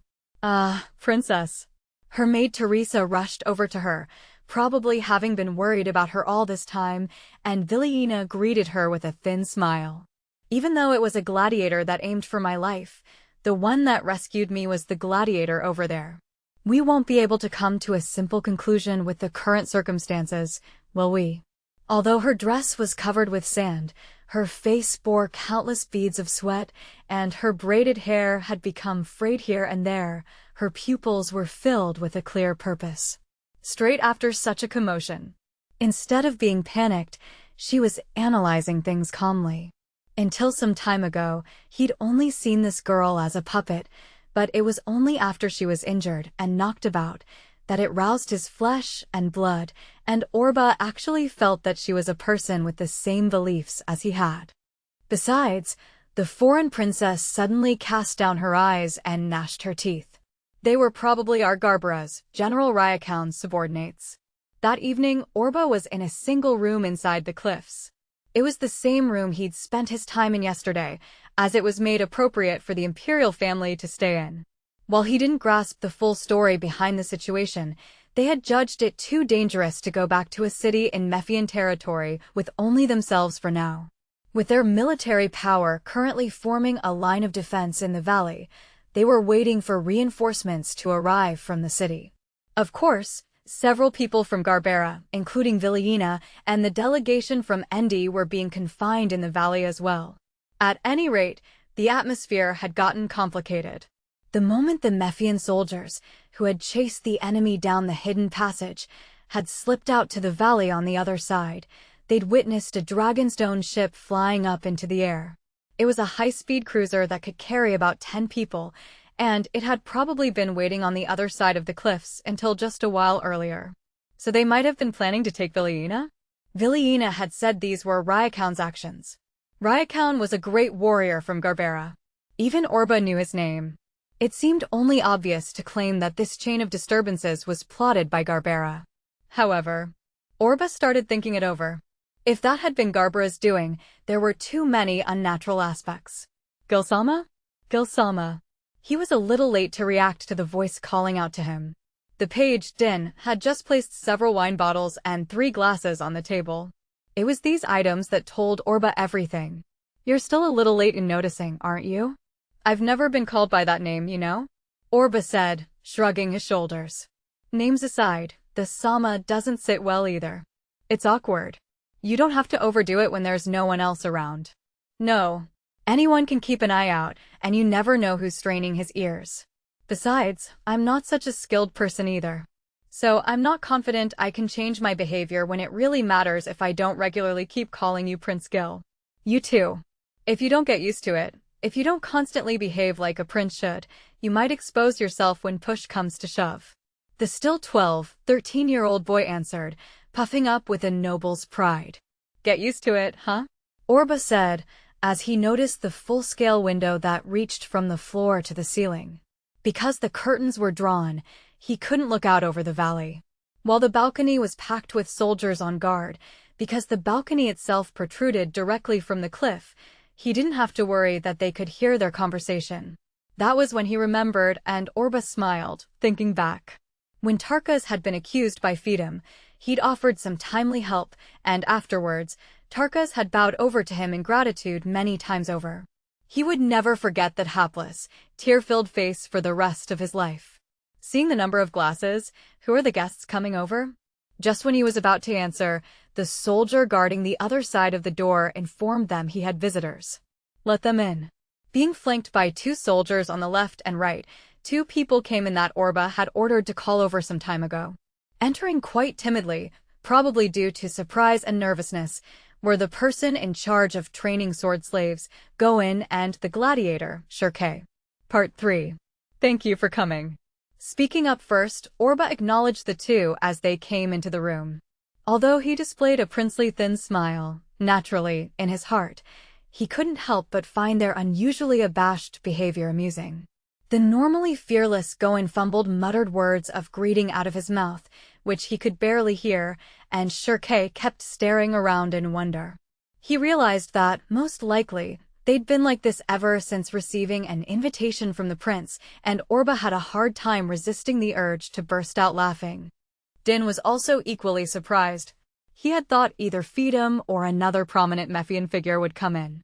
Wait, what's the meaning of this? I can't have you inviting gladiators without permission.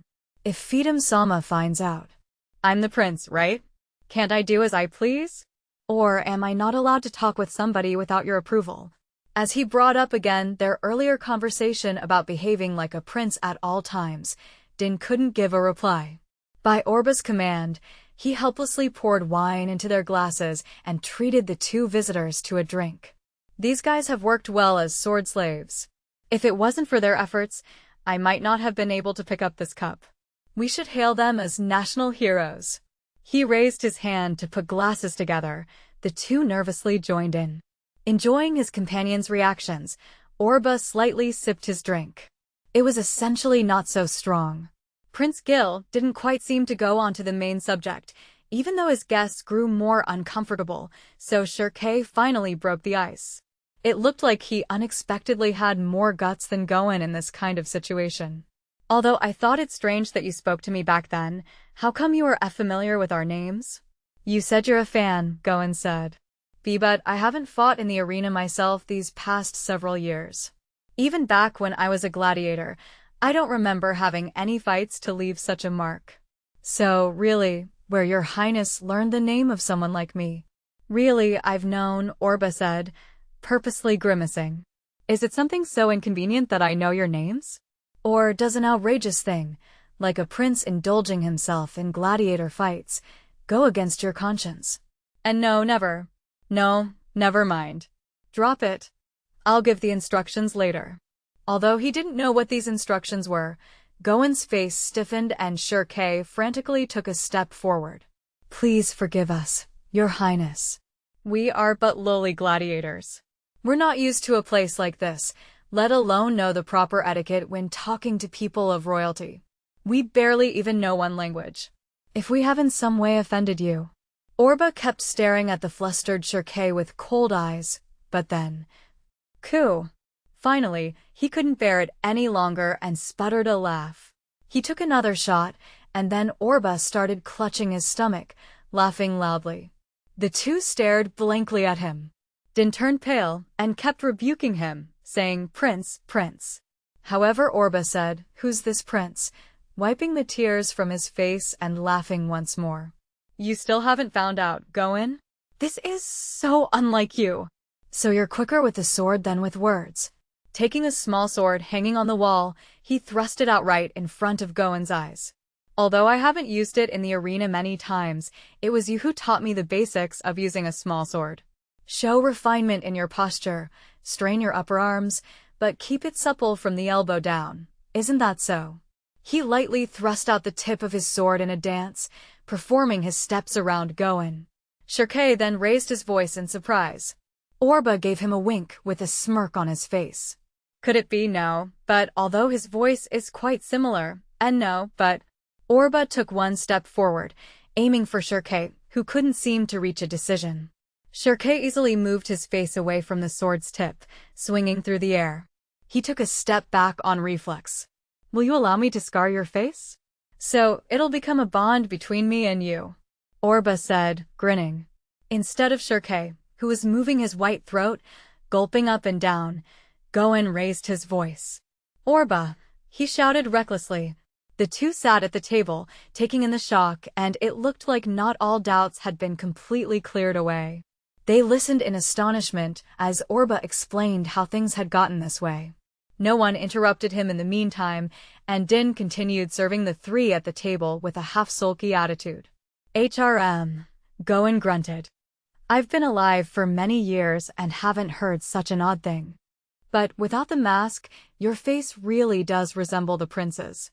Honestly, I already thought he was quite young, but didn't think it was this much. I thought about the same, Shirkei said, having completely reverted back to his normal attitude.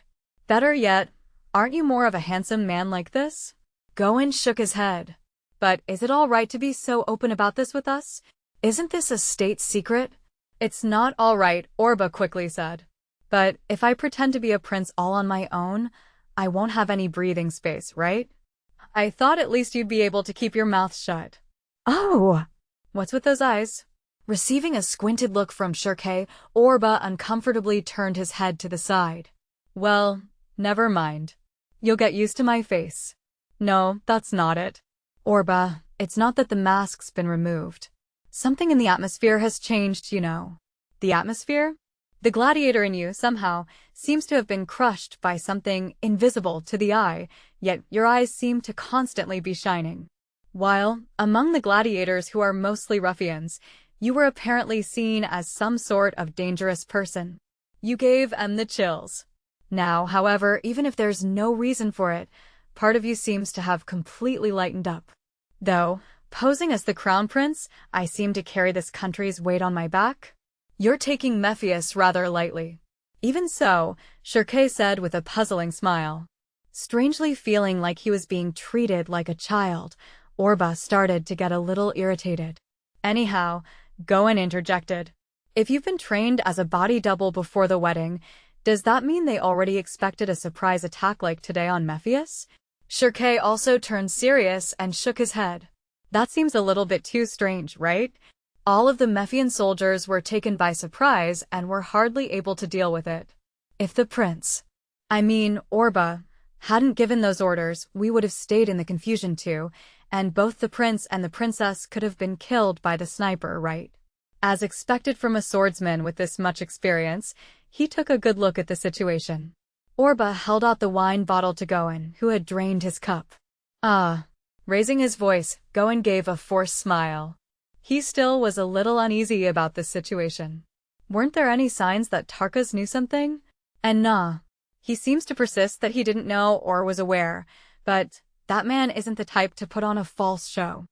I fear it's likely that he truly doesn't know anything at all. But the ones who were about to kill Princess Villiena and shoot the two of you were the newcomers that Tarkas had brought in. If I'd at least kept one of them alive. Shirkei curled his red lips. But he couldn't have expected to arrest his opponents in the middle of the melee. There was only the one swordsman whom Orba had hit unconscious and tied up. Right now he was being interrogated, or possibly in the midst of torture. And Ho Ran? She's so good at handling the dragons. If it's her, she should know something about that rampage. They say they're questioning her about the drugs. Although it seemed that she let one of the newcomers take care of the dragons, it has credibility. But I've gotten a better opinion of Tarkas. Because she comes from a tribe of the Ryujin faith, and yet came to like handling the dragons, she was the #1 person to doubt. And even though the provincial council finds it to be obvious that she applied the drugs, he continues to keep sticking up for Ho Ran. So, when it comes to it, Tarkas can be a good guy? According to Tarkas, after he was to be the presenting gladiatorial group, he was approached by a merchant who offered considerable financial support. Apparently, he jumped in without a second thought, because the Tarkas group could then somehow carry that load on its own. He claims he had to take in those newcomers as a trade-off. So that guy's pulling the strings? But if he had to lay out a lot of money only for those newcomers, he must likely be on a short list of names here in Mephius, right? That's, Goen said, having regained his usual calmness. If only it were so. Whether it's a true or not, any mention of this person is only coming from Tarkas's mouth. Nevertheless, you could say it was a bold cooperation, but there's no clear evidence to catch him by the tail. It's fruitless anyway. This obviously won't be any ordinary foe. You can conclude that something of a larger scale is behind this. For example, the Gabera kingdom? Shirkei asked. I believe there's no doubt Garbara's involved. Orba chose his words carefully. The soldiers he'd personally faced in the hidden passage clearly held feelings of love and respect for Princess Villiena. However, that was also why it was such a baffling issue. According to Shirkei, it was likely that not only Orba, but also the princess, was about to be killed back then. There was no question that those people, who had been planning to help the princess get back home, wouldn't try to get her killed. Goen cocked his head and thought. It's not entirely unlikely that Endi was about to exact revenge on Mephius and Gabera either. They, too, could bear a grudge for the alliance they once wanted to form with Garbera, being called a Vol. Most of all, if these two countries become allies, Endi would be the first to get into danger. Aren't you jumping to conclusions now? If that's the case, instead, it's like virtually giving us a justification to attack Endi. You're right, Orba agreed. Especially if both royals get killed, the momentum will be terrible. Until yesterday, Mephius and Gabera were mutual enemies, but then they will join hands for a firmer cooperation to thrust the sword of revenge at Endi. Oh! Such a princely speech, huh? Shut it. Suddenly, it grew noisy near the room's entrance, and the atmosphere was again about to become strained. It looked like the palace guards had prevented someone from entering the room. In an instant, Goen and the rest prepared themselves, as if an enemy was about to break in. I'm sorry. Will you please go back to your rooms? Hearing the guards' polite words, Orba spoke up without batting an eyelid. Din, let them in. Prince. On your own accord, again. It's okay. If you want, you can go ahead and reveal my social status. If I do, you will be hanged, he said in complaint, although it was the same for all who were already inside. Din sighed and obeyed his orders. And although Din felt gloomy when he gave them permission to enter the room, he took a startled step back when the door opened. Watching the ones who entered, Goen and the rest hurriedly sat up straight as well and stood up from their seats. Although he had about expected this, Orba, too, was inwardly surprised. Crossing her hands before her waist, walking gracefully, but showing a firm pace, was Princess Villiena of the Kingdom of Garbera. Behind her, her chief attendant Teresa followed suit. Although both their expressions were stiff, the color of readiness and determination shone through. Even though she's supposed to never enter the other's chambers before marriage. Although I do understand this is a disgraceful act for a Garberan lady, this has somehow turned into an unforeseen situation. Please forgive us for our rudeness, Prince Gil. It seemed that the first to show her determination was Teresa. In any case, because the ceremony had been interrupted halfway, Gil and Villiena still weren't officially a married couple. Orba again took on the mask of a prince and offered them a seat, but Villiena remained standing stock-still. Please have a listen and pay no heed to my impoliteness. The first thing she said, Villiena said with the look of a soldier challenged with war. It was due to her errand, the subject, and, most of all, due to her expectations. Villiena charged that this matter was never an incident directed by her country, and that Garbera didn't feel inclined to stir up trouble with Mephius once more. But Orba interrupted his adversary. Is this Rakuin not someone from Garbera? When his name was spoken, she cast down her eyes for a moment. She tightly chewed on her lip and immediately regained her composure. The scowling look that she gave seemed to consider Orba as an enemy. Yes, now that this has happened, it's too late. When my country is informed of this incident, Rakuin will be stripped of his knighthood and lose his Garberan nationality. So this was a scheme by Rakuin alone? It only seems most likely. Those soldiers who tried to take me away also used Rakuin's name. And right now, there's only one person in Garbera who has the strength to attack Mephius like this. Rakuin? Indeed. What kind of person is he? The black pupils in her bright and beautiful eyes opened wide. Orba's tone of voice was mild, and she hadn't been prepared for him asking her such an unexpected thing. Of course, he is famous enough that his name is known even in our Mephius, but we know nothing of his true nature. Have you happened to meet him, Your Highness? Yes, I have. Rakuin's lineage came from a powerful clan of an area that had recently become Garberan territory and, in the generation after his grandfather, had officially become a retainer to the House of Garbera. However, Rakuin's father lost part of his territory due to a skirmish with an equally strong clan, and his family was forced to practically live the life of commoners. Most of the nobles who had become central figures in Garbera had supported the country that was built around the Garberan royal family as dukes, 4 generations, and stood firm against any influence from the outside lords. When Rakuin was 10, he served as a knight commanding a single unit. After getting his first military feat at the age of 13 and having many more successes up to the age of 20, they said he was simply not able to get out from his rank as a knight apprentice. The status of knight was not a familiar term in Mephius, so she made it easier to understand by explaining it as a noble among warriors. In Garbera, all the people that led the army beneath the king were knights. Although not all nobles were knights, a commoner couldn't ever be one. Rakuin, too, because the earlier mentioned dukes considered him an outside connection, didn't seem able to become a knight so easily. And then, the story traced to 5 years ago. At that time, a rebellion took place in Garbera against the royal family. Having expected to be the leader among the dukes, a man named Batos, in cooperation with a number of local clans that had been assimilated by Garbera several years ago, had played a central role in staging the revolts. Although it was considered to have probably been a plot by Mephius, Villiena refrained from speaking about that for the better. 9 years old at the time, Villiena had been out to play at her grandfather Jorg Owl's estate, but Batos wanted nothing more than to have that palace. At midnight, they were struck by a sudden attack.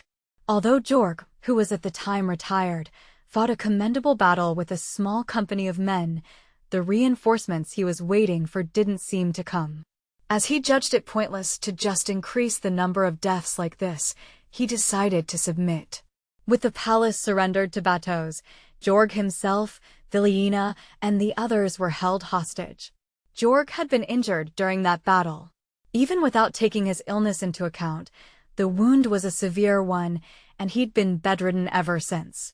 There was a short supply of doctors and medicine, and naturally they couldn't get any supplies from the outside.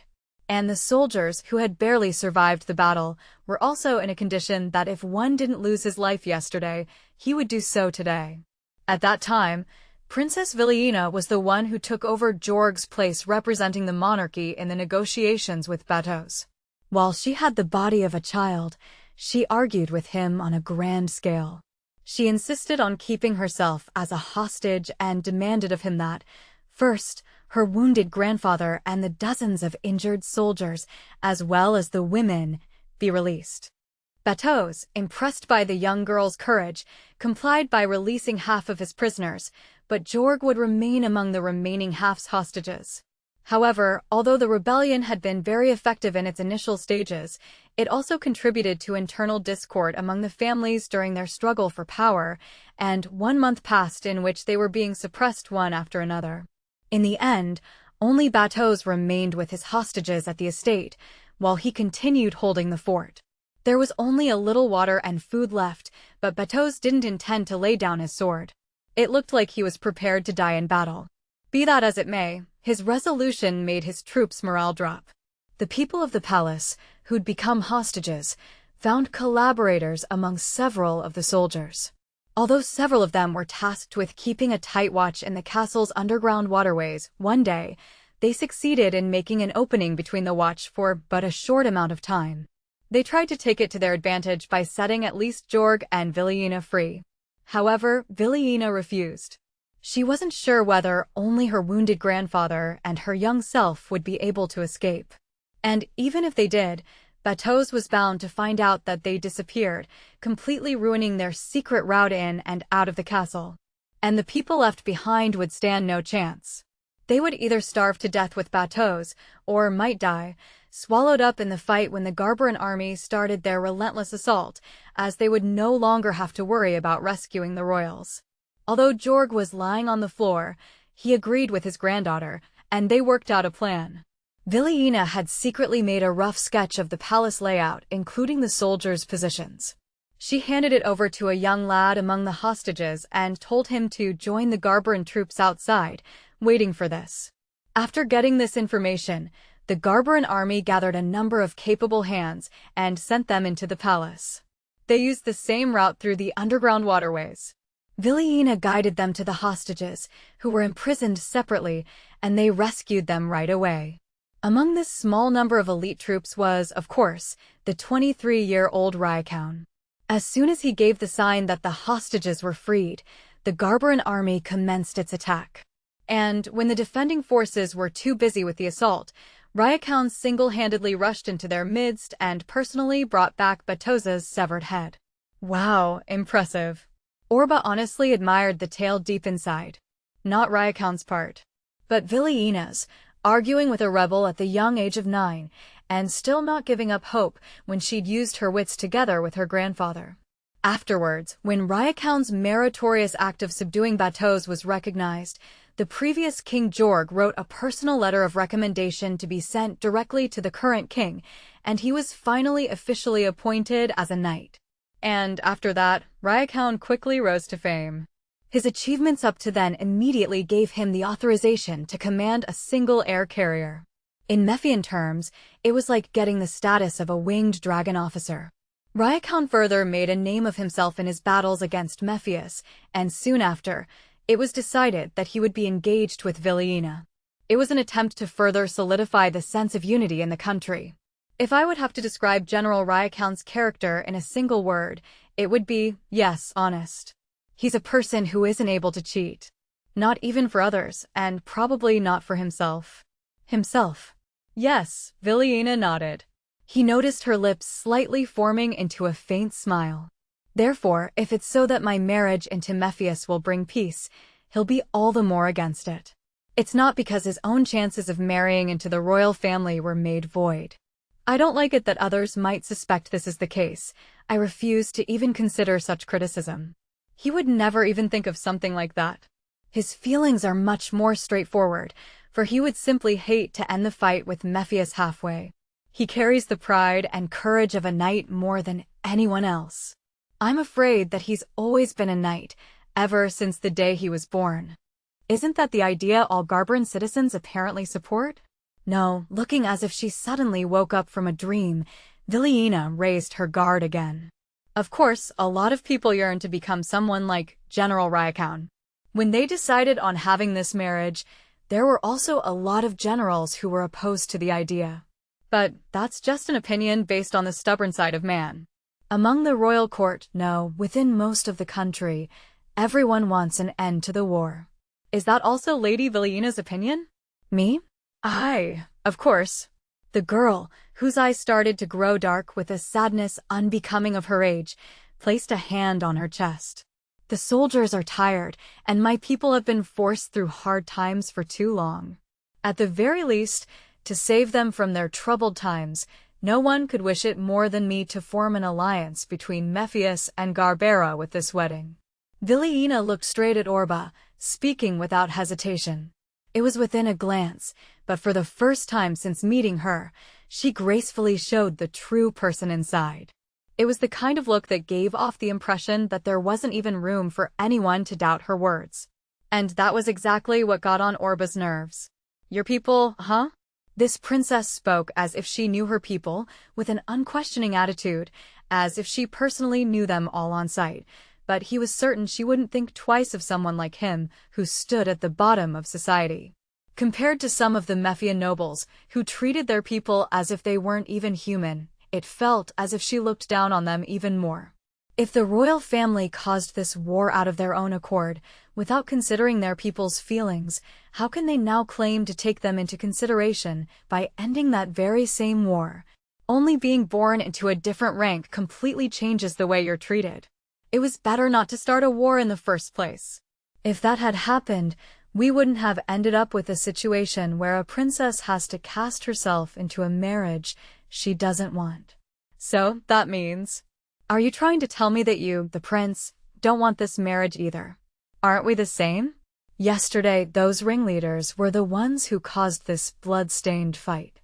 Today we hold hands, have a marriage, and make peace.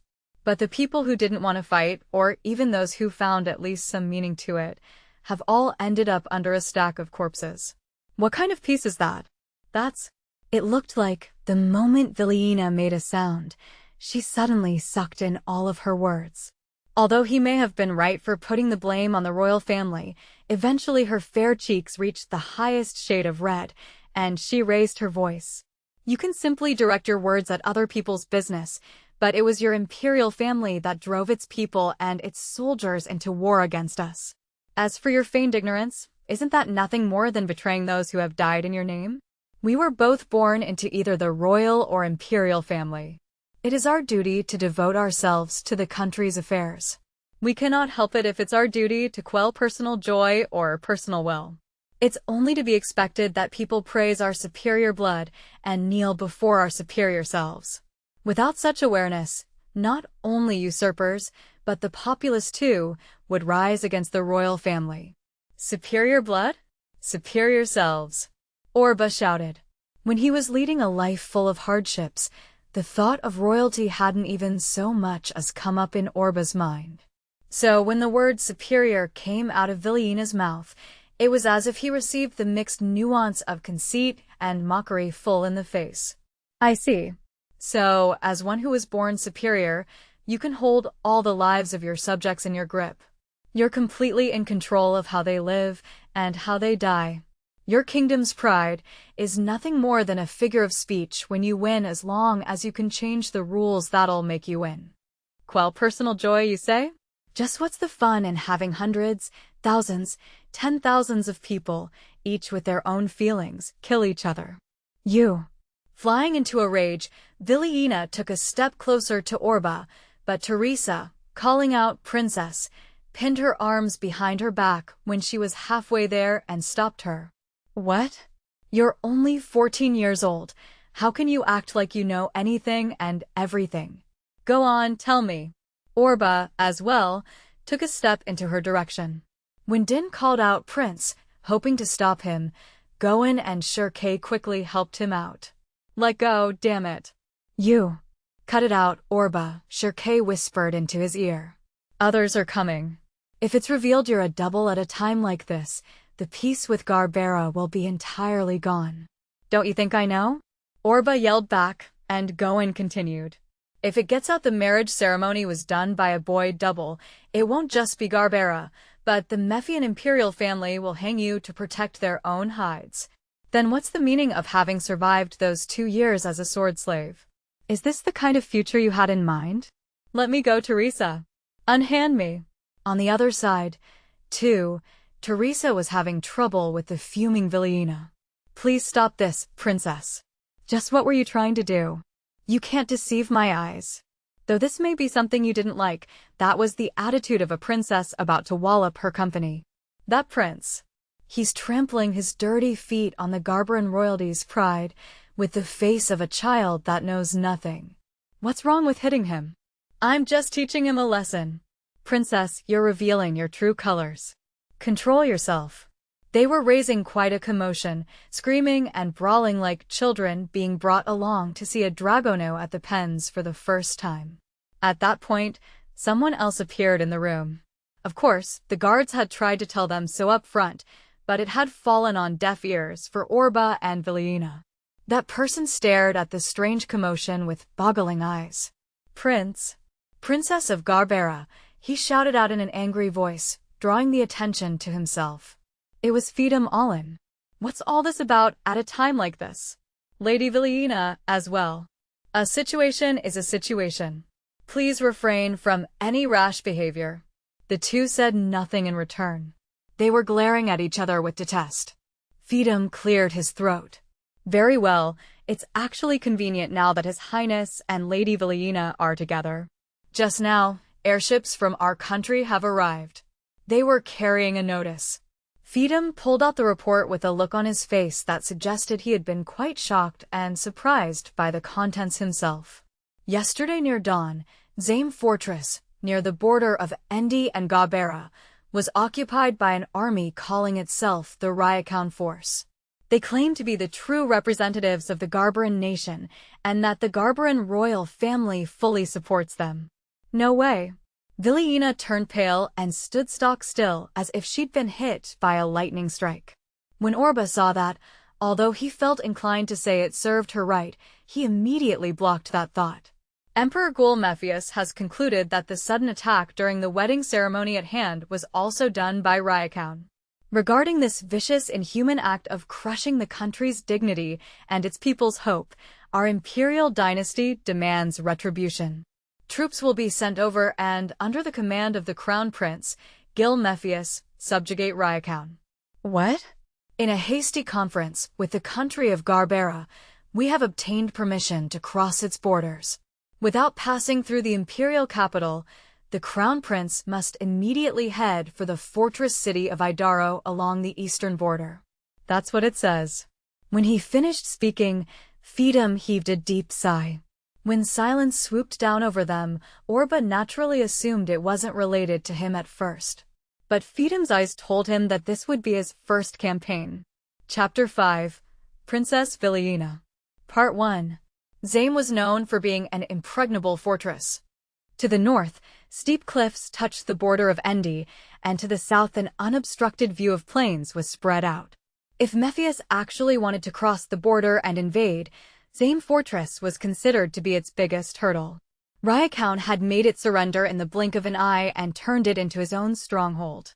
It could be he had the help of traders, but it could also be that the people at Zame Fortress never intended to turn their blades toward Rakuin, because he was a Garberan to begin with. And besides, maybe he secretly got assistance from the Principality of Endi. This assumption was shared by both Mephius and Garbera. If not, he wouldn't last with supplies like food, water, and ammunition. And for Endi right now, they'd conveniently split the Garberan territory in two. In that way, it was good that Rakuin's tactics hadn't forcibly placed neighboring villages under his control, or he would have received the enmity of its people. Our current Garbera has lost sight of adhering to pride above all. Rakuin shouted with a loud voice. Even if we bear the shame of a traitor for the moment, we inherit Garbera's true pride. Disloyalty shames a knight, But we cannot stay devoted to obeying any senseless ruler. We must consider once again for what cause we should spill our blue blood. Do not mind bearing shame. We will open this fort's gates and welcome all true knights that dedicate their bodies only for true loyalty. Rakuin cut off the heads of all the messengers, disregarding even the council from his own home country Garbera. And not only that, he also conducted a surprise attack with his airship on an advance party marching to recapture the fort before taking flight again. Within the Garberan royal court, it was the firm opinion that they should quickly send in a whole army to make Zaim surrender in order to protect the royal family's dignity. But what they feared most of all was that Endi would participate in the war. At the moment they were still keeping quiet, but if the Principality of Endi publicly admitted to having a collaborative relationship with Rakuin, it was feared Zaim Fortress would become a stronghold for Endi when they challenged Garbera. And with Garbera throwing aside an alliance with them, Endi also had a just cause to do so. Hence, Garbera had no qualms against Mephius's request. Namely, they allowed the Mephian army to cross the Garbera's national border, making it possible for them to line up formations and attack Zaim Fortress from the west. It was about a week after the surprise attack at Siren Valley. As time went flying by, the situation was also littered with various apprehensions. The Mephian group led by Prince Gil immediately started heading for Idoro. It lay closest to the borders of Endi and Garbera, and was a fortress city that had often been at the forefront during the war with Garbera. A group of sword slaves from the Tarkas group was also forced to travel along the journey. Their weapons and dragons confiscated, and moving at a distance while being surrounded by military guards, they were no doubt suffering from stress regarding the dispiriting anxiety for their future. However, thanks to Goen's skillfulness, they quietly obeyed for the time being. Although it might have been the same day-to-day feeling for those living under Tarkas, the situation was more complicated than that because of the Garberan party. In any case, because the ceremony had been interrupted, the marriage between Prince Gil and Princess Vilina had not been concluded. However, willfully going back home at this point would be a disgrace for the both of them. I will go to Idoro as well, Vilina had told her own country's delegation, and had gone traveling along to Idoro with Teresa. For the Mephian side it also gave them the impression they were keeping her as a hostage, but, naturally, Vilina herself had already taken that all into account. The army moved while the goods were carried by dragon carts. The cavalry and the dragon riders atop the small-sized dragons guarded all directions, while the imperial and royal family members moved in coaches at the center, surrounded by the soldiers on foot. I suppose this will be Prince Gil's first battle, Orba said, with Pheidum sitting opposite him inside the coach. But am I not the one behind the scenes? Aren't you being much too overprotective, no matter how you look at it? Shut it, Pheidum called back, irritated. There's no need for someone like you to learn the imperial family's methods of raising a good emperor. You should just do as you're told. So I'm to command when I'm told, order friends to die when I'm told, and kill the enemy when I'm told? That would be splendid. Orba, no less irritated, still felt the traces from his quarrel with Vilina. Now stop talking. We don't know who could be listening. And that was the ulterior motive Pheidum had. Originally, the written letters had urged him to return to his homeland Byrak. Simon alone had been assigned to be the prince's support. However, Simon knew the prince's temperament very well. So, because Pheidum was concerned Simon would suspect the prince of being a fake at the current campaign, other support was necessary. At most. If the prince did do an outstanding job here, this time nobles would turn up believing the prince held unifying qualities. If Pheidum was able to gather up those people and have them back the prince, it might be possible to create a completely new political power in the next era. Besides, the Prince Gil in question was the same as a puppet that did anything Pheidum told him to. On behalf of the corrupted imperial family, he himself could advocate supremacy in these current troubles times. Just thinking of it made Pheidum's heart pound with boyish excitement as blood rushed to his head. Meanwhile, Prince Simon Rodloom, who called from outside of the coach, naturally had his misgivings. What is it? Pheidum's face appeared instead. Simon, who had gone to the battlefield himself in his younger days, was, to be expected, skillful with handling his horse. Matching the coach's speed, he tried to peek inside. The prince was resting his cheek against the window on the opposite side. These past few days, we've hardly seen your face. Although I do hope you're not doing that to cope with the shock received from what happened at Siren Valley. It might also place a gap on the tale of your first battle. So, the prince is in good health, Pheedum said, smiling. Even now, we were exchanging several views and opinions concerning the capture of Zame Fortress. Later on, we'd also like to listen to your views on the matter, Master Simon. Oh! Your Highness, is it a little too bright? Please forgive me. Pheedum acted as if the prince had talked to him and quickly closed the carriage's curtains. That is strange. Spurring on his horse, Simon rubbed his chin. Pheedum's sudden intimacy and the prince's change of heart in these last few days.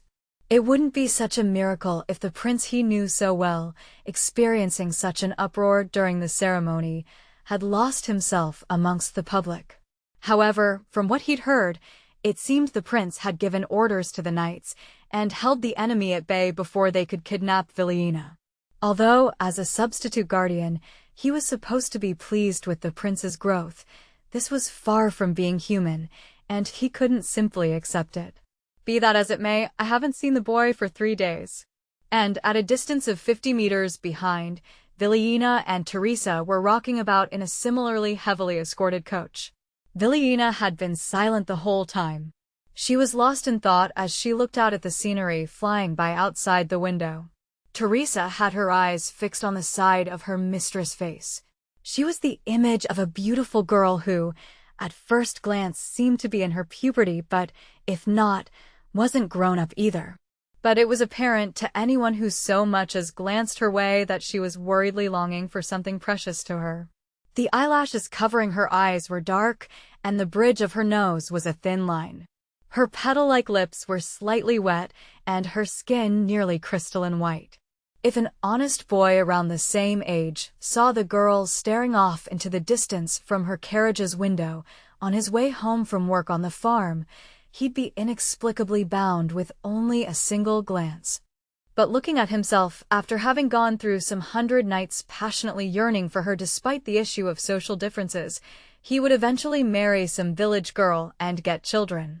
But even if he'd be reading a book by the fireplace surrounded by grandchildren, undoubtedly, he would never be able to forget that one pubertal afterimage of only a single glance until the day he died. Teresa, quite touched by her own fabrications, gently wiped away a tear with her hand. This was youth. And, when a voice called out Teresa, she looked up as if nothing had happened. Yes, what is it, Your Highness? Teresa, how old are you now? Well, when you reach the latter half of your 40s, you eventually stop counting. Then it's normal to look forward to continue on at that age forever. I see, Villiena said, as she rested her chin in her hand. That's quite convenient. Of course, in the meantime, there were various encounters and farewells. Also many men. Speaking about love, there have also been several marriage proposals.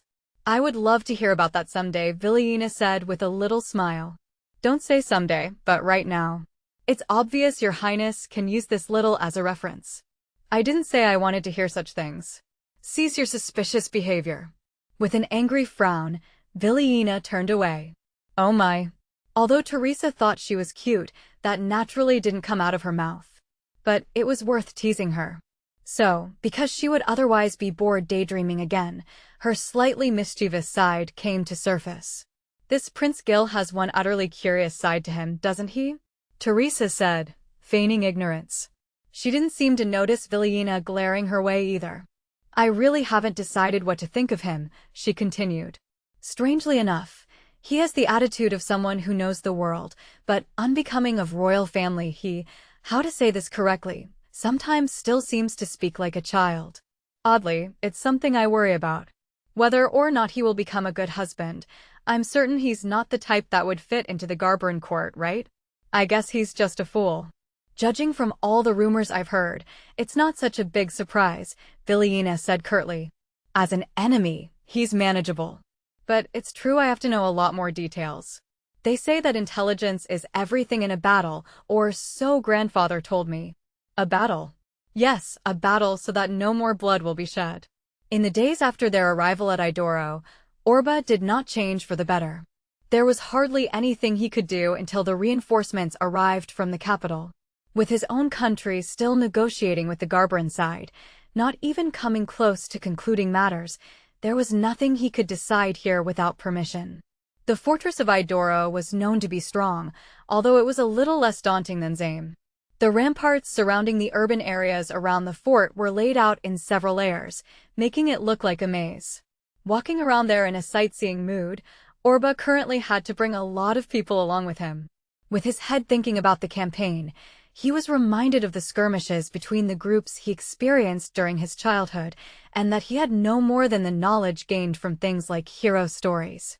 In any case, even though Orba had to continue being a body double, not for Mephius or the Crown Prince's sake, but for his own sake, the state of both his head and feet were truly unsteady. There were also other worries. One evening when he was walking through the city, he saw that a crowd had formed. On the other side, sword slaves were being made to walk, hauled off by around 10 guardsmen. Their destination was Idoro's detention facilities. Despite Rakuin's treason having come to the surface and having cleared away the doubts that they were directly involved in the event, this was no excuse for Tarka's having been used for the prince's assassination. And it seemed to have taken form in having the ownership of his slaves taken away. To make matters worse, the Lord of Idaro was known to be the possessor of an extremely cruel disposition towards slaves.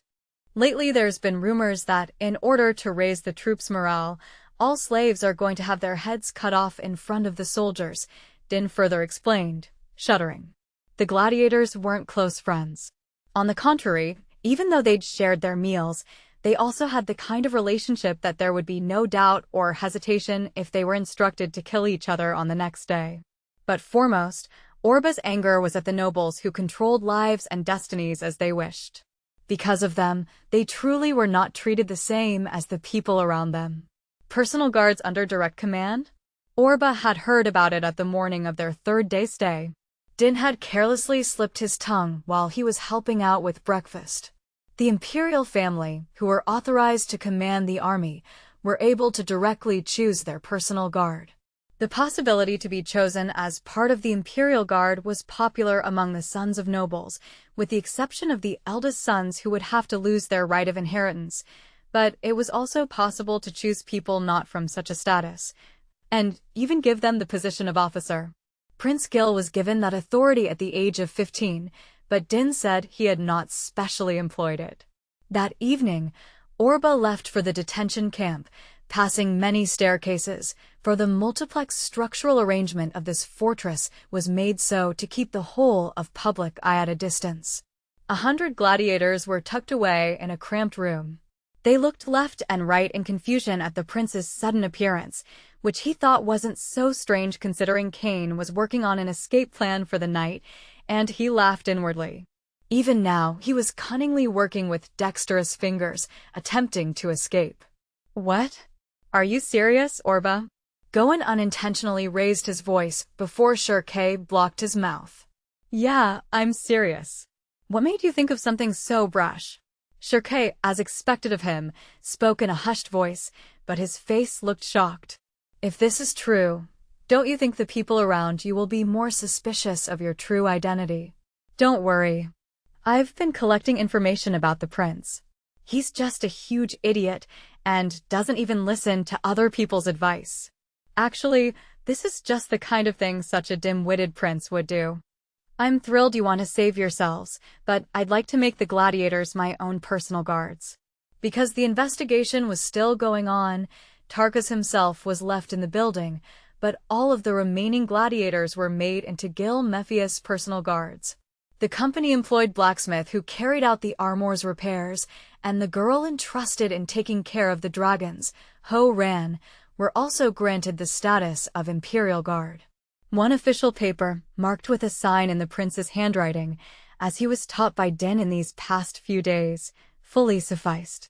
When Feedham found out afterwards, he was obviously in a fit of anger. However, Orba made a face as if to say, "Is something the matter?" Well, now I've already done it. When the real prince replaces me in the future, he can undo it or expel them if he wants to. Until then, let's see, we're okay on horses and dragons, but could you prepare weapons and armor for them? The ones from the company are all just second hands. I also want several guns exclusive to the Imperial Guard. Bastard. Mind you, I will remember all of this. Don't do any more unnecessary things. You can't even breathe freely without having my direct permission. Don't forget that your life fully rests on how I feel about you. That feeling's mutual. What did you say? Despite Din anxiously fidgeting around between the two of them, Orba gave Feedham a sharp look. You should have understood that, right? But fine. I also don't want to drive myself into a corner any more than necessary. I'll leave my selfishness up to this extent. Instead, I'll ask you for the equipment. You mongrel. Feedham, who seemed about to faint from anger anytime soon, also directed his glare at Din, and Orba was about to dismiss the Grand Noble from his room. Tomorrow, I'll do anything you say, even if it's a depressing play. If I truly get carried away and do whatever I want before the first battle, you can give me any scolding you want. So, Scoot. You're a busy man, aren't you? Interesting. After driving Feedham out, with Din's scolding going in one ear and out the other, Orba had this thought for the first time since coming into this situation. In any case, he was the crown prince. While there were many inconveniences, as a commoner he could act as he pleased and do what he liked. Placing gladiators directly under his control as soldiers, for instance, although looking back, he couldn't honestly say that he'd saved them from the nobles. But there was also his intention in wanting to know how much was he able to do, and for how long his self-proclaimed owner, Feedham, would permit this pet dog's biting habits. Even if I find out, I suppose I should be a little bit more careful.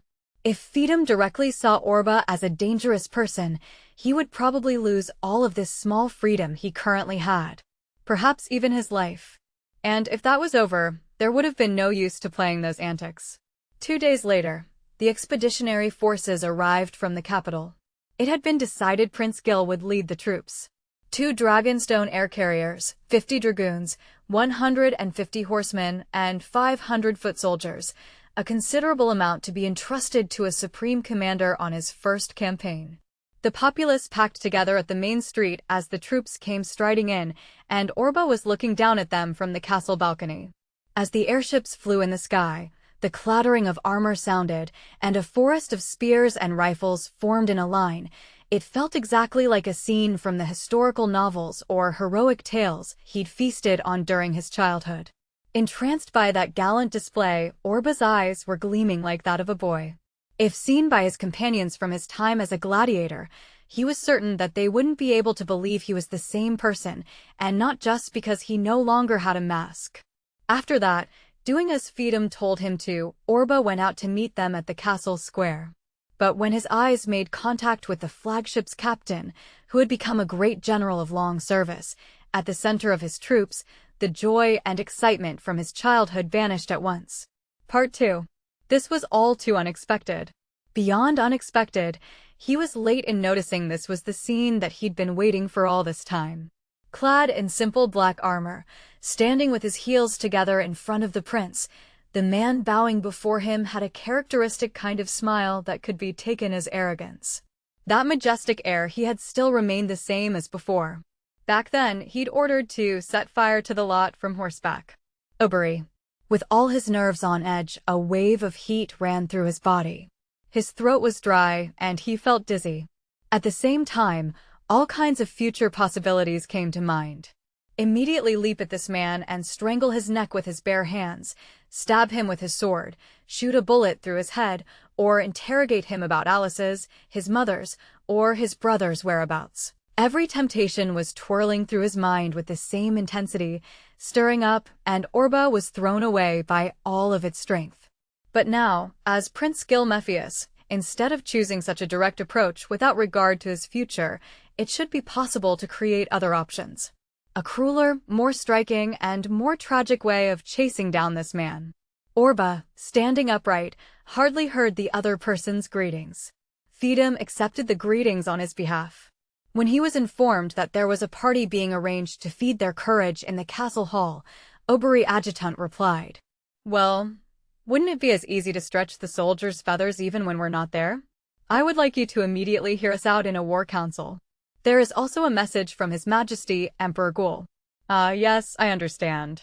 Next to him, cheerfully smiling, Oberi gave the prince his greetings. It has been a long time, Your Highness. And it is finally the prince's first campaign. The unworthy me, Oberi, has the privilege to be of your assistance.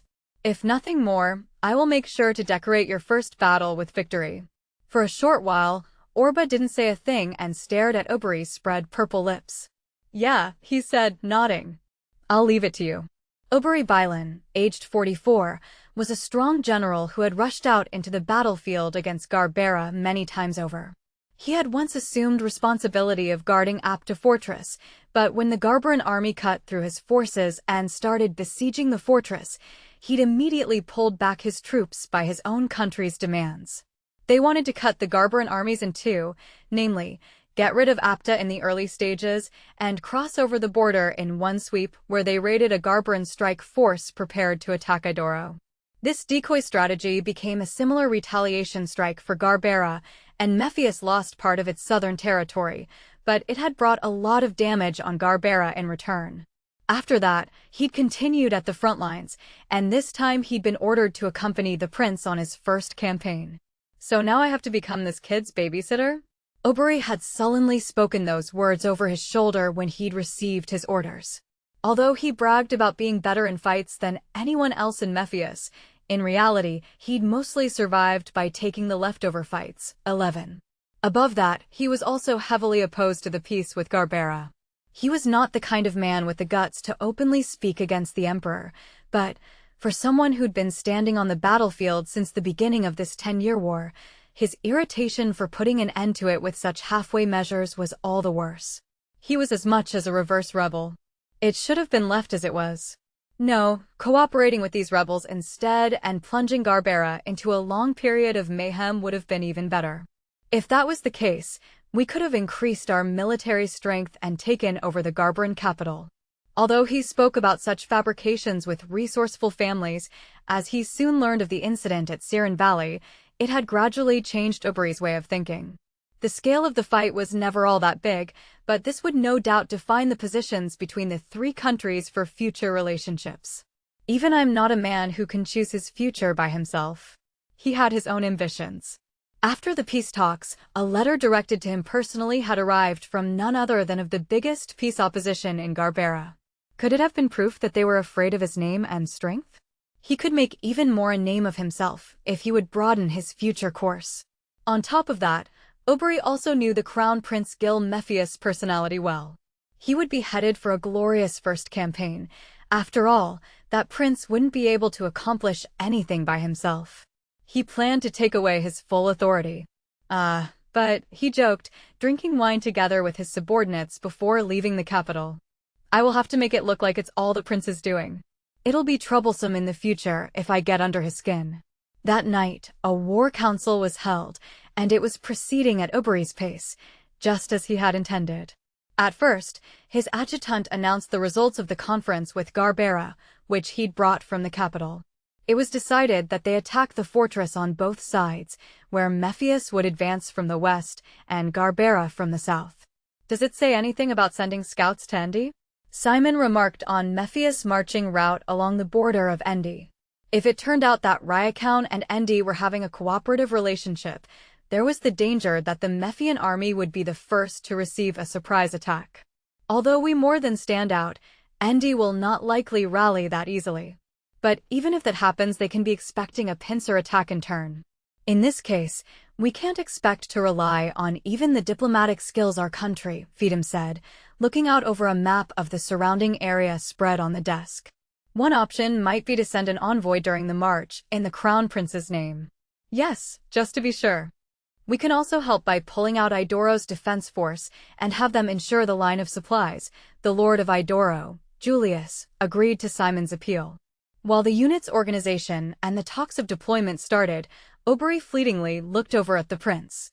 Ever since the war council commenced, he hadn't spoken a word, but simply had his arms folded, staring ahead of him.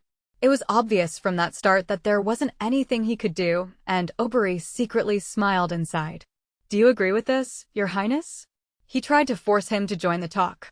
The prince instantly looked his way, but immediately averted his gaze and replied, "Yeah." After that, he continued to say nothing more. All of the commanding officers present at the War Council exchanged glances. "Keep up that attitude, Your Imperial Highness." Crossing both arms, which were not covered by his leather undershirt, Oberi was barely able to suppress the smile that almost came to the surface. "You should just leave everything to Oberi after this." "Well, I will probably have to rack my brains a little on how to get a fair achievement for the prince. I guess it'll be a difficult battle if I have to win without losing a single soldier." While Prince Gil was being exposed to the older man's gaze, he, Orba, was digging his nails into his arms. A little while ago, it had taken him full concentration and great effort not to look at Oberi. He had a feeling he wouldn't be able to stay calm if he looked at his face right now. He had almost lost his self-control just by hearing his voice. Above all, this small room was the worst. Even if he averted his eyes, the murmurs and every breath Oberi took reached Orba's ears. His heart had been jumping around so much that it hurt, and his blood seemed to be rushing to every corner of his body, more than it should be able to.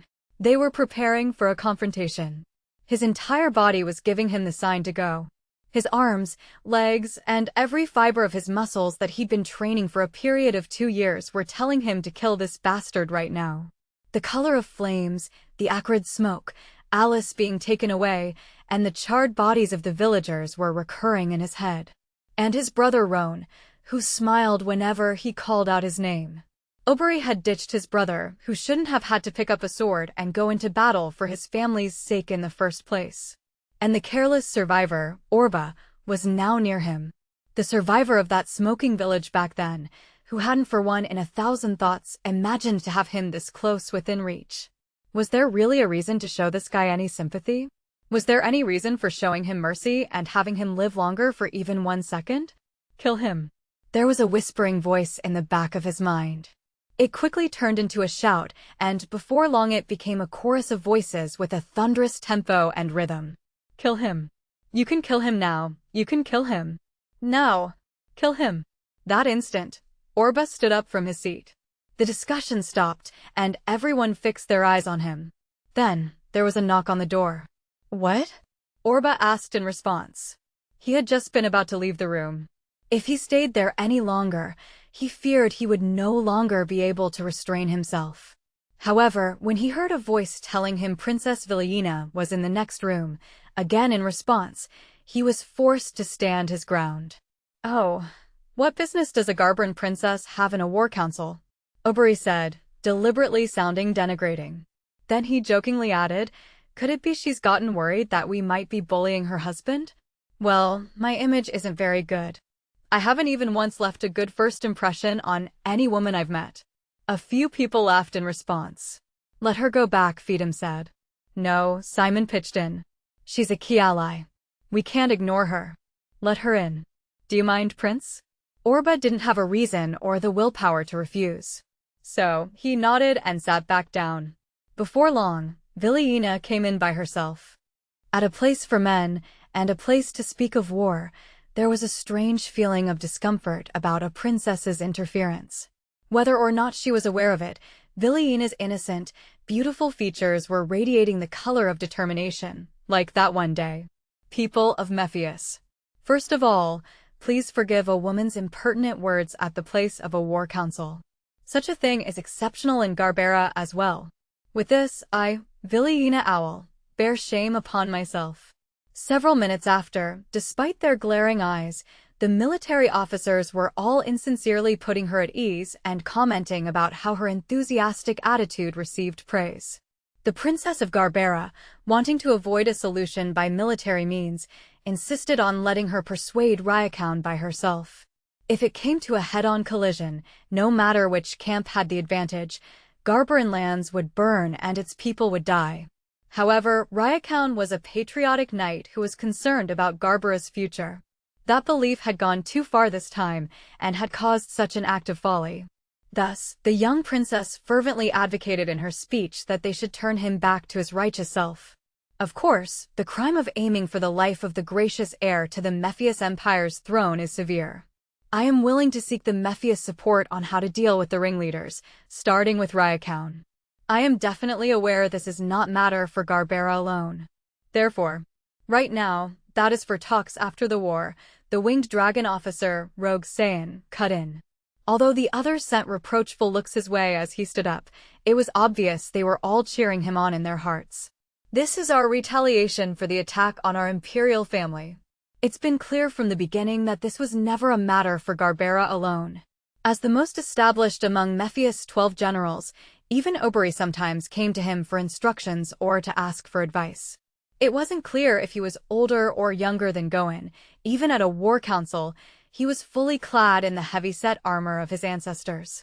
It looked like he had the spirit of a true warrior at heart. Facing him, Villiena hardly knew a thing about war, and no matter how much her young zeal burned, she would be highly judged for being a princess of her age. Her mouth was already filled with words to bring forth an immediate rebuttal. But the other generals, stirred up by the veteran spirit, spoke up instead.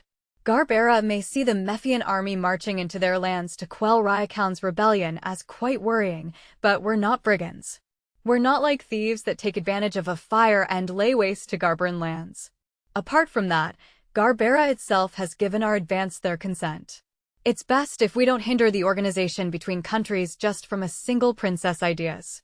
That's, Villiena said, bending forward. At least let me have the privilege of accompanying this campaign. I also don't think I can do this alone. However, it's impossible for me to stand by and keep quiet in a quarrel between my own kinsmen. The soldiers and senior statesmen again exchanged glances. Oh dear. This princess was proving to be most troublesome. There's no reason to stand by and keep quiet, Princess Villiena, as your father has requested our cooperation. Besides, Oberi said, smoothing things over. For our country, the princess still holds the importance of being in preparation for marrying the prince. We can't very well do something like taking you along to the battlefield. Villiena lowered her head. Orba remembered that expression where she tightly bit her lip. For a woman as smart as her, she ought to be heavily aware of how her appearance and intervention at a war council was considered a nuisance. And yet, she couldn't keep quiet. She still wasn't held back. Her royal duties. The words Villiena had spoken were brought back in his mind. Something unwavering and unshakable, not for him, but rather for Villiena, seemed to be hidden in those words. And at the same time, for each and every human, to know what kind of person you really are was too difficult a question for only one person to hold. Not knowing what to do with those feelings in his heart, he thought back on that time when he looked up at the night sky with his brother Roan. Very well then. Your beliefs. Let me test them out. So, you can leave. Please wait and have trust in your father and your future husband. Wait. Everyone, please. Villiena brought herself forward even more. It was as if she still hadn't realized the indifferent, fed-up mood that hung in the air, when, let's have the princess accompany us, he said. Everyone turned to stare at the prince, looking as if they'd just suddenly been struck by an arrow. Some of them looked amazed, wondering whether they should be the ones to first open their mouths. Your Highness, Oberi said after some time, showing quite a controlling presence and a slightly chiding smile. I'm sure that, if she's at your side, you will have the ferocity of a lion on the battlefield. But although you may win the princess's heart, the battlefield has its iron-bound rules. I beg of you, do not act rashly. How about choosing a more suitable place for your honeymoon later? His words invited some unintentional smiles from the senior statesman. Let's have Princess Villiena as our standard bearer. They once again looked the prince's way. He had his arms crossed and was staring ahead, just like before. Many Garberan soldiers are probably as anxious as the princess about the coming battle. I don't believe it's good if they're having doubts. There are also uncertainties on our side on whether or not this cooperation will work out. If we have Princess Villiena as our standard bearer among them, it will carry the same meaning for both the armies of Mephius and Garbera. Rakuin himself might agree on an assembly with Princess Villiena, but if he doesn't comply it means he's nothing more than a mere rebel. Thus, it will also clear away all doubts the Garbaran army may have about this battle if we eventually force Rakuin to surrender his forces in a righteous way. Including Villiena, nobody was able to utter a sound. Oberi stared fixedly at the prince's face from the side, and the prince fleetingly glanced his way. Instantly, the prince looked away again, but Oberi was startled to see the hostility in his eyes. He could have been mistaken. However, Oberi secretly broke out in a cold sweat. As the silence continued, the faraway noise of the party and sound of flutes at the castle's reception hall rode in with the evening breeze. Part 3. 5 days later, the campaign force finished its preparations and started out from the fortress. A line of defense stretched out from Idaro Fortress, standing ready for any surprise attacks from Endi while they crossed the Garbaran border. Prince Gil was on the bridge of the flagship Dum. Although Orba had watched ships go up into the sky several times, this was, of course, the first time he had ever boarded one. Dum was a large dragonstone ship that could house up to 200 soldiers. The ship was currently gliding close over the ground, but its top speed was 90 kilometers an hour, 12, and it could rise 2 kilometers above ground. Considering it was a ship this large, it was most likely a top performer amongst its class. Dum and the single-seated airships, which were all called dragonstone ships, were the result of magic. The science that mankind had back when it crossed the ocean of space had already declined. This is the history of more than hundreds, thousands of years ago, that was passed on. Seeking an environment to emigrate to, mankind had started on a journey from Earth into space, and in the end, they finally arrived at this planet. It would have been only natural for everyone to try and re-establish the same scientific culture here, but the frequent raids of a subhuman race, the Ryujin tribe, claiming to be descendants of the dragon gods, soon depleted the weapons and energy that were piled up in their spaceship. Also, because the properties of the resources they mined on this planet greatly differed from those on Earth, it was getting close to impossible to restore the civilization from the Earth era. At that time, while they held back a 5th consecutive invasion from the Ryujin tribe, there was a sage named Zodias, later to be known as the King of Magic. Zodias had originally been a researcher on the historic ruins scattered across the planet. He was trying to unravel the secrets of the civilization in which the dragon gods had once prospered. The uncovered artifacts, of uncertain usage, greatly differed from Earth's science, and he was convinced they held some sort of power. He discovered that the mechanism, a substance poured down with the sun and vaporizing in the sea, had an entirely different nature. It couldn't be detected even with the science and technology of Earth, but Zodias, furthering his investigation on the artifacts, named that substance ether. In response to the artifacts, ether caused various physical reactions. Fire, explosions, water purification, repulsion to geomagnetism, and a rise or fall in temperature. Based on various experimental results, Zodias successfully created new objects that were similar in nature to the artifacts, and was able to wield magic in causing the phenomena he wanted. With the use of this magic, Zodias managed to send the Ryujin tribe back to the ends of the earth and reigned as a new king that unified almost all of the lands on the planet. That prosperity and what would ultimately cause the downfall of the Zodias era, however, is yet another story. Anyhow, the vehicles that had the ability to suspend above ground and go through the sky on this planet, like the airships and air frigates, weren't science, but an inheritance from the magic that Zodias gave birth to.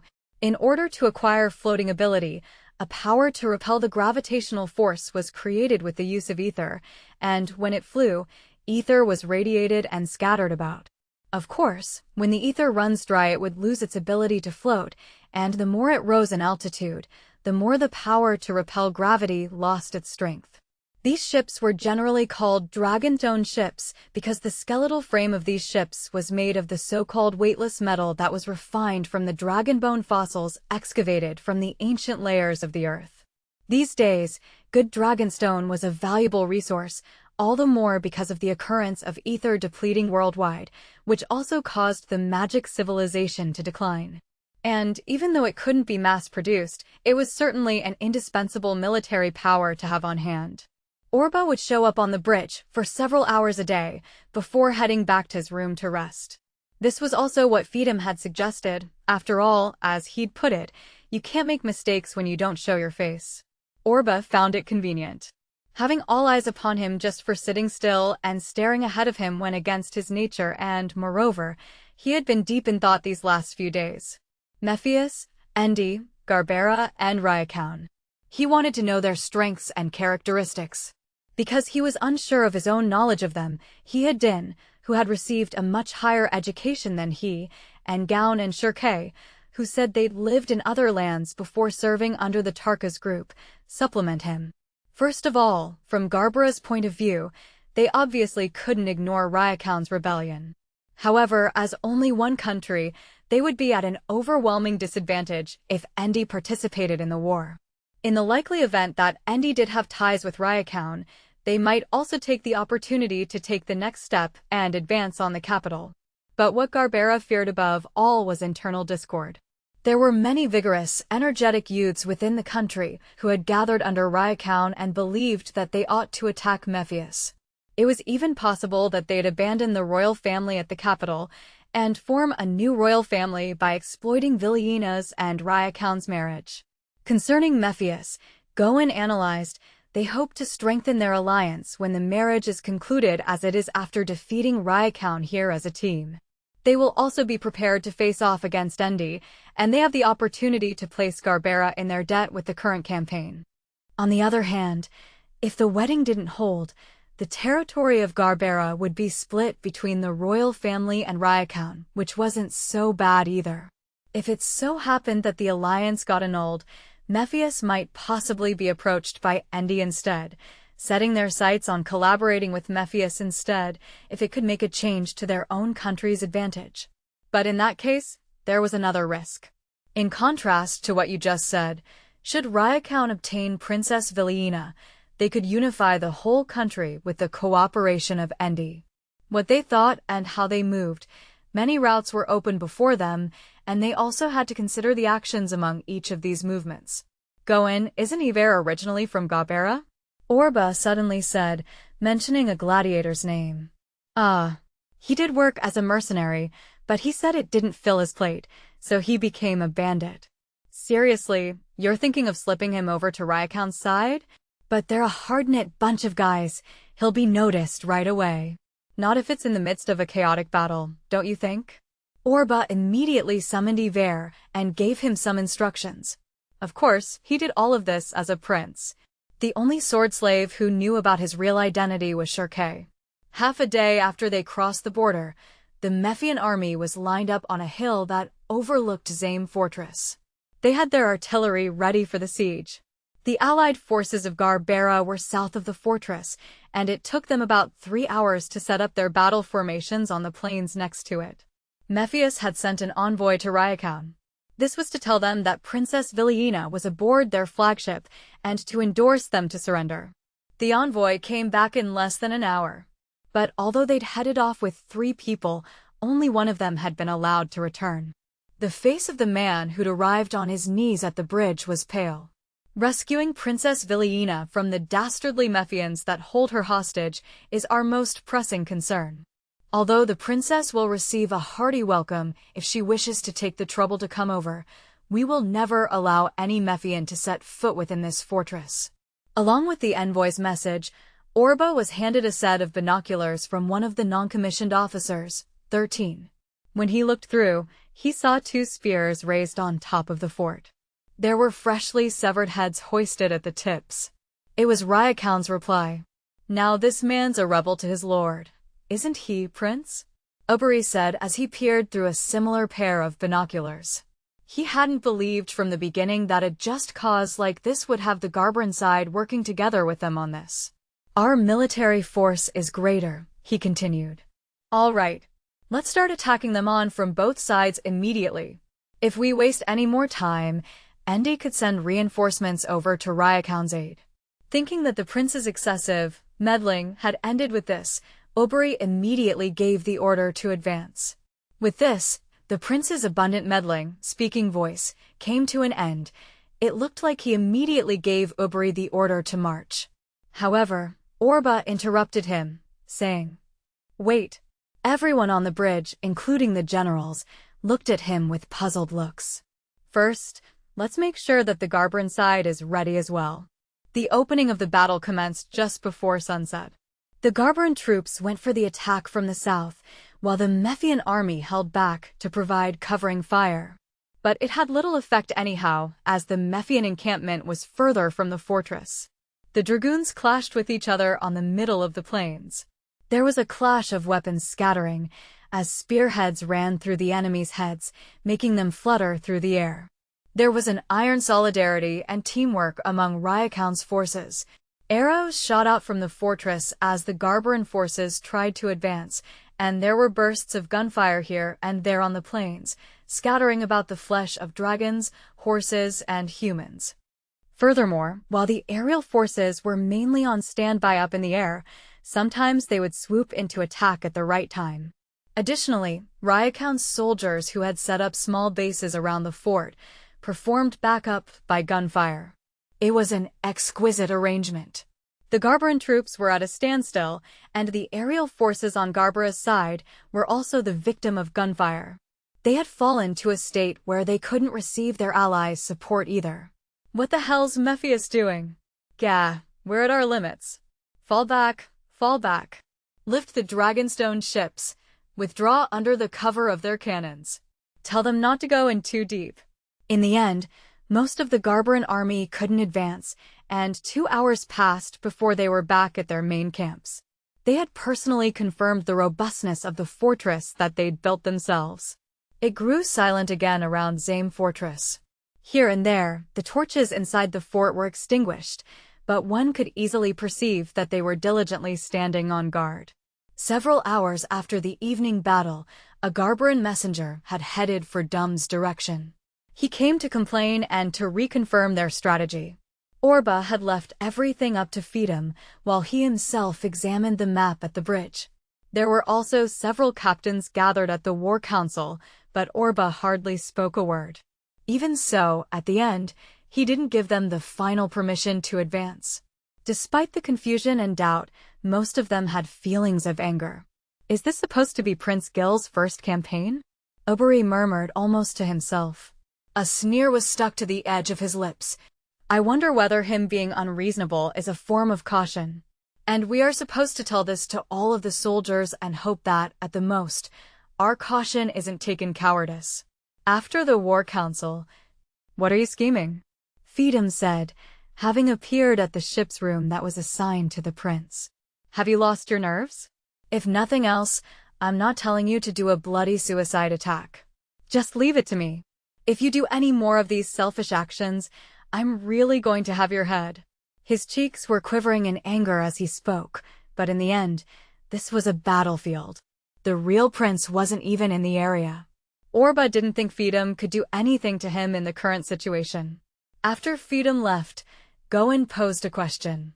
"We also don't know what on earth you're thinking. To whom do you actually feel the need to show mercy? It has nothing to do with showing mercy. I'm sorry, but I'm in a position where I can't tell friend from foe."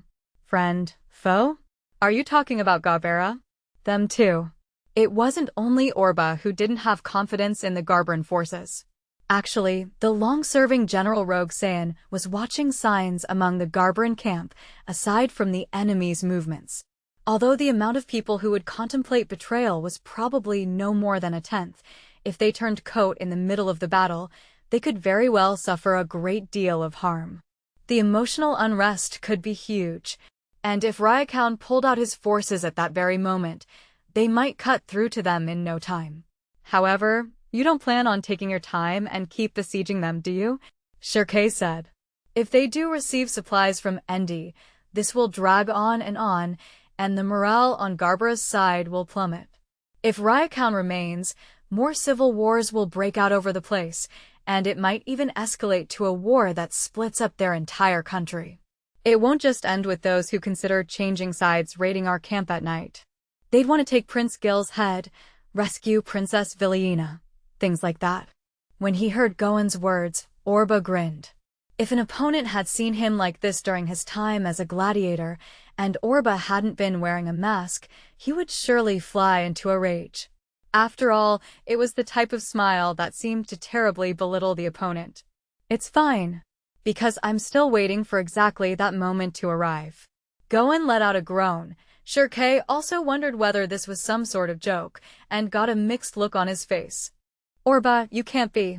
Is this why you brought the princess along? Who knows? Not knowing friend from foe didn't only apply to Gabera. He was still not able to grasp the full picture of what happened at Siren Valley, and Orba, or rather Prince Gil, couldn't put much trust in the Mephian army from the beginning. He wasn't able to make a move with the situation unclear on whoever bound his hands and feet, and whoever was pulling the strings. Rather than explaining how many tricks he still had up his sleeves, Orba said, "These soldiers, who are accustomed to fighting without knowing anything, are different. I don't have nerves that thick." This was actually his only true motive, for he had fully realized what it was that had been lost to him before. Strengthen your own position, know your friends and your enemies, and collect various information, large and small. If he could pile up all that information into a stronghold, even bold actions would have their effect. Without any of that, he wasn't any different than a fool going in for a suicide attack. Be discreet before you start a fight. It will be thorough and fast. You don't have time for thoughts when you're at that point, do you? So the only time you have to think is now. Orba thought, staring fixedly out of a window that was furnished in his room. Chapter 6. Battle of Zame Fortress. Part 1. After that, Mephius and Gabera, who had always been mutual enemies, were completely out of step, and could only glare at Zame Fortress before them. When about 5 days passed after setting up their camps, the distrust in Prince Gil finally increased in the Mephian camp as well. There were rumors among them that he couldn't meddle with Rakuin's cause because wanted to attract the feelings of his to-be wife, Princess Viliena. But as there was absolutely no development in the matter, even Viliena herself felt like she was on a bed of nails. Speaking of what Orba was doing at that time, he would hang around the camp whenever he had the chance. Although he never gave the important orders to attack, he wandered around making strange requests here and there, and everyone in camp had troubles on how to deal with them. They ranged from the posting of the guards, up to the contents of dinner. "You shouldn't stray too far from here, Your Highness. You never know where the Garbaran soldiers may be lurking." The Mephian soldiers called out to him in loud voices as Orba was heading down the slopes of the hillied area. They were part of the same team, so surely it was no miracle that there were Garbaran soldiers lurking among them. Then, galloping down the slope, Goen whispered in Orba's ear, "Orba, be a little more careful." Goen and the rest, as his personal guard, were being looked at by the other soldiers with blank stares. Those former slaves had been appointed as imperial guards by the prince on a whim. Leaving the nobles aside, the gladiators were naturally the target of hatred and jealousy from the conceited soldiers who bragged about risking their lives serving Mephius. The other side of these woods? Orba asked the nearby villagers he had brought along, unconcerned. They were Garbarans, of course. That the one who spoke to them was the Mephian prince complicated matters for them, but being surrounded by soldiers armed with guns and swords at the moment understandably didn't make them want to try to oppose or deceive him. There flows a river. The riverbed's wide, but still, if Lord Rakuin's soldiers move their numbers over there, they'd be completely visible from this camp. Orba stood on his toes. Indeed, in the beginning he had only seen the usual scenery of a riverside. But now he noticed that if they would focus their soldiers over there, they would probably be spotted right away. "What's your command?" Goen asked, keeping a respectful tone in front of the soldiers. "Basically, it'll be nearly impossible for us to lay an ambush for Rakuin's forces here. If it's Rakuin." Giving his enigmatic reply, Orba then went off to yet another location. Here and there some soldiers and commissioned officers bowed their heads, but even though they saluted perfectly upright, there was hardly any respect in their eyes when they saw Prince Gil. He even heard voices whispering that they'd rather place Prince Gil on a lenient confinement and make General Oberi their commander instead, if it meant they would otherwise let victory slip through their hands. Letting the soldiers wait behind, Orba headed for the pens where the dragons were being kept. The smaller dragons used for the war were all packed in there together. Among them, he could see the shapes of the Tarka's group, large and mid-sized dragons. There were animal trainers in the employ of the military, but Orba called for Ho-Ran, who'd become a member of the Imperial Guard instead. "Orba, are you done with the mask?" A strained smile appeared on his face due to Rant's direct words. "How are the dragons?" "The children from the army are always in a bad mood. Almost all of them are being drugged. I can't come to terms with them here, Orba. Do something about those guys if you've gotten so important." It looked like Ran was in a bad mood as well. With those guys, she probably meant the animal trainers. "I get it. But even as a prince, it's impossible to do it right away. For now, I'll make sure the dragons from the group won't be getting any more drugs. I'm being led around here and there, but if the dragons get irritated, I'll have that trouble to take care of too." Obviously. Concerning the sudden change in environment, it might have been her who had integrated the most successfully. Stretching out her hand between the bars, she brushed the dragon's snouts like she always did, to the surprise of the other animal trainers. Then, as Orba and the others looked around the camp here and there, they happened upon some trouble stirring at the edge of camp when the sun was about to set. The person in question was Garbera Kingdom's Princess Villiena. The hatch to the warship's hangar was open. There were several high-speed airships used for scouting lined up in a row, but Villiena was being stopped from boarding one by the soldiers. "Let me go," Villiena said, as courageous as ever. "Unhand me. It's useless to try and stop me. But, Your Highness, you're a guest here in Mephius. Aside from protecting you, we cannot accompany you anywhere without receiving strict orders. That's why I said I'll go alone," Villiena said, worked up, when her eyes met the approaching Orba. "If you want your orders, why don't you ask the prince over there?" "It's fine, step back," Orba said. After the soldiers retreated with dissatisfied looks, he and the princess were the only ones in the hangar. Still with her hand on the airship's seat, Villiena gave him a fleeting glance. The Mephian airships were mainly modeled after wyverns, but other than that there were hardly any differences with the Garberan models. "What are you trying to do?" he asked. "What?" The young princess raised an eyebrow. "May I ask you a question in return?" "What do you want to do, Your Highness?" "It's because you're doing nothing at all that I can only resort to taking action instead." "Oh? Are you telling me you're going to rally and shed blood with your countrymen?" That's not it." "Something like that." About to fly into a rage, Villiena took in a deep breath, not wanting to be riled up by his comments.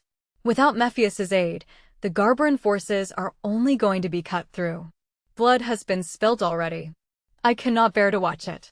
Even if I launch the attack, it'll be useless. Besides, I can't do anything either way. Suddenly, he started having a more careless, 14, way of speaking. He could keep an act in front of other nobles and generals, but when he was in front of her, he was not at all able to keep up appearances. This princess was much too straightforward, and to him, concealing his social status unconsciously gave him a strange feeling of guilt. "What do you mean?" "It means that Rakuin is more than aware that Mephius will go after him." "So you've set up some sort of trap?" "But even so, why do you handle it all so indifferently? What if they fear and merely tremble and watch, not doing a thing?" "Things have already been put into motion. We've surrounded them with Princess Villiena as our flag bearer. I'm certain at this time things have already begun. I might even say things will soon come to a close. Even if something does still happen, it won't change the current situation." "That's..." Realizing what it was the prince pointed out, Villiena lowered her head. With the sun setting at the same time, there was a slight pink glow on her cheeks. As if she'd once again swallowed down all those feelings, like anger and disgrace, she raised her head. "I certainly acknowledge my shortcomings. The truth is that I was about to meet with Rakuin by myself, although even I don't think I can make an end to this by myself. However, for this reason, you have to get out of my way. If I can only let my voice come across when I speak with Rakuin in person, for we both consider ourselves Garberans, it should be possible to open his eyes to another conclusion. One other than an honorable death in battle. But above that, if we happen to lose you, we'll likely completely fall apart." The hands that just managed to join with Garbara's will be cut loose. You are quite right, I will admit it, Villiena said sullenly. Her face, pretty like flowers on a windowsill, soon distorted with the hatred and biting her lips. Jeez. Orba murmured in his head. This princess, she certainly holds pride and dignity in what she says, so why does it sometimes feel like I'm exchanging words with someone from the village? Having gained the upper hand, Orba was about to chase away the princess when, "Why you're being so calm is nothing short of a mystery to me," she said. "Tomorrow, Rakuin's and Garbara's forces may strike each other again. If that happens, those soldiers will die in vain. Are you able to carry the feelings, 15, of all those men? Are you the one who hated wasting their lives for the sakes of the nation and its nobility?" She'd no doubt said those words just for the irony, but they stabbed Orba's heart like daggers. Gasping in surprise, this time it was he who lowered his head in shame. She may be right. Orba hadn't considered the soldiers' feelings concerning the current battle. It was more important to determine the outcome of a battle than all of the sacrifices made. It was just like the point of view in playing a game of chess. However, that's the thinking of nobles that I hate most. And at the same time, but I believe that, right now, this is necessary. When he'd been just a regular boy from a rural village, when he'd been made to kill others as a slave, both the harbored hatred and the intent to kill had been real. But at the same time it was also true that he couldn't gain victory if he wanted to protect the lives of the each and every enlisted soldier. Under the fiery sky, like oil in flames, Orba was too shocked to move, his heart burning with that contradiction. "What seems to be troubling you?" Because he was keeping quiet, and it was clear to any outsider that he seemed to be in a state of shock, Villiena gave a slight frown and changed her tone. "Nothing," he said. "But haven't you started to look worse?" Orba opened up the distance, as the princess was edging closer. "That's not it," he said. "Princess, as it is, if the Mephian troops participated with Garbara, the battle would grow more intense, which will only cause a pile of corpses. All the members of Rakuin's army fight while prepared to die. That's why we have to wait for time.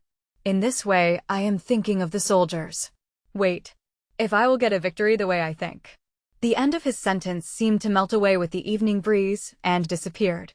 Without realizing it, Orba was clenching his fists so tight that the muscles in his arms swelled.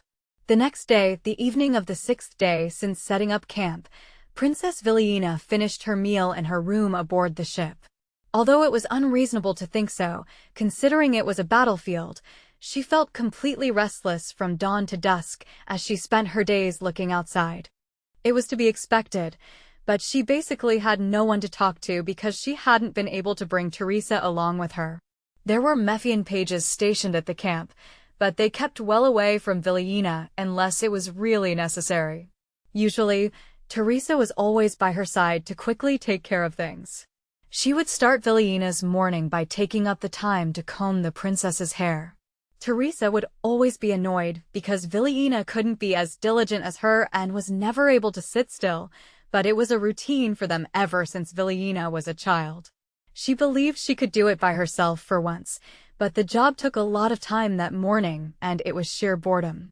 So now she knew that, every morning, Teresa, who had little free time herself, always took the trouble to gather a wide amount of subjects for them to talk about. Even though she was on her homeland Garbara's soil, now that Teresa wasn't here, it was actually for the first time that, whether or not she would admit it herself, she had a sense of loneliness, as if she'd been thrown out and left alone in foreign lands. 6 days. It had only been that long, but it felt more like 6 years, as if every second cut away at her. Yesterday, the Garbaran forces had attacked the fortress again and, as ever, Mephius only gave them unsympathetic support through bombardments. Of course, not only Garbara was dissatisfied, but voices were also raised one after another on the Mephian side. Villiena knew that it wasn't only the officers, but also some of the common soldiers who were criticizing the prince. Only wasting their forces at this rate, Garbara would have to give up on Mephius' support and request even more reinforcements from the capital instead. And even if the Mephian troops would end up getting bigger in number, Endi would probably not think to invade Garbaran territory. Having taken that in account, This also seemed to be the reason that the Garberan side chose not to publicly criticize Mephius. Because if that happened, the war situation would only become fiercer. As the prince had said, Rakuin would not yield before an approach with brute force. However, there were also soldiers who joined up with him.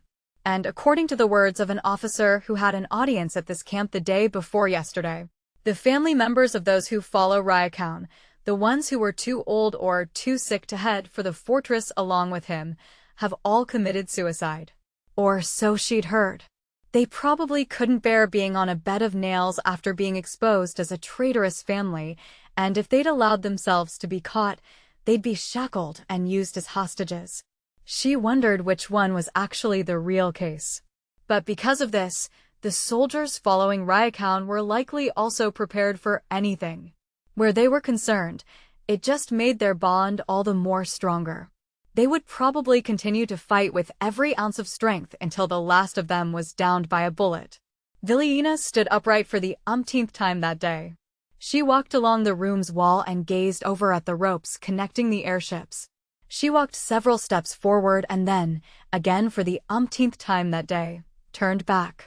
She bit down on her lower lip. It was a bad habit of hers that Teresa always deemed to point out. Those of royalty should not reveal their true feelings before others. When everyone annoys you, laugh, and when everyone laughs, show them a serious look. Your Highness, your face is the face of your country. She knew what she meant by it. She couldn't be a tomboy princess forever. Because, this time around, her rash actions were liable to influence the country.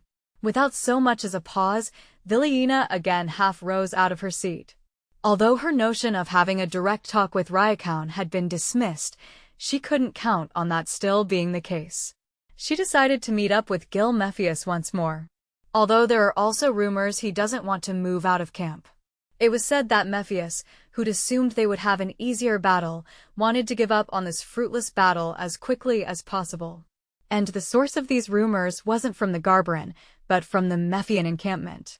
Several soldiers had heard, leaked through from the Imperial Guards, that the moody prince had already grown tired of playing soldier and wanted to hurry back to the palace.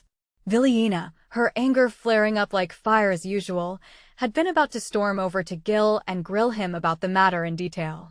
However, Teresa had commented earlier that she couldn't decide an impression of him yet, and Villiena held the same thoughts. She believed that the reason he hadn't given orders to Sortie wasn't because he was merely a coward or something, but because he didn't notice or concern himself to listen to the criticism surrounding him. He's thinking about something. In yesterday's conversation, Gil had made a remark that hinted at this. First of all, the problem was him. Just like with Rakuin, if she wanted to weigh his true intentions, she would have to get closer to confirm what was going on inside his heart. If she could learn about that something, and if they could put their heads together in the process, that would be great. That's right. I completely forgot. Villiena suddenly thought back on her own determination in this marriage. Probe out Mephius' internal affairs and manipulate the foolish prince. She unintentionally let a smile slip through. That's right, that's right. The prince and I can think on this together, and if he doesn't like it, I will just have to kick him until he does. Coincidentally, while she felt like she was ridiculing herself, there was a light knock on the door just when she was about to stand up. Prince Gil. Feeling caught, as if her true intentions had been exposed, Villiena uttered his name on the spur of the moment. The door opened and she was blushing red. It looked like it was a page about to retrieve her meal. Villiena formed an unusually rare smile, while her cheeks were burning red with embarrassment, and handed him the tray herself. Then, as he graciously bowed his head, she noticed he was different from the usual page. Princess. Hearing the tension in his voice, a certain bad feeling crossed her heart. Please hear me out calmly if you wish, he whispered. I have come from the Garberan camp. But it's not because I simply want an audience. It was that night. A man with a sloppy appearance had entered Prince Gil's room. He was of his personal guard but, regrettably, had slipped into the Garberan camp right before meeting the important Mephian figure, the gladiator known as Iver. He quickly summoned Goin and Shirkei, and they were startled to see that Orba was wearing armor. What's going on, Orba? Have you heard the something from Iver? Don't tell me that the enemy's not Rakuin, but the Garbaran army. During these past few days, it was the two of them who'd been most surprised by Orba's many outrageous actions. Despite what the words he said next, it looked like he was wearing a nonchalant look. That's right, he said, and showed them something in his hand. They intend to come at us in one go. Hurry up with the preparations. I will take our gift and run for it. An iron mask, imitating the face of a tiger, glittered dully under the lights of the room. Part 2. The sun was about to set. A small group of people approached the bottom of the hill where Mephius had set up their camp. There was a strict watch on the place, of course, but they easily got through the gate that had been put up there. They came as representatives from the Garbaran camp and claimed they had scheduled plans for a war council with the Mephian side. However, the agreed time was actually supposed to be an hour later. Having come through the gate, they carefully observed their surroundings. And then, at the right timing, one of their members set fire to the powder house near the end of the hill. Within a single breath, the camp's night of sleep was torn to shreds. There was a roaring explosion and the sight of flames spreading everywhere. Taking advantage of the huge commotion that would surely take place, like after poking at a beehive, the sound of a stampede came heading their way from the opposite side of the explosion. One of the sentries, who first noticed that it was the Garbaran Dragon Rider unit approaching, died as a dragon's claws tore through him like paper. Almost at the same time, the front gates of Zame Fortress made a grating noise and opened. A group of elite Dragoriders, cavalrymen, and airships burst out with the force of a cannon. They had only one goal, the Mephian army's flagship, Dum. Due to the sudden attack, Oberi wasn't able to give a proper response. Release ether propulsion up to lever 3 right away and ascend. Order the Dragon Riders to protect the flagship. He had a feeling that sending a messenger by airship would already be too late. It looked like the prince had already secluded himself in his room at this time of emergency and wouldn't come out. Without realizing it himself, Oberi was gnashing his molars. Those damn Garbarans. He slammed his fist down on the controls. Those backstabbing Garbarans and the charge of Rakuin's army could of course not be unrelated. The thought that they might have planned all of this from the start flashed across the minds of the Mephian leaders. They could have tried to lure the Mephian army away from the very beginning and staged this entire scenario of Rakuin's army rebelling. Reassign the battle formations right away. Start attacking Rakuin's army up front and the Garbaran forces at our flank. We can't, General Oberi. Winged Dragon Commander Rogue immediately voiced his disagreement. It looked like his armor had been put on in a hurry, probably because he had just woken up, having been asleep for the night. If we remain in place, we'll only get caught in a pincer attack. It's better to immediately prepare to fall back and leave this camp. Oberi had been about to shout back at him, but just managed to hold it in. 10 years older than him, this general had run all over the battlefield. And they didn't expect Oberi, who was known for his so-to-speak approach of brute force, to be able to deal with a situation like this. Just like that time with Aptive Fortress in the south. Shit.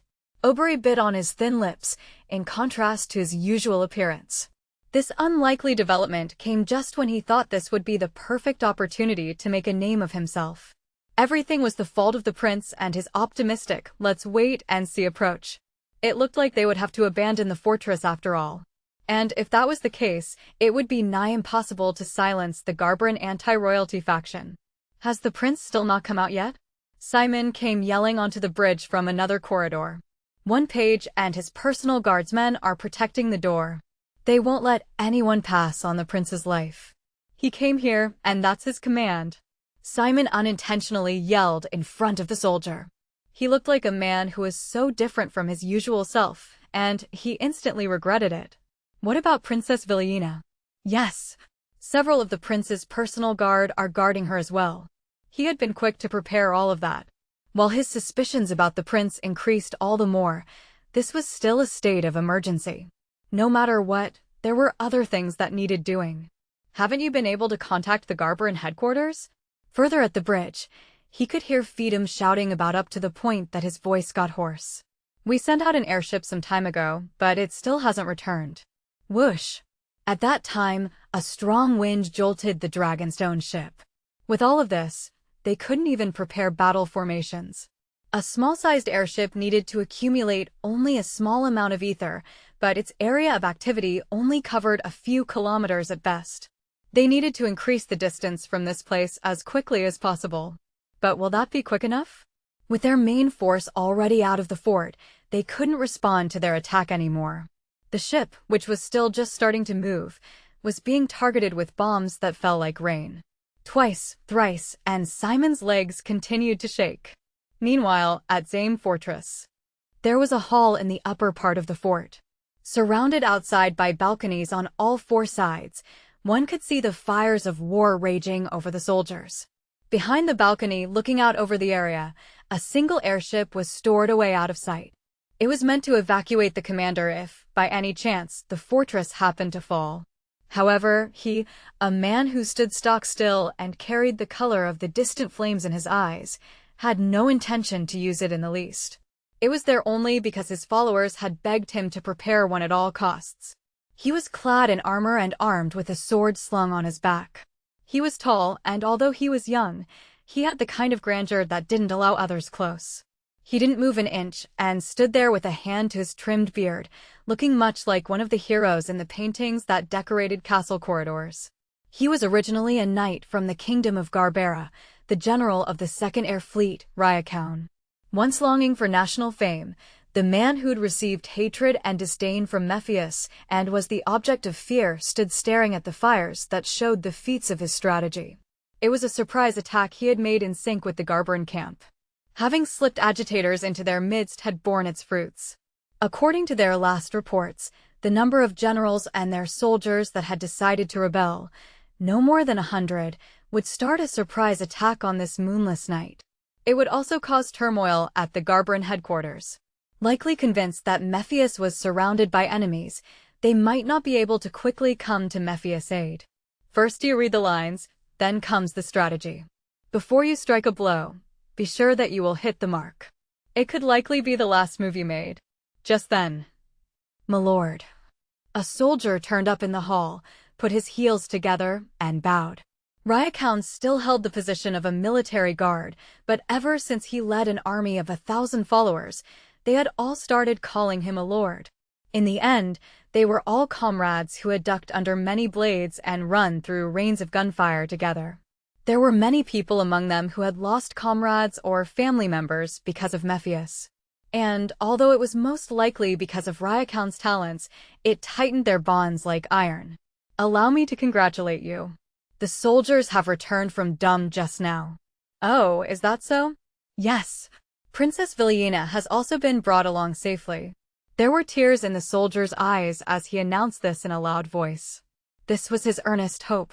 At the moment, Rakuin's followers were nothing more than rebels, no matter how much more they suffered for their country or how pure their intentions were. However, in order to anchor their name for the future, in order to change the course of Garbera's future, he needed to have Princess Villiena. If he was just able to win her over, he could take over the political movement through the Garberan royal lineage.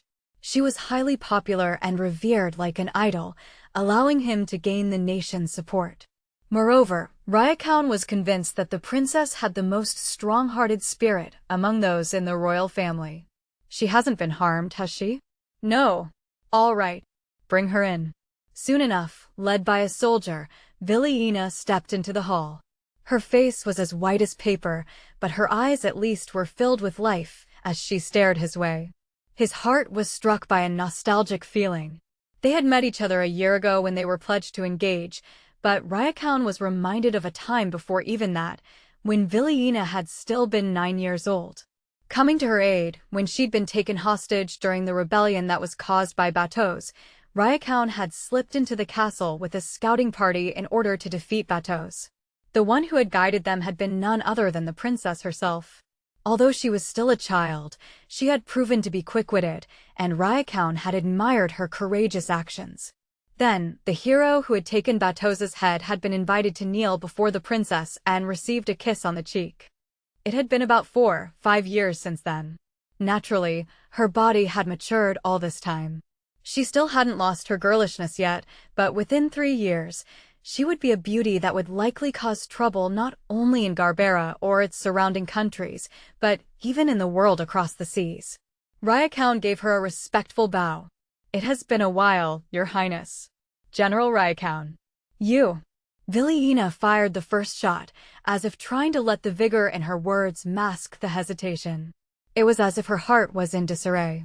It looked to him like a small wooden boat with the sails hoisted too high as it rose over tall whitecaps, so that even the helmsman couldn't predict where it was going.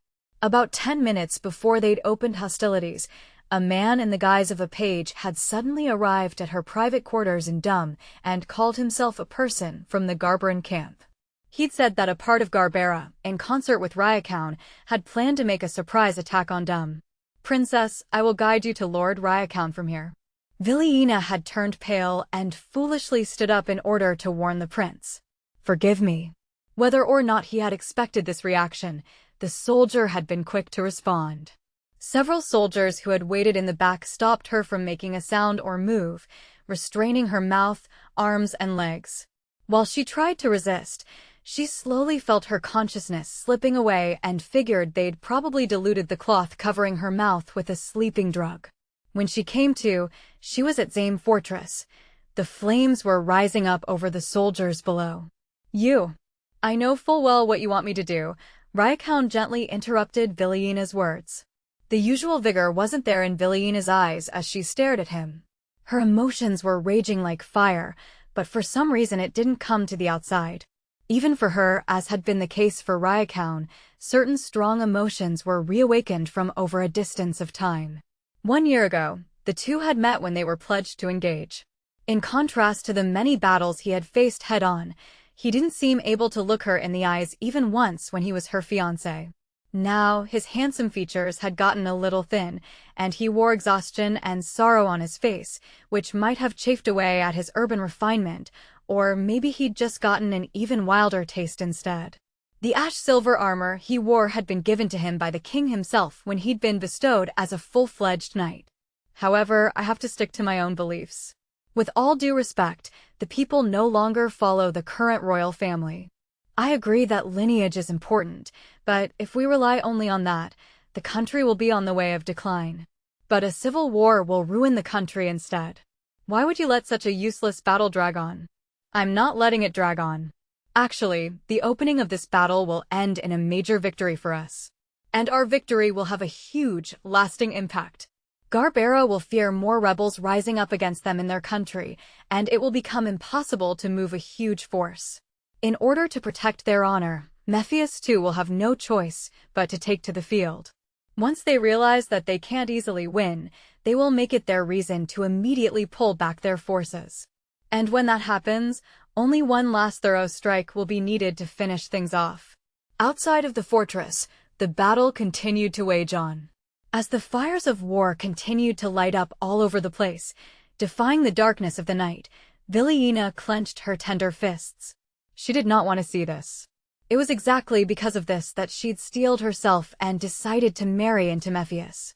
"I intend to become a martyr to place the foundations for peace," Rakuin said, showing her his black mantle with red lining. "Please, I want you to entrust that life to me." Further outside, twice, thrice, they could hear the sound of cannon fire. Part 3. Driving on the momentum, Rakuin's forces were pressing hard on the Mephian army. As they were struck by a surprise attack and hadn't expected that it would be coordinated with a group of turncloaks from Garbera, the Mephian forces were scattered about all over the place. There were some soldiers who tried to escape the flames by jumping on the battleship as it was still trying to gain speed and altitude, and there were those who tried to leave the ship and escape on their own. It was the role of the leader to enhance each individual's strengths and bravery in a war. But the Mephian soldiers that showed such disgraceful behavior had actually all gone through the 10-year war with Garbera.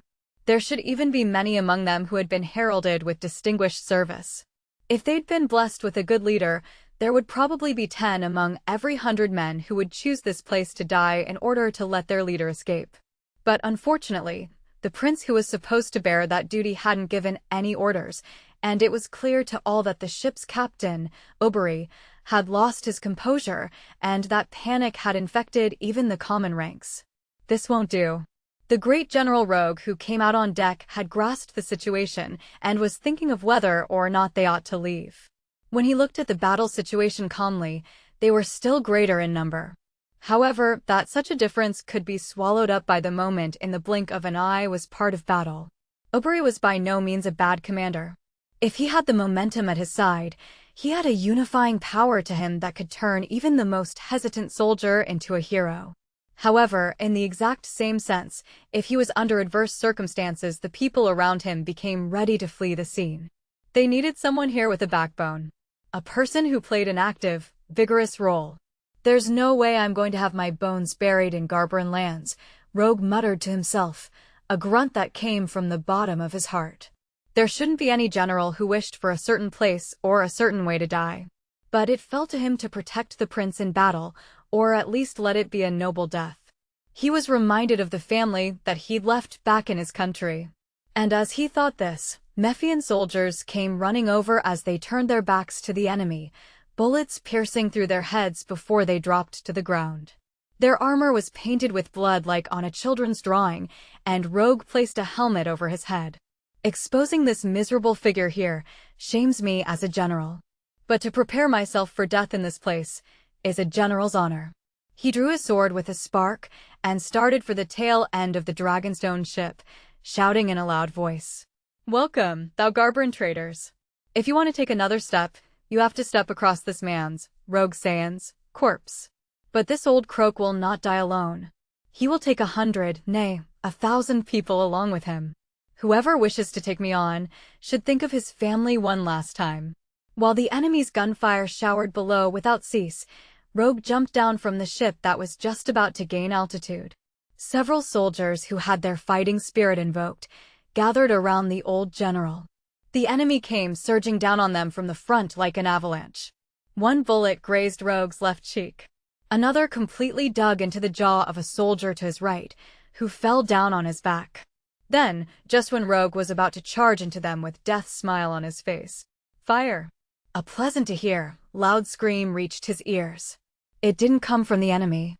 Rogue realized that the voice came from a hill's wooded area, which was right next to the approaching Rakuin forces. From that very same place came the continuous sound of rapid gunfire.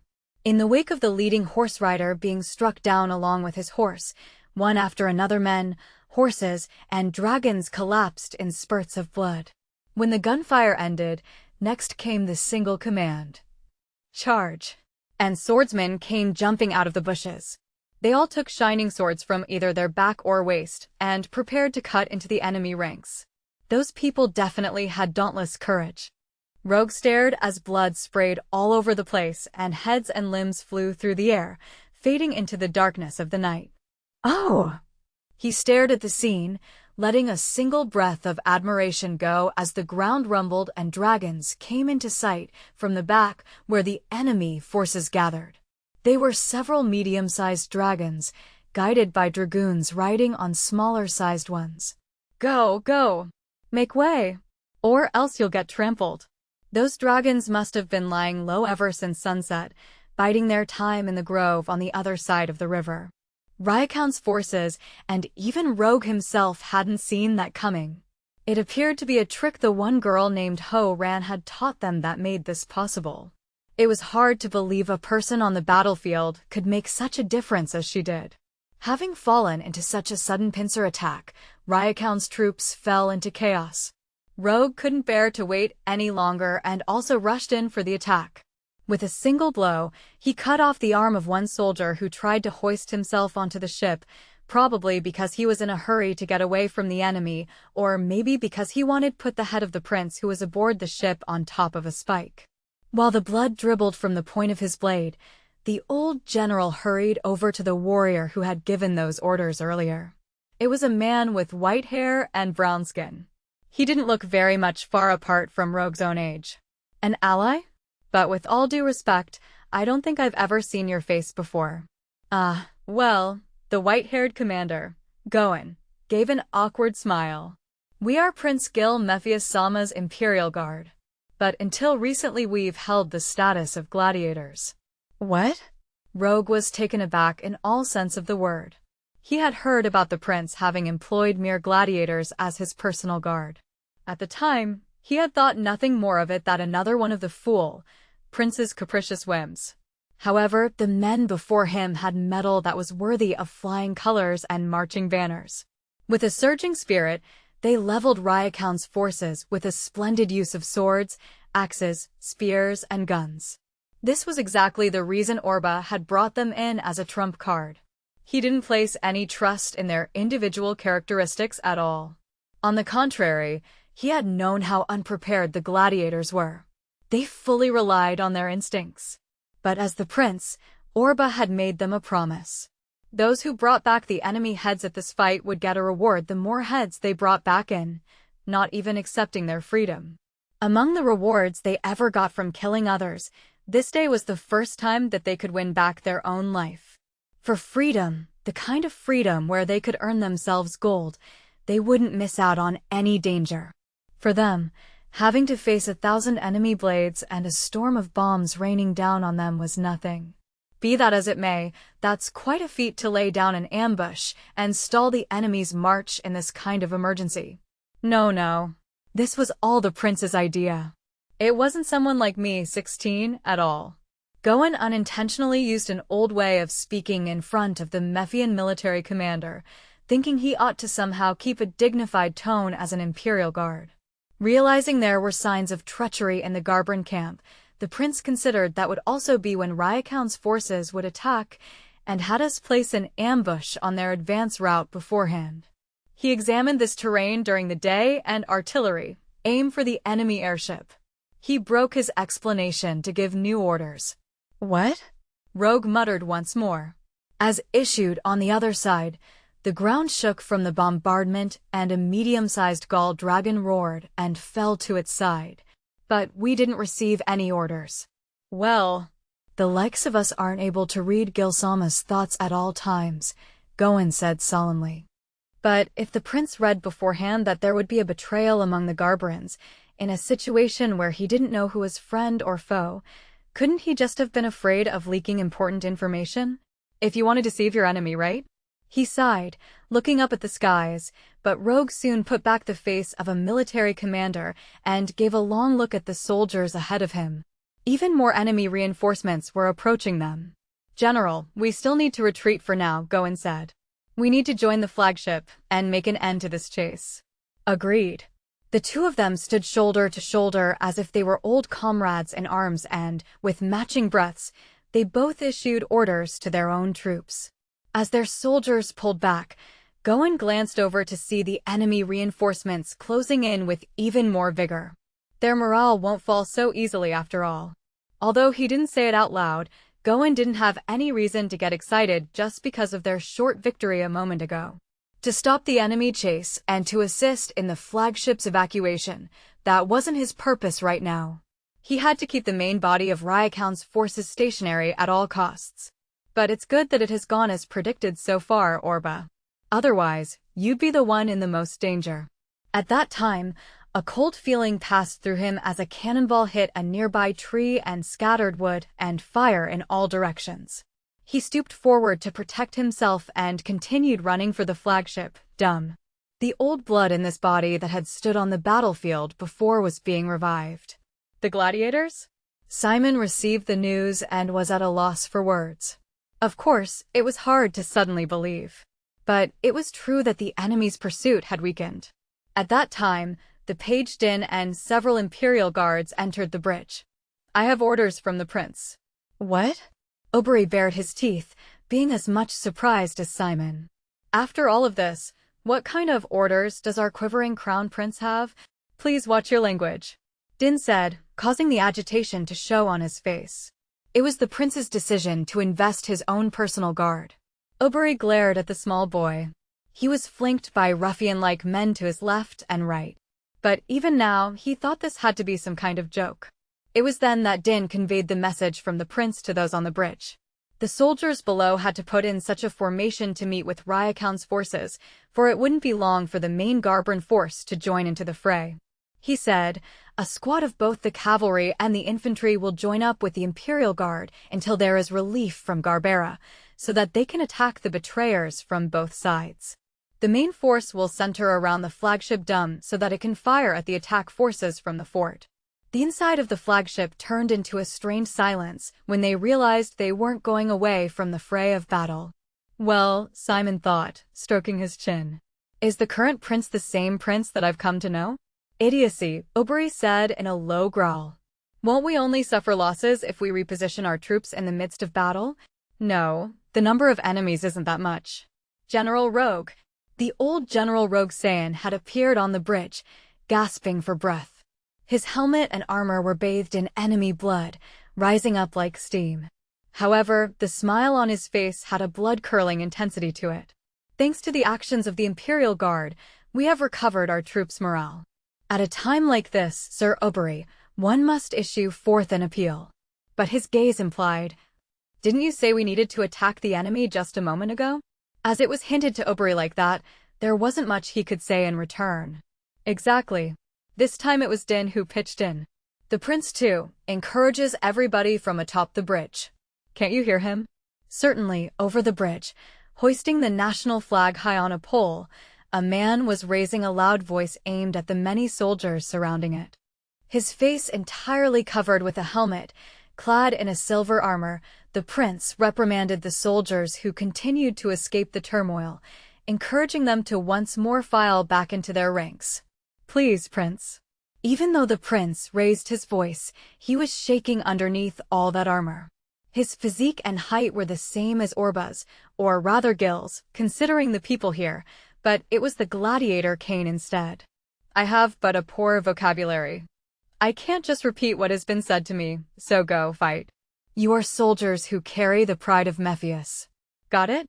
Just end this quickly. Rakuin and Villiena were still standing face to face with the colors of fire behind them. What do you mean, entrusting my life? I want you to become my wife. Rakuin's proposal was straight to the point, and Villiena felt as if her breath stopped for a moment. She once more tightened her small hands and immediately regained the strength of her resolve. And what do you plan after that? I'll declare a new king has ascended the Garberan throne. He pulled out the sword slung over his back and made his announcement as if he'd thought of it just then. What do you think you can achieve with just one fortress? If we rout the Mephian army today, many officers and men will come to me. Revolts will rise all over Garbera, hastening the preparations for my plans. And all of this will eventually help out Endi. If you put this through, sooner or later all of Garbera will be subjugated by Endi. I'm not that big of a fool. Endi has put its attention on Mephius. All they want is to grab a foothold to the west. All the better if Garbera is in disorder, so they don't have to worry about it. That's why they haven't come out into the open and sent any men. I wouldn't either. Even if we don't pull through here, we will have catered to their plan to raise hostilities with Mephius again. Although it will be difficult to truly rely on such a half-hearted alliance, it is much better than the humiliation of joining hands with Mephius. Both make little difference, Villiena loudly confessed with all the vigor she'd been holding in. It makes little difference to our citizens. Just how many thousands of people will become the victim of your single-minded plans, thoughts, and pride? Villiena didn't even realize those were the exact same words Prince Gil had used against her before. Rakuin, on the other hand, showed no quarter. Isn't your royal family raised from a pile of corpses? Let's end this childish argument. Having the true pride of Garbera, I took action only because I want to make a nation of true knights. Look at the world, princess. This is a conflict that will end a government of treachery, oppression, and double-crossing. It's only pure-minded knights who can truly save this world. Knighthood is a wonderful thing. The elected are imposed with a self-discipline to their duty, always wanting to have a pure spirit. Those are the right kind of people to carry out our politics. It's good that peasants rely on someone named as king or emperor in troubled times, but the country is only engaged in a bloody war due to simple greed. As it is, Garbera, the country of knights, has lost its ideal of pride. So, first I will have to change Garbera. No, I must return it to its roots. Garbera as a true country of knights. I commend your patriotism. But if that's so, what do you need with a body sworn the Mephian royal family? What do you mean? What I mean is that this body has already exchanged its wedding vows. 17. It was a lie, and obviously Vilina couldn't help but feel repulsed inside. However, she didn't hesitate in the least. She wanted to completely crush this Rakuin, who seemed to be utterly possessed by something. You lie, Your Highness. You know the subtleties of a man and woman. Such an act isn't possible. You only say that because you do not want to accept it. Now, if I've lost this purity you speak of, and if I've already been held by this filthy existence of a Mephian, you should stab me with that sword right now. Isn't that your ideal? Vilina spoke in tears, pinching the point of the sword with her fingers and pressing it against her neck. Rakuin opened his eyes wide. Further in the distance, the sound of artillery roared again like thunder. The Garbaran warrior holding the sword and the princess praised as the flower of Garbera stared at each other. Were you that pleased with Mephius? If we simply brand them as barbarians, we can only be accused of being ignorant. Besides, the country doesn't have any blood ties. It is just like you said. The royal family is not a cornerstone. The sense of pride for their vassals and their people is the same. You can find the same light in that nation. Just who on earth will follow a man that can decide all by himself what this pride is? You've thrown away your pride and your country, Princess, Rakuin decided. Or maybe we can conclude that the young Princess Vilina has grown up. You hold the spirit of a soldier. However, because of that, you will be a hindrance to our cause. If you live and cannot recognize our views.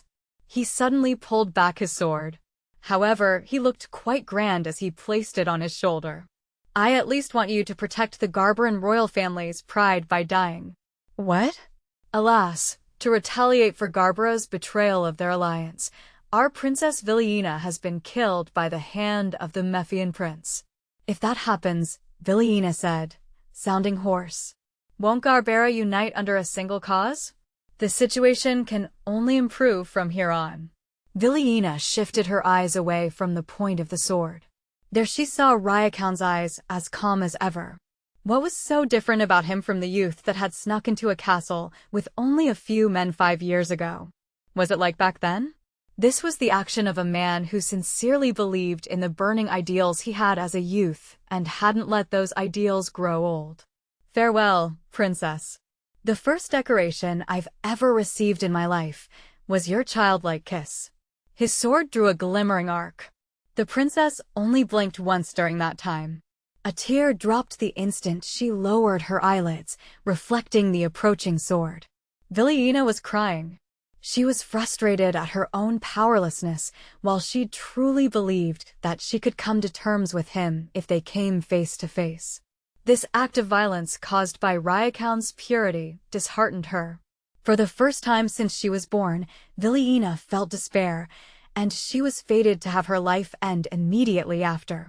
Then, the glimmer of the sword was dropped down toward Vilina's slender neck. Cling! An exquisite ring interrupted the sword's arc just before it reached her. It was a dirk that was suddenly thrown, and Rakuin had changed the trajectory of his sword to intercept it. Who are you? He turned his gaze towards the entrance where one swordsman stepped out from between the pillars. Although he was clad in Garbaran armor, Rakuin didn't recognize that face. Or rather, he couldn't discern the man's face. The swordsman who stepped forward, carrying a sword in his right hand, had his face covered by an iron mask. Chapter 7, Mirage Kingdom. Part 1. Who are you? Rakuin asked again. A gladiator. With that simple reply, the swordsman charged at the rebel general at full speed, wielding a sword with both hands. The blow came within an inch of Rakuin's face, and he responded with a head strike of his own. The masked gladiator quickly distanced himself. The wind from the high-speed exchange raised a whirlwind between the two duelists. A Mephian? How did you sneak in here? Who knows? During that short exchange, the hall across from the two burst into chaos. Warriors garbed in the same gear as the gladiator clashed with Rakuin's troops. Every member of this group was an elite fighter, handpicked for their ability to do battle in a chaotic situation. Sparks flew and curses were exchanged. Shirkei was dual-wielding twin blades, decapitating one foe after another, while the giant sword slave Gilliam swung his axe with all his might, cutting through enemy flesh even though they were in full armor. The masked gladiator struck again. Rakuin sidestepped the blow, then brought his sword down in a vertical slash. The swordsman steadied his center of gravity by spreading his legs and caught the blow. He then immediately used the rebound. The instant Rakuin was pushed a step back to launch a vicious attack. Oh, not bad. There were 2, 3, then numerous blows with the two locked in a stalemate. Tell me your name. With such skill, you must be famous. Who knows? Repeating the words he spoke earlier, the masked swordsman, Orba, lashed out with a swinging strike. The gift Orba had mentioned at the Doom's Bridge earlier was Princess Villiena. He had expected there to be traitors within the Garbaran camp and that, as soon as they launched their attack, Rakuin's forces would coordinate with them for a pincer strike. And the spies within the Garbaran camp had done precisely as expected, getting close to the soldiers guarding the princess. Like this, he was able to read the enemy movements. And just before they took the princess off the ship, Orba swooped down on them to save her. Then, during the confusion caused by Rakuin's attack, Orba and his forces changed into Garbaran armor, took the unconscious princess off the ship, and led a battalion of trained soldiers toward Zame Fortress. Naturally, when Rakuin's force saw them coming, they automatically thought their allies' plan had been a success, and even escorted them into the fortress. Orba's heart brimmed with excitement. He felt like he'd become a main character in one of the heroic novels he'd read when he was young. Everything was moving to his plan, and now he was facing the enemy general one-on-one. But, damn it. A fourth, a fifth strike, the two warriors fought on and sparks flew with every blow. Rakuin's skills far exceeded Orba's expectations. Easily predicting the young man's moves, his opponent's sword appeared to come from every direction. And while Rakuin's strikes came from left, right, front, and back with daring aggression, he never left any opening to exploit. Beads of sweat began to roll off Orba's back. He couldn't afford to waste any time there. The longer this lasted, the more enemies would be able to reach the upper floor. If they followed his strategy, the flagship Doom should be heading toward the fortress while finishing off the main rebel force, but it was difficult for a newbie like Orba to predict how long that would take. The only thing he could do was to utilize every minute, every second he had to finish off Rakuin. Thus all he could do was to wield his sword, strike, dodge, and feint. Villiena held her breath as she watched the scene before her. Of course, she didn't realize that the Prince Gil she knew and the masked duelist were the same person. And although the battle seemed to be on equal terms for a while, her eyes began to see the tiniest differences between the two fighters. During their numerous exchanges, Rakuin kept observing Orba's techniques. The skills were there, but there was a strange personal quirk within his technique. Especially when he made a long-distance strike, he left his left side unguarded, because his feet didn't follow suit. Rakuin gave a thin smile. Then he stepped back. Orba fell for the feint and followed. In that instant, Rakuin pushed himself off the ground. The point of his blade grazed the Orba's face. And when his feet touched the ground again, Rakuin positioned himself next to his opponent's side. Pushing himself off the ground again, he raised his sword overhead, and soon enough the point of his blade touched the mask. Ugh. Orba quickly put all his strength into his back and turned his body to dodge.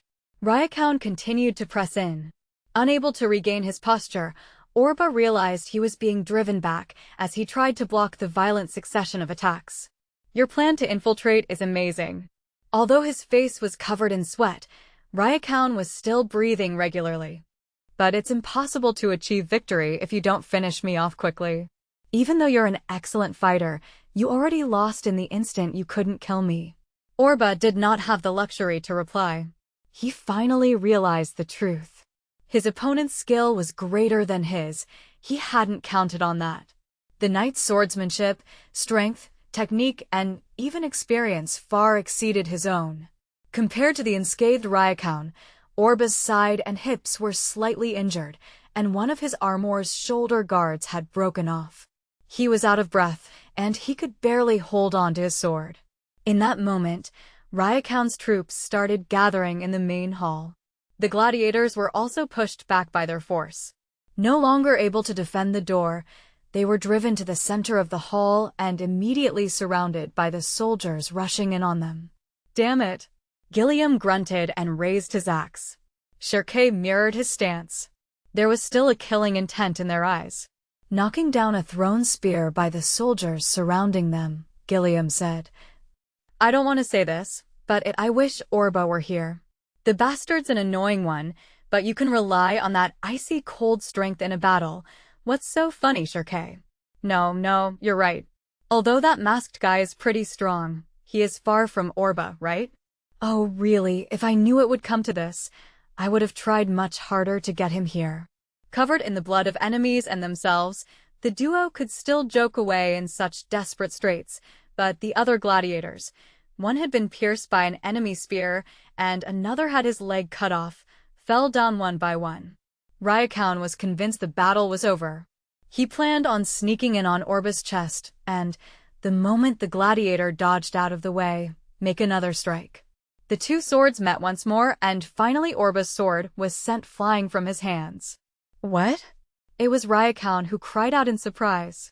Confident of his victory, the rebel general had relaxed his stance, and in that instant Orba pulled out a dagger from his waist and attacked.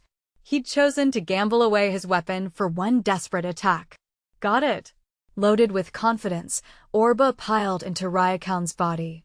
The rebel troops raised shouts of surprise, and suddenly the main hall was filled with sound of metal clashing against metal. At the southern side of the hill, the armies clashed with each other under the bombardment of both sides' artillery. The battlefield had already turned into a every-man-for-himself fight. Mephius and Rakuin's troops mixed with each other in a chaotic melee, and an orange fire illuminated the moonless sky. Fire! Fire! The old General Rogue Saiyan could not contain his excitement and bloodlust, thus personally led his troops on the front line. Volley after volley of shots were being fired, aimed at the line of troops. Although the Mephian troops held superior resources and numbers, it was their enemy who currently possessed the upper hand. At the same time, Goen led a 10-man team to flank the enemy from the right. They had a Bayan dragging 2 cannons along with them. They were hoping to use them to bombard the enemy, but their position was quickly spotted by a patrolling airship. "Get down!" As Goen threw himself to the ground, giving out the order, a bullet flew right before his eyes. A single-seated airship nearly strafed past him and then changed directions, making a sharp ascent upwards. In the course of this action, the plane suddenly lost its balance. One of the gladiators had clung to the tail of the ship. The other gladiators quickly came swarming over, dragging the pilot from his airship. Although they continued their advance, Goen's heart was cast under a shadow of impatience. For Rakuin's forces, this assault was as good an opportunity as ever. Probably stirred by instigators, part of the Garbaran army had turned traitor and struck a blow to the Mephian army, sending them into confusion. They didn't need to completely annihilate their forces.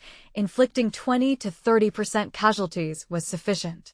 With that much, the Mephian army would no longer see the value of another nation's territory and withdraw. It was a perfect opportunity. Which was why for someone like Rakuin, who didn't need to think about retreating, there would be no holding back. He would use all of his forces, and it actually went just as Orba had predicted. Weaving their way through that gap, Orba and an elite set of forces slipped into the fortress in order to put an end to Rakuin. And after driving away the enemy's main force, Doom would head for the fort at the same time and occupy it. That was the idea, but according to Orba's plan, the Garbaran camp should have immediately joined up with Mephius. Even if their side had fallen into confusion, they would have enough forces to contend with and crush the enemy forces, but the Garbarans had made no move. In a free-for-all, confused battle, even their messages became jumbled. He'd be lying if he said his own predictions hadn't been sugar-coated a bit.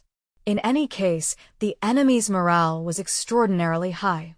If one of them fell, another would step over the corpse, or even use it as a shield. Step by step, they slowly pushed forward in their direction.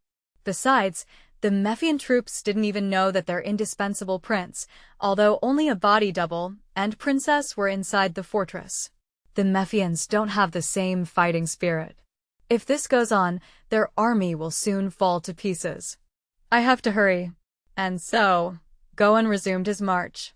At the center of the hill, from a place with a good view, he fired his cannon right in the middle of the enemy gunners. 1 shot, 2 shots. A pillar of flames rose up with every strike, but 3 shots was the limit. A new unit of airships was already heading towards their position. Make way! Make way! This attack definitely inflicted some serious damage, but the enemy line didn't collapse, not even by a bit. The only thing Gohan could do was to leave their artillery and flee the place with the dragons. Orba. If it came to this, Orba just had to hurry and take Rakuin out. Then, they could only hope that their enemies would lose their will to fight. He retreated, the sound of gunfire wailed around him as bullets grazed his shoulders. Rakuin opened his eyes wide, then he squinted them tight again. Orba was leaning forward with his full weight bearing down against him. He hadn't drawn any blood. However, Rakuin had barely been able to block Orba's last desperate attack. He still carried a 60-centimeter short sword behind his back, which he'd pulled out at the right moment to defend. Orba still tried to use his strength to deliver another blow, but the thrust missed as Rakuin had already moved around him in a semicircle, and all he could do was fall forward.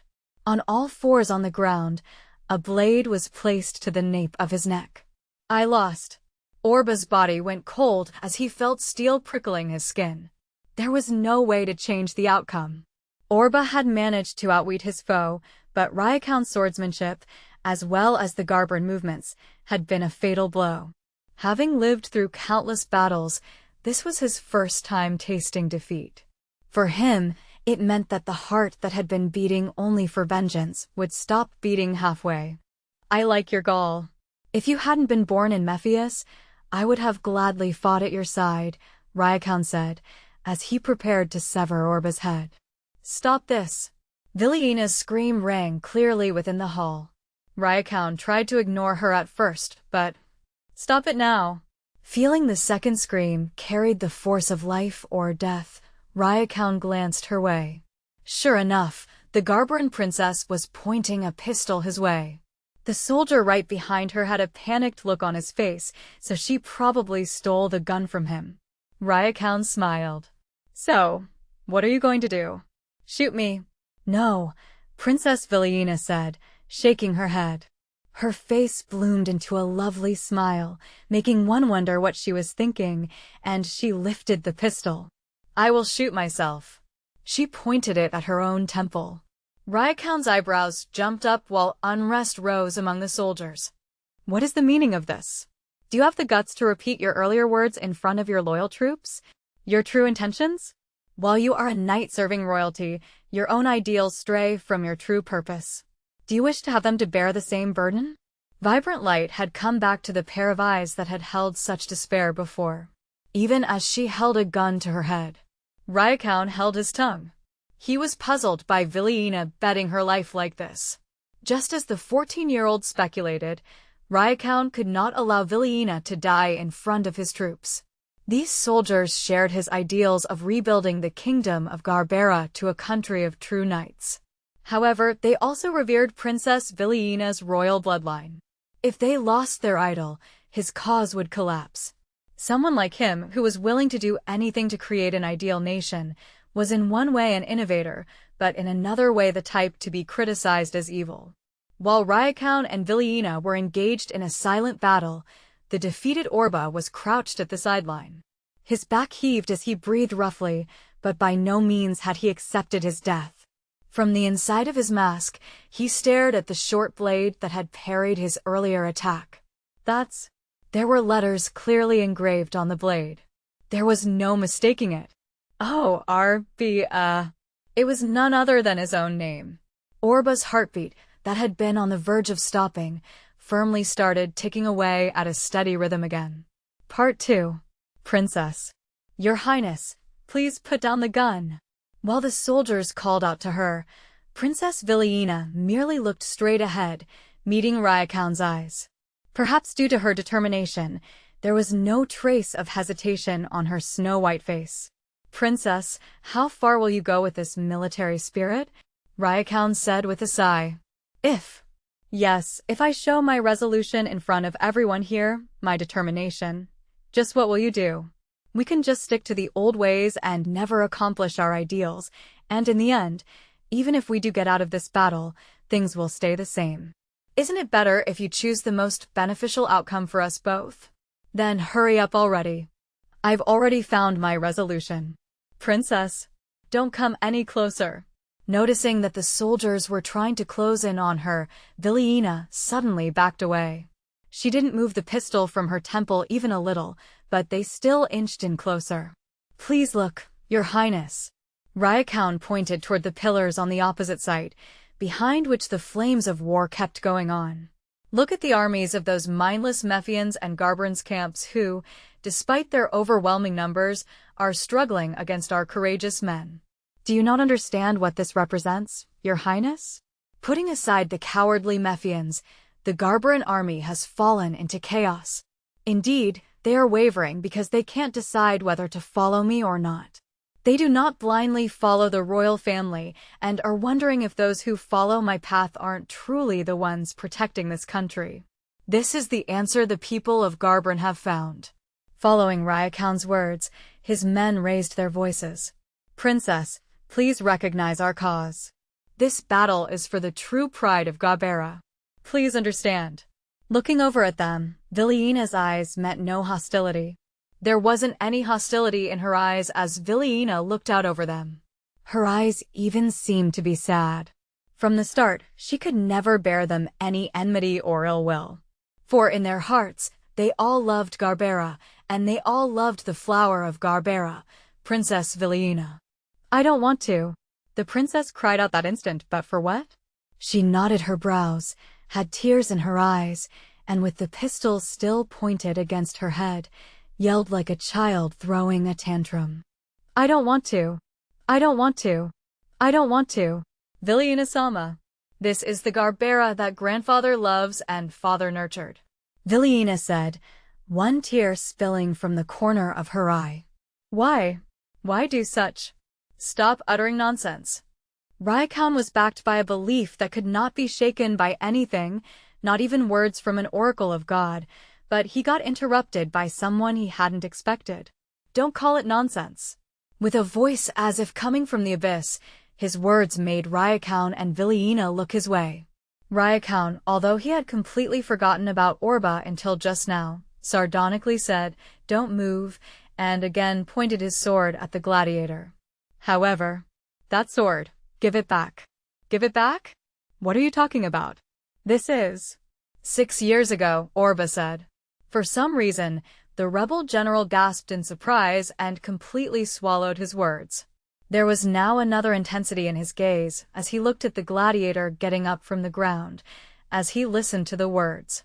6 years ago, you were still aspiring to be a knight, but were already more of a knight than others. Now it's different. To fulfill your own ideals, you've raised a sword against your liege.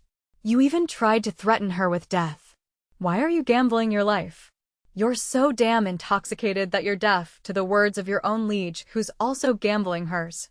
Rakuin, you're not even a knight anymore." As Rakuin was about to bring his blade up for a strike, and with everyone's attention focused on the princess, Shirkei took the chance to break out of his encirclement.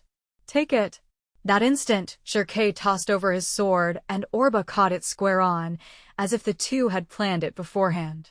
Then, Shirkei broke into a sprint and moved behind the princess, snatching the gun from her hand and pushing it against the nape of her neck. "Princess, Your Highness, don't move." As if he hadn't heard Sheik's words, Rakuin moved in to slash at Orba. By reflex, the gladiator stopped the blow and the two started crossing blades again. "What are you doing?" Rakuin said, in between with a demonic scowl on his face. "We can't let a Mephian kill the princess." "Seize him." Shirkei clicked his tongue. The mix of terror and confusion on the soldiers' faces began to fade as they looked at each other. It was now or never.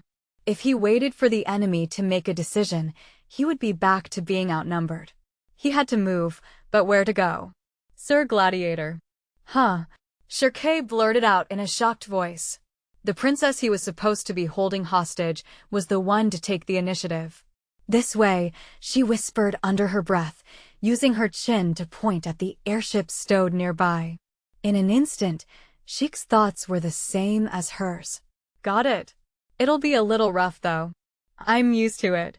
Immediately after her reply, Shirkei coldly aimed his pistol ahead of him and fired. Before the menacing sound faded away, he grabbed the princess's thin shoulders and began to run. Villiena boarded the airship. While Shirkei got into the seat behind her, she immediately fired up the engine. Emitting ether, the craft lifted the two of them up in the air. I'll bring reinforcements. Wait for me, Shirkei called out. However, at this very moment, the princess hesitated. Within the great hall were the heroic Mephian soldiers and the loyal followers of Villiena's royal family, wishing to restore Garbera to its ideals. They had the courage to put their lives at stake together, and now Villiena had to neglect them. Princess. As was to be expected, Rakuin's face paled, and he started to run straight for the airship. However, the image of a steel blade flashed before his eyes. Spitting at the ground, he met Orba, who was charging right into him. Go! Orba roared. He blocked a strike that would have sliced his head off, followed by 2, 3 sharp blows. Then he yelled out again. Villiena, move. The princess stared at him as if struck. Then, shaking off the soldiers who tried to catch up with her, she flew the airship into the night sky. And, just like that, it melded into the dead of night and disappeared. If it's come to this, Rakuin said, baring his teeth as they crossed swords, should I just give the order to kill the princess along with the Mephian army? What? Orba's breathing grew heavier. The black blood had been the main current in keeping up his strength, but it was about to run out. He didn't know what to do, didn't know if he could finish what he had started, and didn't know if he could do anything but watch as things were snatched away from his hands just like always. But Orba had a sword, an embodiment for his boiling blood. Someone like you. You bloody. Both their voices overlapped along with the ring of the blades. Although their views were different, with their hearts carrying the same emotions, they weren't so Una-like after all. I won't let you stop me. Blocking Rakuin's sword while adjusting his own footing, Orba moved to the left, to the right, lunging at his foe, but his blows were equally blocked. Maybe I just need a little bit more strength. It's all I have left. If something was blocking his goal, be it lofty ideals, deities, dragon gods, Orba would likely challenge it with only a sword in hand. But at this moment, Orba was falling back into his old habits. As soon as his opponent seemed to fall into the defensive, Orba used the chance to dive right into him. But, having been waiting for such an attack, Rakuin immediately turned to avoid a stabbing hit and swung his sword at Orba. It was just like Orba had seen it 6 years ago. Immediately after, sparks scattered into the air. Gah! There was the sound of a wail, along with a spray of blood. Rakuin's blade was bounced off Orba's quickly drawn sword. Ultimately, he was the one who took the invitation. Expecting to go for the kill, the rebel general had mustered all of his strength into the strike, completely losing his posture. Orba had blocked the counterattack by raising the flat of his blade before him. Although, he still had to pay a price. A hole was drilled in the upper right part of his mask, creating a clean crack down to the middle. Splendid. Rakuin struggled to speak as he collapsed, face up on the floor, coughing up blood. Until a few moments ago, I could see a nation of knights, but was this my limit? Tell me your name. I, Rakuin, won't rest in peace if I'm defeated by a nameless man. Orba. Other than Rakuin, none of the soldiers present could hear him say his name. It was unclear whether it gave the man solace, for Rakuin could not utter another word, as only a cough of blood escaped his lips before he closed his eyes. Orba only stared at him in silence. The man who had slipped into the enemy camp with only a select few people and defeated the rebel Bados, now lost his life in the exact same way. The irony of these, later to be described as Rakuin's last moments, would be the talk of ages to come. "My lord, he killed Lord Rakuin. Don't leave a single one of them alive." The soldiers' fighting spirit was mixed with rage. The gladiators who'd also rushed into a hall formed a circle around Orba. Just then, about a dozen ships that had gone for an attack on the Mephian Air Corps came back for supplies. These soldiers realized what was going on, and they all pulled out swords and guns and surged onto the uppermost part of the fortress. Breathing heavily, Orba thought, "Is this the end?" It was but a fleeting thought in the corner of his mind. During his 2 years as a gladiator fighting to the bitter end, there were multiple times when he'd thought the same thing. And each time, "I won't let it end here." Each time he had encouraged himself. And right now, with many swords pointed his way and many guns aimed in his direction, Orba tightened the grip on his sword. Slowly but steadily, Rakuin's men closed in. Orba was tempted to step out of the encirclement, but the sword slaves silently stood with their weapons drawn, guarding him. Either side had the relentless urge to kill, and they were ready to turn into colorless bullets charging toward each other, clashing into one another and exploding when. In that instant, they could hear a battle cry washing over like a tsunami wave. Visible from the uppermost balcony, an army surged towards them on the outstretched plains like wildfire. Rakuin's men clenched their teeth, feeling despair and what would have been a grim decision. They were still prepared for death, willing to fight until the last man standing. And at the very least they wanted to take revenge on the person standing before them who had killed their general, Rakuin. But now, the Mephian army was approaching them. Suddenly, one of the soldiers cried out with the excitement of a child. Illuminated by a line of fire, fluttering through the night sky, was the symbol of their birthplace, where they wished to one day return with heads held high, and of the nation that they had heartbrokenly cut off from, the Garbran flag. They looked up in astonishment, several seconds after hearing the sound of a unique airship. "It's over. It's all over." Just like when it had taken off before, she nimbly jumped from the airship and onto the balcony. Princess Villiena. Part 3. What? Riding along on the airship, the gladiator Shirkei was sweating bullets, clenching his fists. What kind of chick is this? The airship Villiena flew, after departing from Zame Fortress, only kept increasing in speed as it headed into the direction of the Garbran camp. Naturally, Shirkei was taken by surprise, because he'd expected to go to the Mephian forces. He was a bit worried that she was considering whether or not to return to Garbera altogether. Just as Rakuin had mentioned earlier, the Garbran camp was likely in the midst of total chaos. They had their hands full dealing with the traitors in their midst and also saw the fires breaking out among the Mephian army. It wasn't such a strange thing that some of the soldiers had strong feelings of heading out and joining Rakuin's cause instead. Even worse, although needless to say, this was a battlefield. After sunset, a lot of guns were pointed at any of the airships that might come flying towards them in the dark. Gunshots lashed out at them without asking for identification.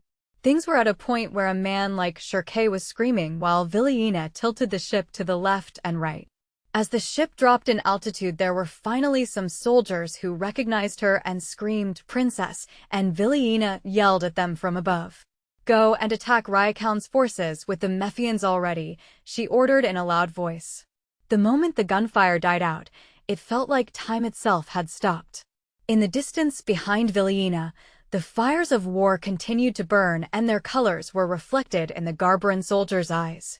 In that instant, Shirkei saw realization run through them like a lightning bolt.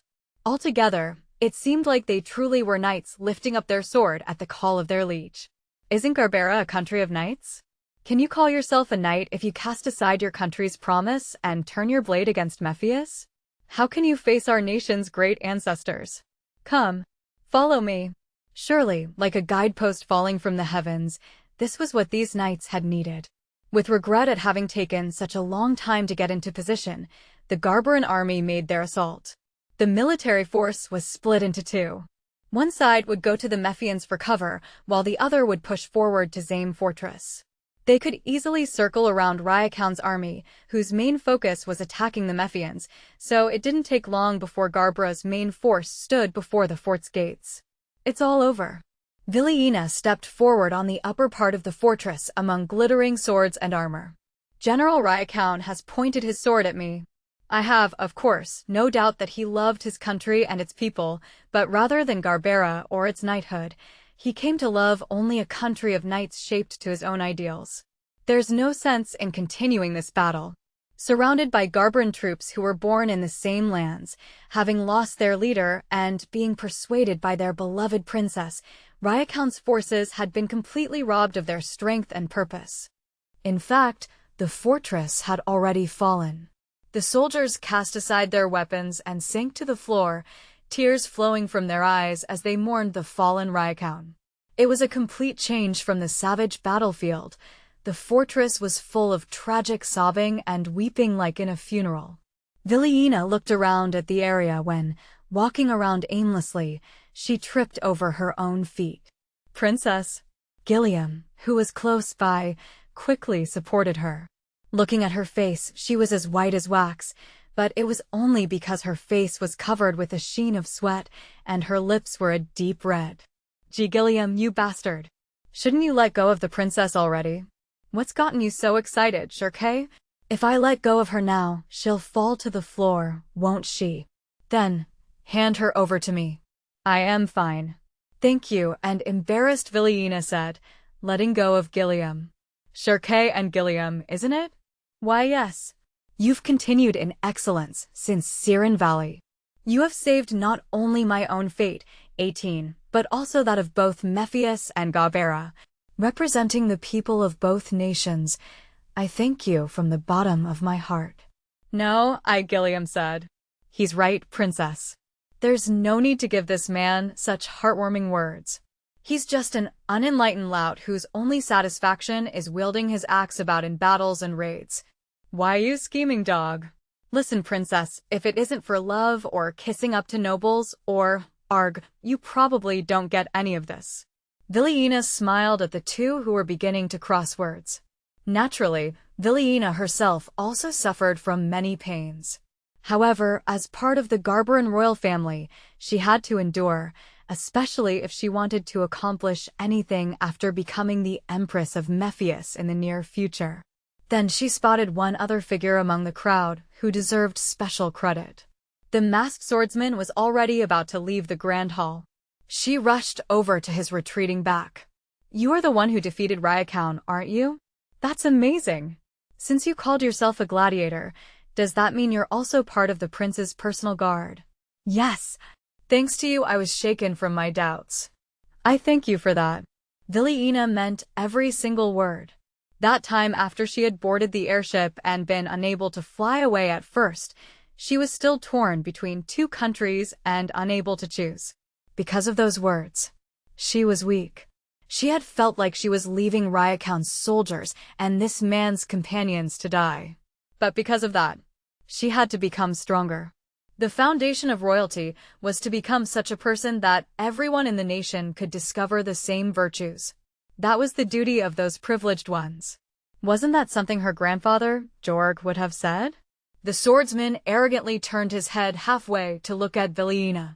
His eyes were visible through the holes and crack in the mask, and for a moment Villiena thought they resembled someone else's.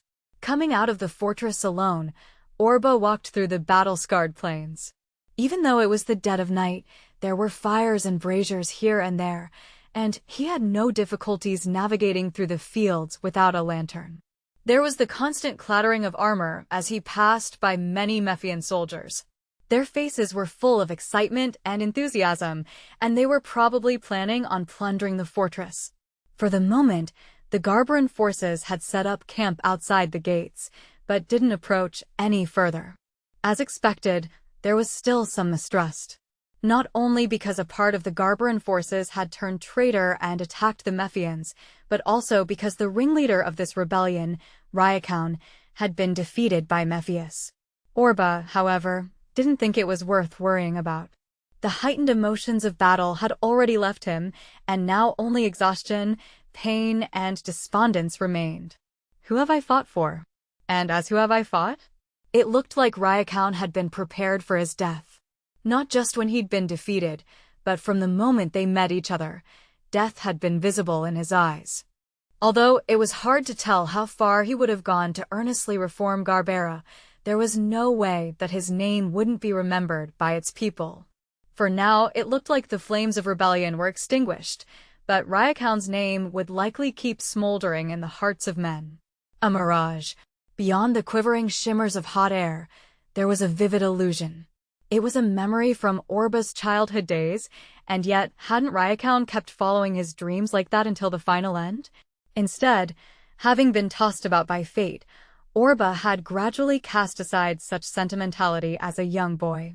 But Rakuin had been different. Even if he could just take a little bit of that mirage into his own hands, he'd sincerely believed that he had to succeed, fight or die. And if he asked himself if that was kind of man he wanted to become, the only answer was to take the challenge head-on and with confidence. "Hey you! Are you from the prince's personal guard?" Orba widened his eyes in surprise. Uberi was walking up toward him. Like the commander of a victorious army, he walked with broad soldiers, accompanied to his left and right by 2 soldiers carrying a sword and gun. "Yes," Orba replied curtly, stopping in his tracks. Uberi bitterly twisted his lips. "That we borrowed strength from the likes of sword slaves to gain victory will put shame on Mephius's military. Eventually, the prince will have to defend himself before his father." He was about to leave after grumbling his complaint, but Orba called out after him. "General," he said. "What?" Uberi turned around, putting on an air of importance, but Orba looked down and said nothing. He wasn't able to say anything. He hadn't even imagined he'd challenge him in the first place. "I asked you something. If I do it now?" He was almost alone. Looking at the men at his left and right, they didn't make much of an impression. "If I do it now, then maybe." "Cocky bastard," Uberi said, irritated as he took a step forward. "No. It's just that there are still some enemies left. Please be careful." "Humph." Uberi gave a sneer. Then, he spat on the ground and turned his back. "Don't get carried away, slave. A dog that doesn't listen to his master has nowhere to go." Once again raising his shoulders, he headed off in the direction of the fort. For a long time, Orba stared at his back until it disappeared inside the fort. Then he made sure he headed off in his original direction. Not right now. He clutched his sword tightly and then let go again. At the moment, he was just the ordinary gladiator Orba and could only strike under the cover of darkness. Even if he successfully ended Uberi's life right now, he would have no place to return to. When he flung off his mask and became Prince Gil, he would most likely have better alternatives than Orba the sword slave. The next one to call out to him was Fidim. Taking heed of the neighboring soldiers, he approached with a smile as if to congratulate him on his victory. "I hope you're satisfied," he whispered venomously. "What do you mean?" "Playing as an actual soldier, on an actual airship, in an actual war. Are you satisfied? Then it's enough. I won't allow you to do any more." Enough, no more. How many times had Fidim told him those words? Thinking about it, Orba suddenly smiled. "What's so funny?" "Listen, you're not yet finished with your duties. The prince will continue to be in danger until the wedding with the princess is complete. I can't have you go to the capital on your own. I'm going to have you monitored with armed soldiers every single day." Although he was smiling on the outside, he whispered his threats filled with poison. Orba thought the guy was quite talented to be able to do that. There are many more people who know the prince than there are in Bayrak. You have to be at your most careful. If you're exposed, they'll immediately cut off your head. Oh! There was something amiss with those words. "I see. It's just as I thought." He had his doubts up until now. However, now he was convinced. There was nobody else who knew that Orba was acting as the prince's body double. At least not among the people governing the state. He didn't know the reason for it, but it was most likely so that Fidim could eventually pull Mephius by the strings. Aside from that, there were several other things Orba could think of. However, he didn't show his sudden realization on his face. He just nodded in response. Orba went back to the flagship after that, headed back to his room to switch armor with the prince's body double Kane, and went up to the deck as the prince. There were many people gathered together calling out the prince's name, raising jubilant voices and waving their hands in joy. There, he mingled with Rakuin and Shirke. They were all pleased to see the others safe, and he walked in the direction of the other gladiators. Rakuin even tried to take the princess's hand, Shirke said along the way. But wasn't it Rakuin who'd planned the assassination at Siren Valley in the first place? He had announced that he was the one who attacked Mephius, Rakuin said. But it's not unreasonable to think that delegates from other countries tried to murder the princess. Still, it's quite a mystery. No. When Orba spoke, both looked at the prince. Maybe he was getting used to it, or maybe some kind of talent was beginning to sprout within, but every time the soldiers cheered when they glanced his way, he felt a sense of pride inside of him he'd never felt before. I've also thought about it a lot. But who would have profited the most if Prince Gil and Princess Vilena both died back then? Well, who? That's... The white moon glittered in the darkness of the night. Orba touched the sword at his lower waist, which was different than the one he usually carried. It was the short sword he'd taken back from Rakuin. The blade was glittering as if it was still new, and it had been engraved with Orba's name. Epilogue. There was a lot of wandering. The strong emotions that got carried along weren't meant for the current Orba. This was not the road he himself had expected to walk, but if he expected to obtain something after all this wandering, for someone who'd been forcefully manipulated this way, wasn't it the means to take revenge with his own hands? Can't you take up the sword for your own purposes if you didn't hate someone? With those feelings in his heart, dressed in brass armor, he got down on his knees on top of the bright red carpet. The imperial capital Solon at the audience hall. You've decorated your first campaign with a brilliant victory. We are more pleased than anybody else, Gil. Courtiers sitting in a row to his left and right. The man sitting on the throne before him was the emperor of the imperial dynasty of Mephius, Gul Mephius. His white hair and beard were both long and full of waves. Although he had deep wrinkles on his face and deep eye sockets as if they were hollowed out, he was still fully shining with vitality. Gladly. It seems you've used various ideas.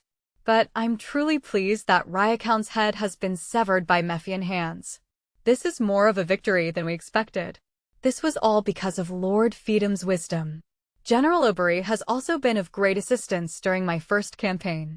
It was also thanks to the soldiers and retainers by your guidance, Father. I merely borrowed their strength. Oh.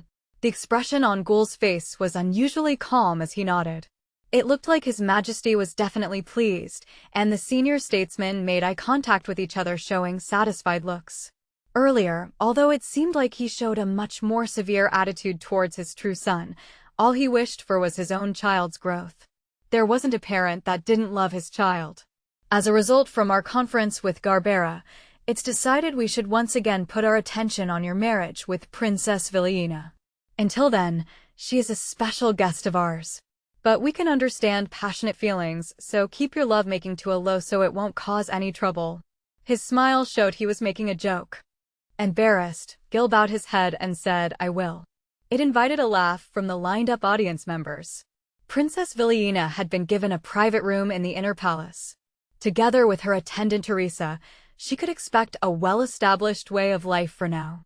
Moreover, when they decided upon a new date for the marriage, Garbera would no doubt return the captured territory of Apta in the form of a gift. The kingdom of Garbera wouldn't be able to face Mephius properly anymore if they didn't. For many different reasons, Prince Gil's accomplishments were grand. The atmosphere in the hall had been calm from the beginning to the end, but at the final moment Gul spoke these words. Even Endi won't be able to make a move so easily. However, if this happened in Garbera, it could have happened anywhere. From now on, to keep the authority and strength within the Mephian imperial family, we will have to protect the peace within our country. Gil, you also bear this responsibility. He hadn't forgotten to give the anti-imperial groups their fair warning. Oniai-sama. Right after he came out of the audience hall, Inelli came up to him and offered her congratulations. Lifting the hem of her skirt, she gave him a curt bow, but Gil gave only an apathetic reply before turning his back to her again. The beautiful girl knitted her brows. That's a cold attitude you're showing me. And that while all this time I've been counting the days, looking forward to your return. I've been worried about you these last few days, brother, and could hardly stomach dinner. And now you won't even tell your cute little sister one story about your travels. Gil forced a smile and made eye contact. I have enough to tell, but can we do this some other time? I'm just a little tired. Fine. With those words, Nellie left it at that, but not because she was worried about the prince, but because Gil had already avoided her gaze and turned his heels to walk away. She was unable to call out to him again, her pretty looks warping into scorn. But then she suddenly froze for a different reason. That was because that one look the prince had given her. It looked the same as the one from the masked warrior in the arena.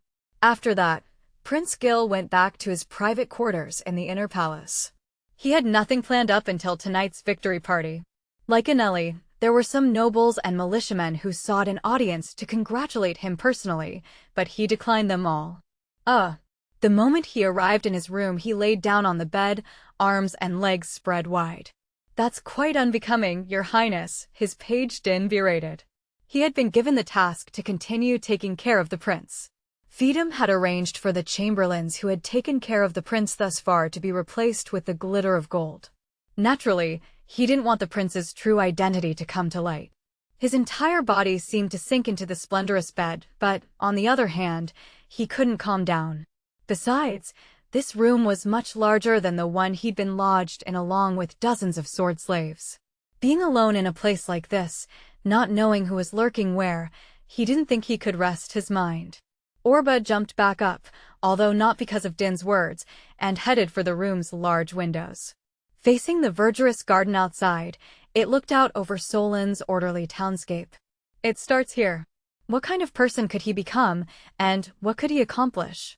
Up until now, he still hadn't found an answer to the question his brother Roan posed on that starry night. Would he wield his sword to chase after his childhood dream of a successful life? Would he raise that sword to take revenge on those that had bereft him of everything, or would he find a way to pursue the people he'd lost? All of it. Indeed. Exactly because he didn't know what to do, he only had to do all of it. These were the only means Orba had available for himself. He couldn't wish for a better position than an imperial prince. He now stood among those that he once, in his childhood days, believed weren't looking at the same things the common people were. If he embraced all the things he couldn't reach before with both his arms, he might be able to discover something new. And besides, he wanted to find out how far his own existence, and the power his existence held, would take him. Of course, there were many obstacles. Feedham, and the question of where the real prince was, dealing with the Garberan princess, the anti-imperial faction, and how can you have the nerves? Keeping such a nonchalant act together. It was the first thing Goen said after being invited to the prince's room.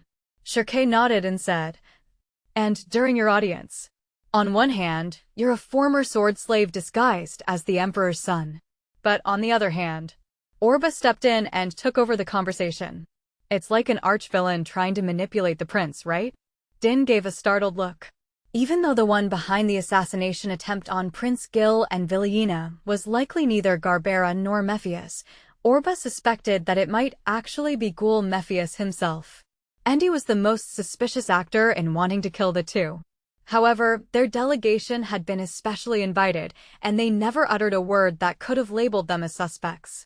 There was no way to interrogate them in such a way that they could fabricate the truth. On top of that, if the members of both royal families had been killed, it would have resulted in a joint attack with Garbera on Endi from both sides. Two countries that had been mutual enemies yesterday would become firm allies the next. It would have given even better results than marrying the prince and princess. For Ghoul, compared to the profit of dividing Endi's lands with Garbera, the life of Prince Gil, of the crown prince, wasn't as valuable. He was the emperor. And after all of this, Orba had to face such a person as his father. Someone who, for him, was still the mysterious living symbol of this kingdom. This time, the assassination failed because Ryakoun's attack interfered with things. In fact, to the Emperor, Ryakoun's subjugation seems even more convenient for a future with Garbera, Shirkei said in a gloomy tone. But to some extent, I may have ended up someplace even worse than the gladiator ring. Spoken like an elder, Goen said those significant words. At least it hasn't been something like a surprise attack. Even so, a parent and child sharing blood that kill each other is just sad. Orba didn't reply and continued to look out of the window. In this line of business, everything was a battle. If he couldn't live without ending up victorious, then things weren't all that much different than before. Orba only ever chose the path of victory, or he wouldn't have lived this long. There were many heroes in this world. Among those running through a world of war, Gil Mephius hadn't been the type to trouble or possibly entertain historians. But, although he'd been belittled by his vassals as the foolish prince, now, triggered by the marriage to Viliena of the Kingdom of Garbera, he had turned to wisdom in the blink of an eye and made a sudden transition into being called the Dragon of Mephius. It was the kind of tale that historians could weave into the imaginations of the people. But none of them knew Gil Mephius's true identity. The man known as the Masked Gladiator, soon after casting off the mask of an iron tiger, had acquired a new mask of flesh. Nobody knew